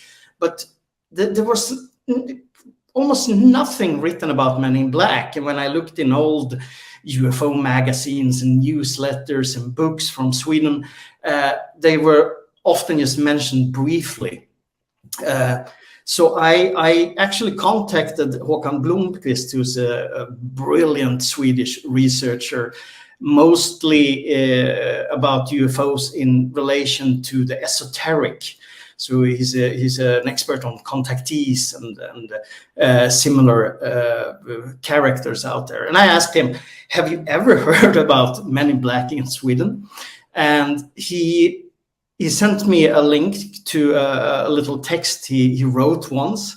And that, you know, that made me realize, okay, there is stuff out there. So I continued to go through that source, and I found a couple more, not many, but there is a couple of cases that I actually find quite interesting.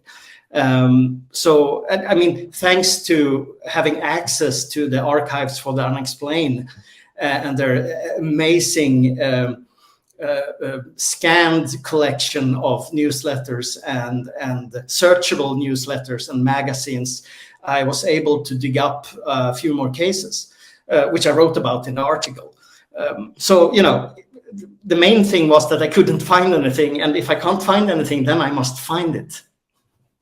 So I find it really interesting kind of how you were able to dig up some of these cases of Men in Black, Fred, but I know you kind of have a personal story too of a possible, and we use that term loosely, possible brush with a Men in Black. Would you mind telling us the story of Loam and how that kind of ties into all of this? Yeah, it was around the first time when I started to think about Swedish Men in Black encounters, and I had just begun. This was a while ago, you know, maybe 2 years ago or something. And I started to do some light research, see if I could find anything, and I was, you know, it was going through my mind all the time. And I remember I ran down to the store and to do some shopping, and on my way home, a man passed me. I didn't see his face, but a man passed me, and I could sense that he was stopping behind me. I could literally sense his eyes in my neck, and I turn around and I noticed that this guy who was dressed in a dark jacket and a dark hood was standing still there at the street, just looking at me. And I felt, okay, you know, it was during daytime. I'm not worried in that way that it could be dangerous or something. So I just, okay, he thought I looked like you. I thought I looked like someone, or maybe he's a drug dealer. You know, I've been asked several times here to ask to buy substances. So anyway, I ignored him and I walked up to the park in front of our house. And once again, I had this feeling that, you know, he's behind me. And I look back and yes, he's coming behind me, you know, maybe 20, 30 meters. And now I start to get a bit worried, actually. So I walk to the house and I turn around, and then I just see him standing on a very specific spot on this path through this little forest in the park, and just standing there looking at me. It's like from I Know What You Did Last Summer, basically, you know, with the hoodie. And okay, so I hurry in, I lock the door. Everything is fine. I don't think about this for a day, maybe. So, I mean, the next day I'm sitting working in the living room, and I see that the cats they're focusing on something in the hallway. And I go out and look, and I see the door handle moving, like someone is trying to get inside. And I'm like, all right. So I look out the peephole, and I see this man. I recognize him. I recognize the clothes. I see him standing outside the door, and I even snap a photo to be safe through the peephole. Yeah. And I open the door and I ask, "So you're looking for someone?" I must have been crazy, I guess. And he says, "Loam or Loam." Loam. He pronounces Loam. And I said, "No, there's no Loam here," and close the door. And he continues to be outside the door for a while, and then he leaves. And then for a month, this man showed up outside our door in the stairs. He tried to get inside our apartment in the middle of the night. He rang the doorbell. I remember once at midnight. One evening, I was kind of chilling. I looked out the balcony, and I could see him standing outside the balcony looking up at our apartment, and I could see his white eyes, you know, glittering in the darkness. And I told my partner, you know, he's here again. And every time we met him, he asked for Loam. And this continued for like a month, basically. And then he disappeared again. So I mean, it was a mysterious man who behaved very bizarrely. I felt directly that it was some kind of connection to Men in Black because I was so focused on it at the moment. And a while later, I was thinking about this word or name, Luam. What is it? And I decided to check it with Alan H. Greenfield's The Secret Cipher of the UFOnauts. Right. You know, we're gonna go to the occult route here. Absolutely.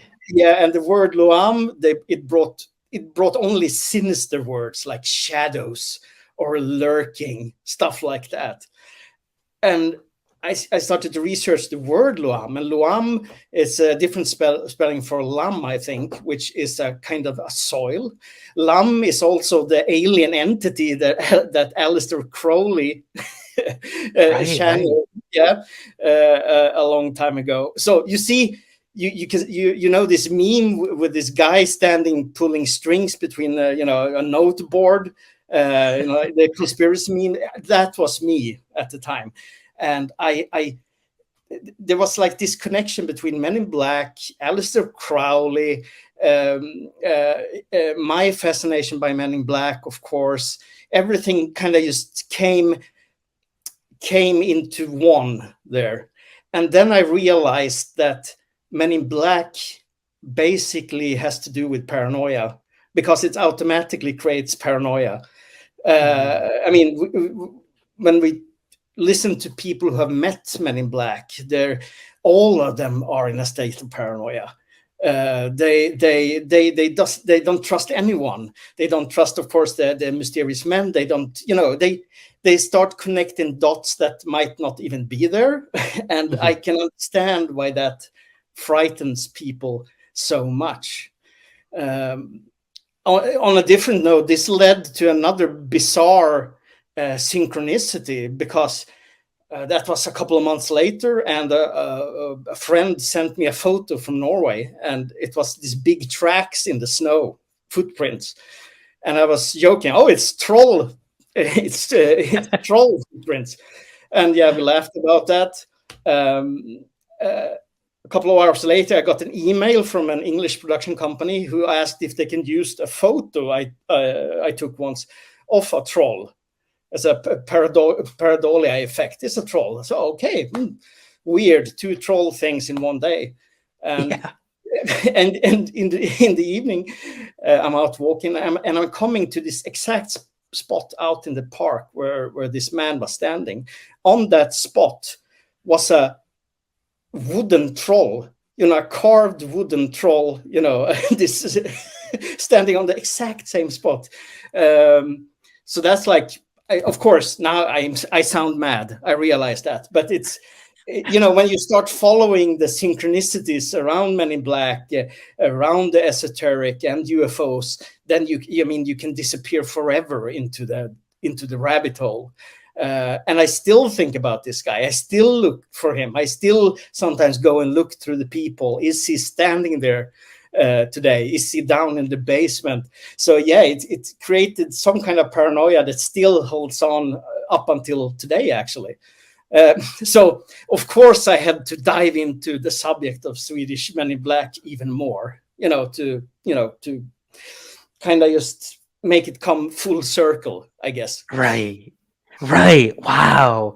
That is so fascinating.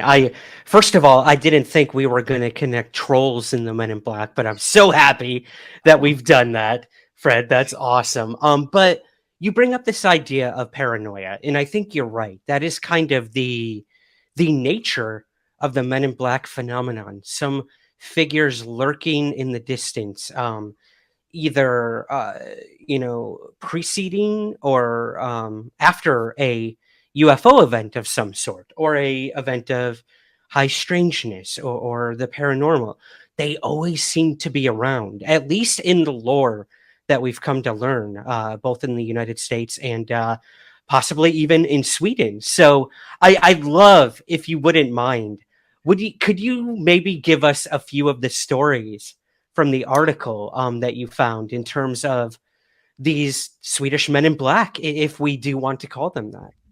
Yeah, we have one that's actually connected to Loch Ness and the Loch Ness monster. Oh my gosh, that's awesome. It was in August, I think, 1971, and young journalist Jan-Ove Sundberg was sent to Loch Ness by the magazine he was working for, Lektyr, which was a men's magazine, to write about the monster. And when he was, lurking around there, he go into the forest, and suddenly he sees this a UFO shaped like an iron, basically. They want to make clothes flat. I don't know, you call it iron. Mhm. Yeah. And he sees three beings outside in what he thinks looks like diving suits, which is interesting because diving suits is something that comes back into his in the mythology he was creating, basically. So these beings, they fly away in their iron UFO, and he goes home. He writes the article about the Loch Ness monster, doesn't mention the aliens or UFO or anything like that. But not long after, he starts to have uninvited visitors to his house in Motala. They were knocking on his door. They were calling him, threatening him not to write and talk about this. He saw a big black figure in the garden lurking around, and this scared him so much that he basically refused to talk about the UFO/alien part of the Loch Ness story. One need to keep in mind that Jan-Ove Sundberg was, if I'm going to be kind, you couldn't trust him always. He had a tendency to make things up, to just make it spicier. He claimed to have taken photos of this UFO in Loch Ness, and in Flying Saucer Review, he actually shows a photo of one of the aliens, which shows nothing at all. There's just a forest. There's nothing there. But it's fascinating, I think, because it was so connected to Loch Ness, which also brings forth another Men in Black episode in connection to that lake. The first interview, with Jan-Ove Sundberg was made by Ted Holiday in 1971 for Flying Saucer Review, or no, it was 73. And Ted Holiday is one of many things he's famous for is that he did a thing with a priest, Reverend Omand, I think his name was, who tried to exorcise the Loch Ness monster. Nice. The day after he did it, it's a bizarre story. He even exorcised the Bermuda Triangle, I heard, but I haven't looked into it so much. Okay. But the day after the exorcism, Ted Holiday was out walking nearby the lake and saw suddenly a man in black staring at him from a distance, dressed in black leather clothes, and he heard a whistling sound, and then he disappeared. So it's an odd little connection to the Men in Black mythos, even from that direction. The guy who wrote the article about Jan-Ove Sundberg's experience at Loch Ness. Jan-Ove later wrote a book called Phantom Submarines, or Fantomubåtarna, which it's a Swedish book where he goes into, we had a kind of a USO flap in Sweden during the 80s, where people saw strange, mysterious submarines everywhere. And Jan-Ove thought these were, of course, alien crafts of some kind. So in this book, he had a whole chapter on frogmen in black, which is, I never heard about it before until I read this book. And he have I think it's 25, 30 accounts of frogmen in black who threatens witnesses and behave weirdly, often in connection to strange, otherworldly submarines or whatever it is. So here the diving suits comes back again in his world, because the beings at Loch Ness had that. So Jan-Ove was a strange character, not totally pleasant, but he's someone in Swedish ufology, if a story is too good to be true, it's probably because you can find Jan-Ove somewhere in the background, spicing it up a little bit, or a lot, or totally. The man was a mystery, absolutely. He was a madman, but good writer. He kind of reminds me of Gray Barker in the way that he was. He had an amazing way of telling stories, and you were never really sure how much he made up.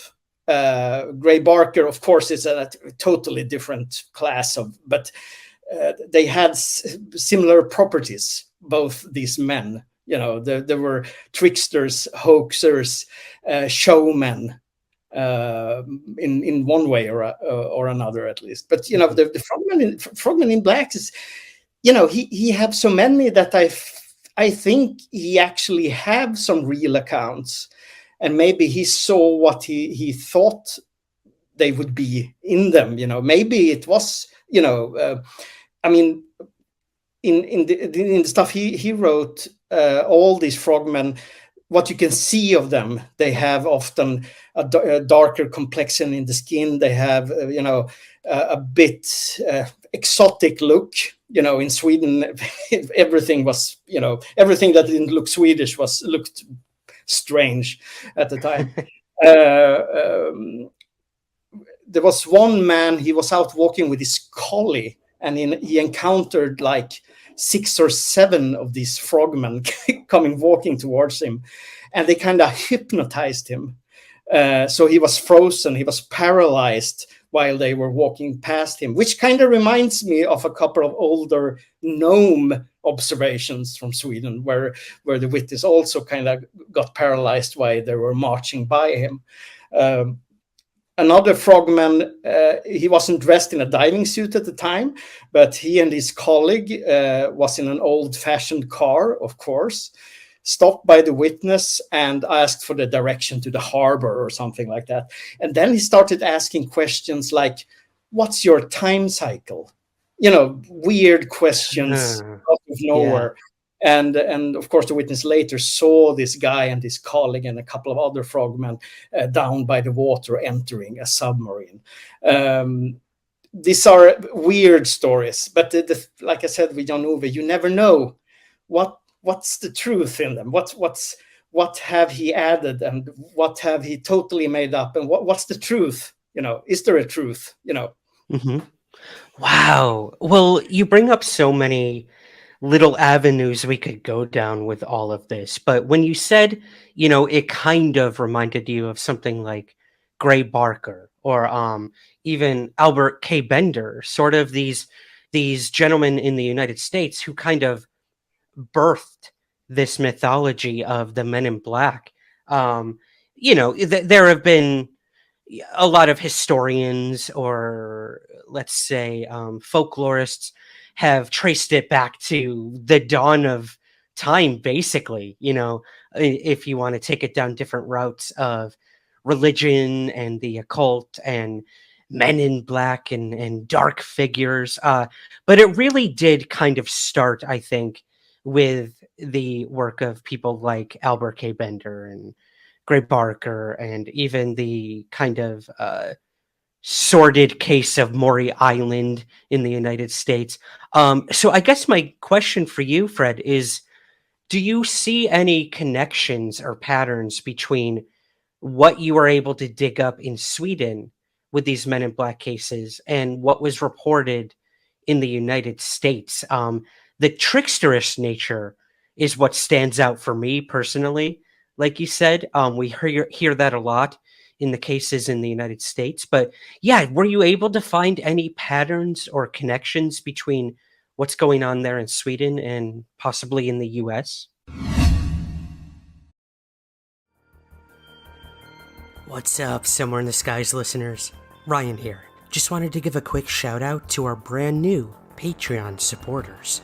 Special thanks to Matthew K, Josh R, Jen D, Jiminy C, Laura N R, Monica F, Nathan P, Paul P, UFO Nut, Deborah B, Maureen N, Kevin P, Larry S, O'Teal B, Chris W, Orianda G, Russ, Dalen, Sergio V, Tad D, and Timothy S.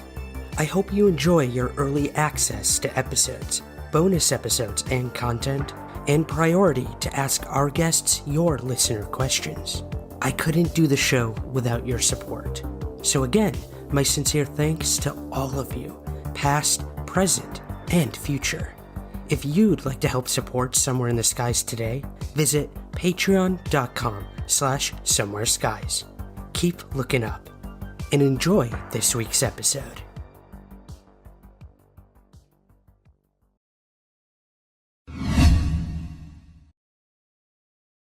Well, I think in those cases, I've found all of them basically have some kind of paranormal part. You know, in Jan-Ove's case, he had poltergeist phenomena in his home after the Men in Black contacted him. Another guy, a very beloved man called Bevan Bertelsen, who was the chairman of UFO Sverige for 2 years during the 70s. He had his own experience in 1973, where a strange man showed up. This was after a UFO observation. He had his first one, and this man showed up at his face. This man showed up at his house, asked a couple of weird questions, walked out on this tiny road outside his country house, and just disappeared. So you have these figures, these characters who just kind of like ghosts, you know, like shadow people. They just appear and disappear. I mean, I remember in the Albert K. Bender case that he experienced what you could describe as some kind of poltergeist phenomena, you know, knockings and bangings on the doors and walls and similar things, which is of course deeply connected to ghostly experiences also. And I mean the look, at least in the look of the men, at least in the case of Jan-Ove and Bevan, is very traditionally Men in Black. They don't have any diving suits on in those cases, of course. So yeah, I mean, absolutely. It's a mythology that have kind of, like you said, it has spread over the world. Our modern view on Men in Black. It's kind of not weird, but it's, you know, I like it when it goes really strange. I find it a bit boring when there's Men in Black who just look like some militaries, or they look like some boring government types. I want them to have black suits, old-fashioned suits, hats, old cars, similar things like that. What's missing today, I'd say, is the madness, the bizarreness of, for example, Albert K. Bender's experiences. I mean, he had these 3 men who came floating in his bedroom, and they took him to Antarctica, and you had this strong smell of sulfur around them, and they were like more like, I think I compared it to a sleep paralysis experience or a DMT trip. And you know, if I mean, I after rereading his book Flying Saucers and the 3 Men, I really think he experienced something. And if it had a natural explanation, I would say it was sleep paralysis in combination with paranoia. Maybe there was government types actually contacting him, because I mean, it was a huge subject during the 60s. So it's a mix of all these things, and they have. I think why they. Sorry, I'm jumping here a bit. I think that they're not so common in Sweden because we don't have the same tradition of secrecy as you have in the United States. In Sweden, I'm exaggerating a little bit, but we're a very, very open country. You can get access to a lot of material. You can pick up the phone and talk directly to someone, still to a certain degree. And I think the secretness, the secrecy of the United States and the government style the United States have kind of feeds the Men in Black mythology even more. Good point. Yeah, here it's like it's a different culture. You know, it's a very, very different culture we have and had. I mean, these things I told you about happened in the 70s, and it was a way more innocent time in Sweden than it is now. So I to have these things happen at the time, I would say is very unique. And today, I'm surprised that we don't have more of these cases in modern times here in Sweden, though, because times have changed and we have a different kind of attitude. There is more paranoia. So I'm surprised that hasn't, you know, created basically Men in Blacks out there. But then again, with Sweden, it's a small country, you know. I don't know if that was a good answer. I feel I'm rambling on here. No. It's a fantastic answer. You bring up a lot of good points of, especially the idea of secrecy.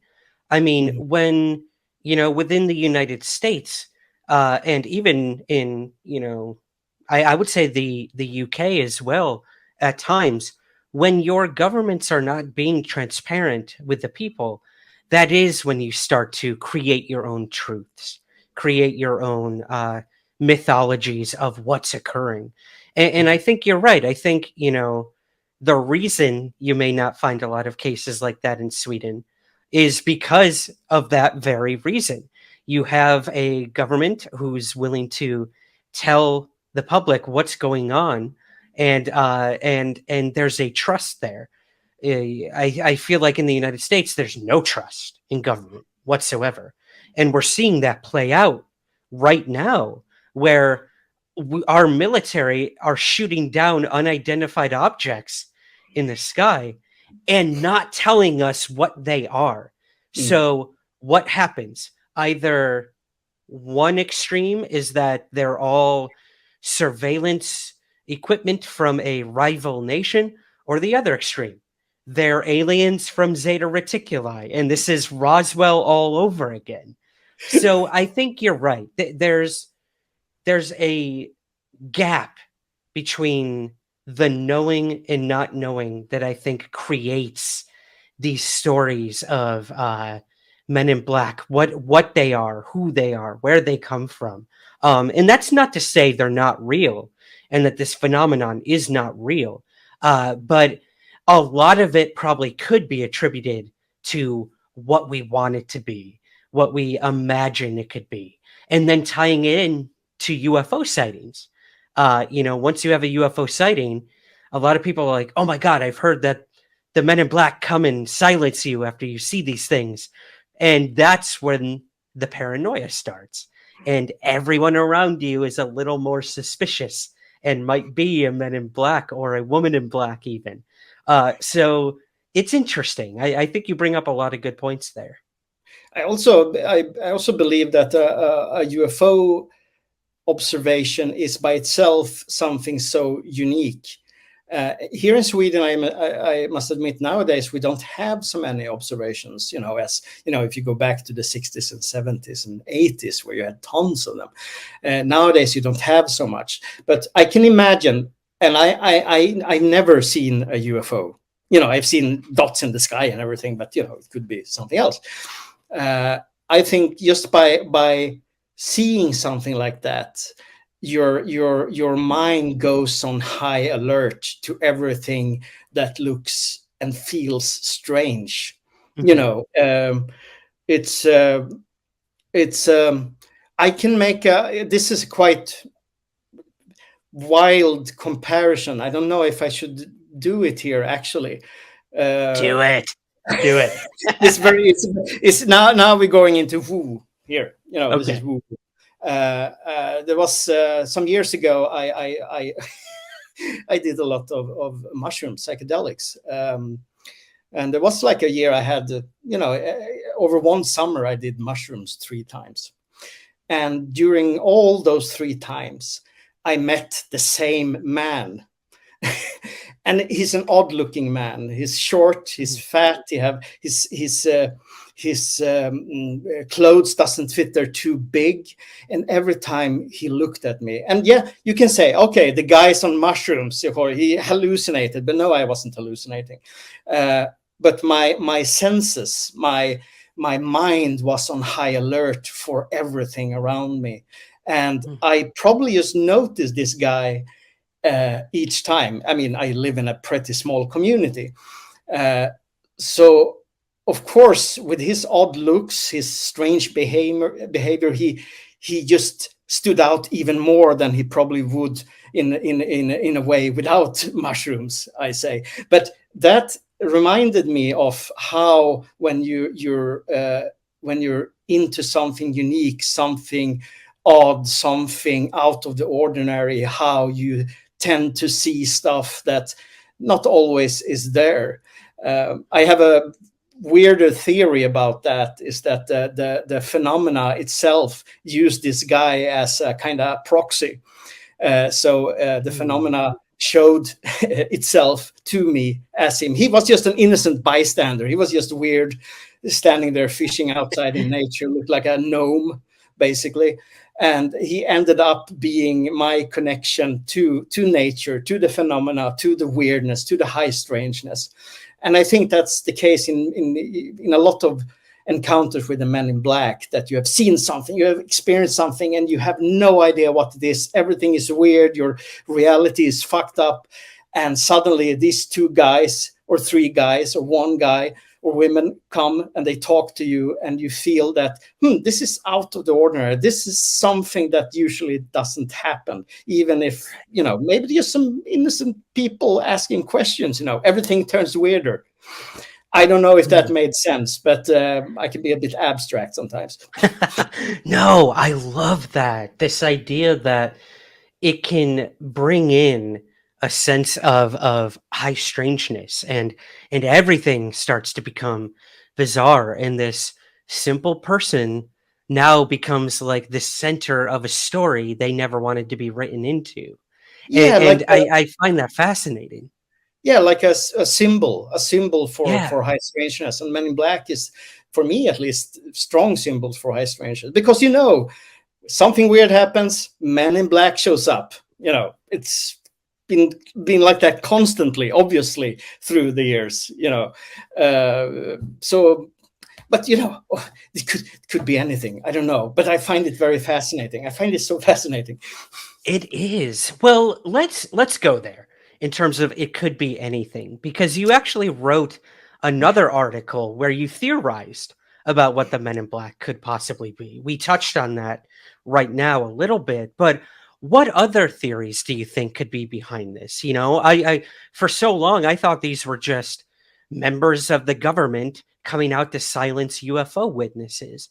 But then you hear the high strangeness aspect to a lot of these cases, and it doesn't seem like we're dealing with just, a hired U.S. Air Force person or someone in the CIA or something, if we're going to keep it in the United States. It seems to be a lot weirder, and like you said, a lot more bizarre. So what are some of those theories, Fred, that you kind of pose in terms of what the Men in Black, the Swedish Men in Black even, could possibly be? Well, it's like you said, it's just theories. I find Men in Black to be an interesting thought experiment. Just the presence of these characters, and that made me think. There is a theory that we're all aware of. I don't agree with it, that we're living in a simulation. Everything around us is created by a computer or aliens or whatever. Something have created us, and we're just running around there, poor suckers. And So maybe the Men in Black are kind of like a virus, like a virus sent in, programmed by whoever's behind all of this to check up on us when there's a glitch in the matrix.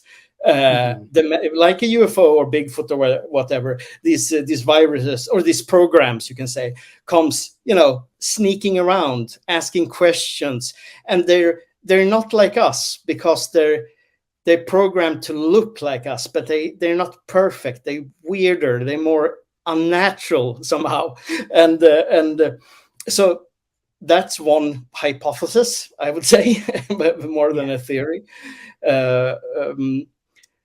There's also this thing that maybe we're not visited by aliens at all, but what we're visited by is probes. I mean, we have something called the von Neumann probe, probes sent to Earth to explore, check around.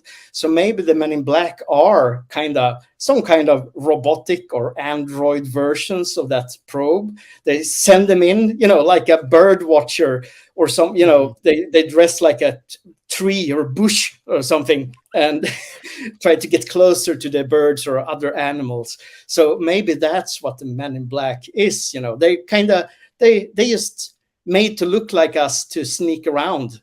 But we're, they're not organic at all. I mean, there's many witnesses have described them as robotic in movement, with plastic faces, obviously makeup on top of their features.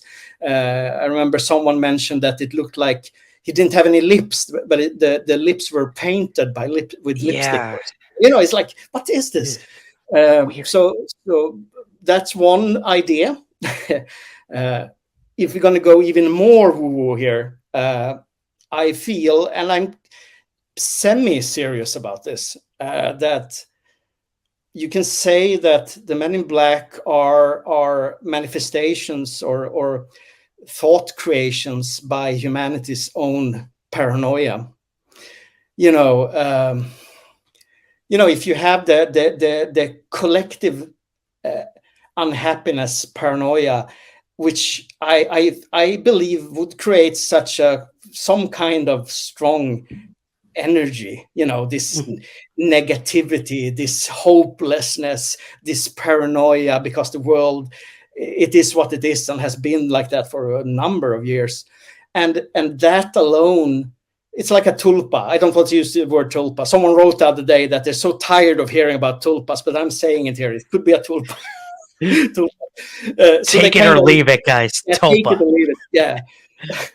So they created by us, our collective anxiety, and this is like, I mean, I don't want to go political, but I also feel that some of these political characters we have are kind of the essence, the compressed unhappiness and paranoia and greed and everything of mankind itself, and that generates certain form of characters, not necessarily in a woo-woo style, but they kind of just being naturally pushed in front, and suddenly we have a madman as a leader, as in the government or whatever you want to call it. So that's also a little take on it, at least. But I'm just speculating here. I'm of course, yeah. But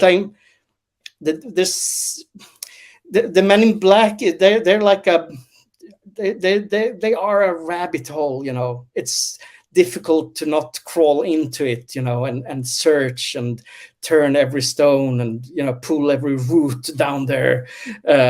There's always something that sticks to you. Sometimes it's a bit gooey and gluey. You can't get rid of it. and maybe Men in Black are that goo that we people create unconsciously, I guess. Oh, wow. You're blowing my mind, man. That's you're right. There's so many rabbit holes we could go down. The Men in Black are the goo You need to coin that term, or what do they say? Trademark that term right now.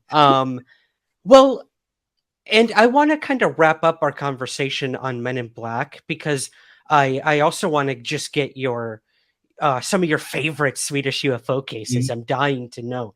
But before we end that, you mentioned we don't hear a lot about Men in Black anymore, or encounters with them. And we did touch on why that might be. But have you been able to find any sort of modern day iterations of what could possibly be interpreted as a Men in Black encounter? Anything like that in like the last 10 years or so? Even we always hear about them in decades prior. You mean in Sweden or internationally? I guess Sweden specifically. Well, I mean, I have one, but that's the one we were talking about having on the Patreon. Okay. All right. Guys, you heard it here first. Over on Patreon, after this conversation, we are going to continue with Fred over there to hear that story. So good tease. Good tease there, Fred. We'll save that one for Patreon then.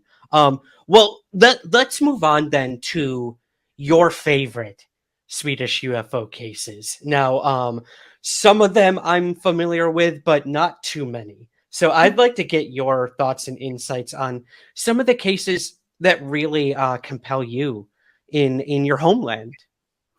Well, we have. I mean, I would say, no, you know, I've written a lot about it. Some of this is not published yet, but it will be. And I found so many cases that I've fallen in love with, and I can't stop looking into. Even if I'm done with the text, I'm continuing to dig into them because I want to find something new, something more interesting. And I think my absolute favorite one is in a small community of Trehörningsjö in 1969 in Trehörningsjö. It's a very, very small community, lots of forest and mountains around, a couple of lakes. It's very peaceful there. And they have a transmitter station where, signals, radio signals and television signals are distributed all over Sweden. And at that station, Kjell Näslund worked. And on this evening, I think it was March 12, 1969, he came to work around 6 in the evening. And, he made some coffee, he read the newspaper, he checked the equipment, and suddenly all the alarms went off, with, lamps and sounds and, chaos. So he stood up and like, what's going on here? And then it stopped. So he called his colleagues and they didn't know anything about it. So, he leans back, continues with his newspaper. Everything is calm again. It's getting darker. Maybe half an hour later, he had this strong feeling that he needs to go and open the door and look outside the transmitter station. And when he do that, he sees a huge flying saucer. It's like 150 meters in diameter, standing, Wow. Yeah, it's enormous. It covers a whole, deforestation area below the transmitter station. And he's like, what the fuck? He's just looking at it because it's such a bizarre sight. He didn't expect that, Yeah, and the thing is, he sees movements also. It's like a tunnel going into the UFO. He kind of described it as some kind of almost 3-dimensional, 4-dimensional tunnel, not, purely material. And from that tunnel, beings came. And they were moving towards the transmitter station. And he received a message in his mind saying, let us in.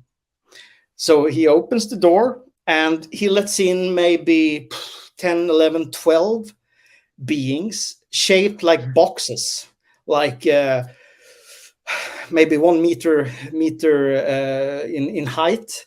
And they're kind of fuzzy, foggy boxes. And they floats into the transmitter station, and they kind of checks out the equipment. And he's just standing there. He's like a couple of centimeters from them. And he senses that these boxes, or what you're going to call them, are more like a shield, and that there's some kind of intelligence inside of them. Mhm. This goes on for like 10 minutes or so. And then the beings leave, they float back into the UFO, and they fly away. And he's left there alone. And the first thing he does is he calls the police. He have a friend who's a local policeman, and says, can you see something? So the policeman went out on his yard and looked in that direction, and he didn't see anything. He called his colleagues in a nearby town, and did you was there something going on here? And everyone like, no. And when he explained to them what had happened, they thought he was drunk. They laughed at him. His wife laughed at him. So he kept quiet about this for like 3 years or 2 years. 1971, he first told about this encounter. And for as long as he lived, he passed away some years ago, he told the exact same story. There was no, you have these UFO stories where details are added, and there's, getting more and more, spectacular. But in his case, it was like, no, this happened. I have no idea what it is, but this happened. And I would say what makes it convincing is that he made regular phone calls to his colleagues before the event, directly after the event, and to his friend, the policeman. And there was a constant communication in and around this incident, which makes me feel that he didn't fall asleep. He didn't imagine this. This is something else. In 1977, another man actually encountered 3 beings at almost the same spot. Some kind of short beings with spades. They were digging in the ground, and they had a quite small UFO behind them. And when investigators came there like a day or two after, they could actually find traces in the ground of someone digging and taking moss samples and things like that. So this area was kind of a hot spot for a number of years of weird sightings and strange beings. So the 300 case is absolutely one of my favorites. It's so visual, especially when you read about it, not hearing a crazy old Swede talk about it. It's you can so easily imagine how it is out there in nowhere by this transmitter station, and this huge flying saucer lands, and there, I love it. Wow. Yeah. That's such. Have you been out to the site where this occurred? No, I haven't. It's quite far away from where I live, but I'm planning to. Definitely, I've been trying to pinpoint the exact spot where the flying saucer allegedly landed. So one day, maybe this summer, I will go up there and try to, see if I can find some other witnesses or some relatives to shell. Yeah. Because I want to do something with it.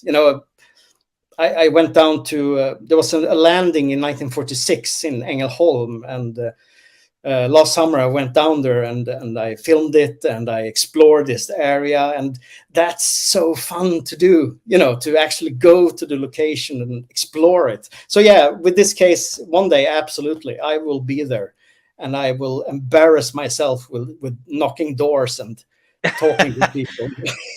That is a true investigator. You Yes. have to do that, my friend.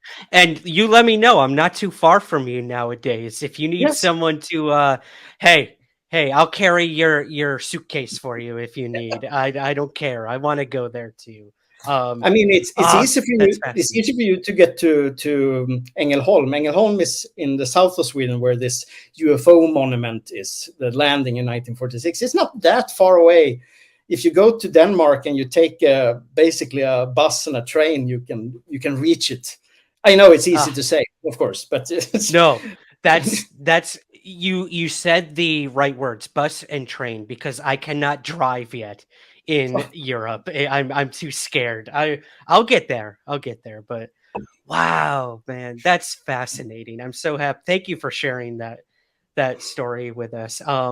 Well, hey, we are going to head over to Patreon to hear about a modern day Men in Black case that you were able to uncover, which I'm really interested to hear about. So guys, if you want to hear that story, head over to Patreon to hear that. Fred's going to stick around and tell us that story, and maybe one or two more of his other favorite UFO cases out of Sweden.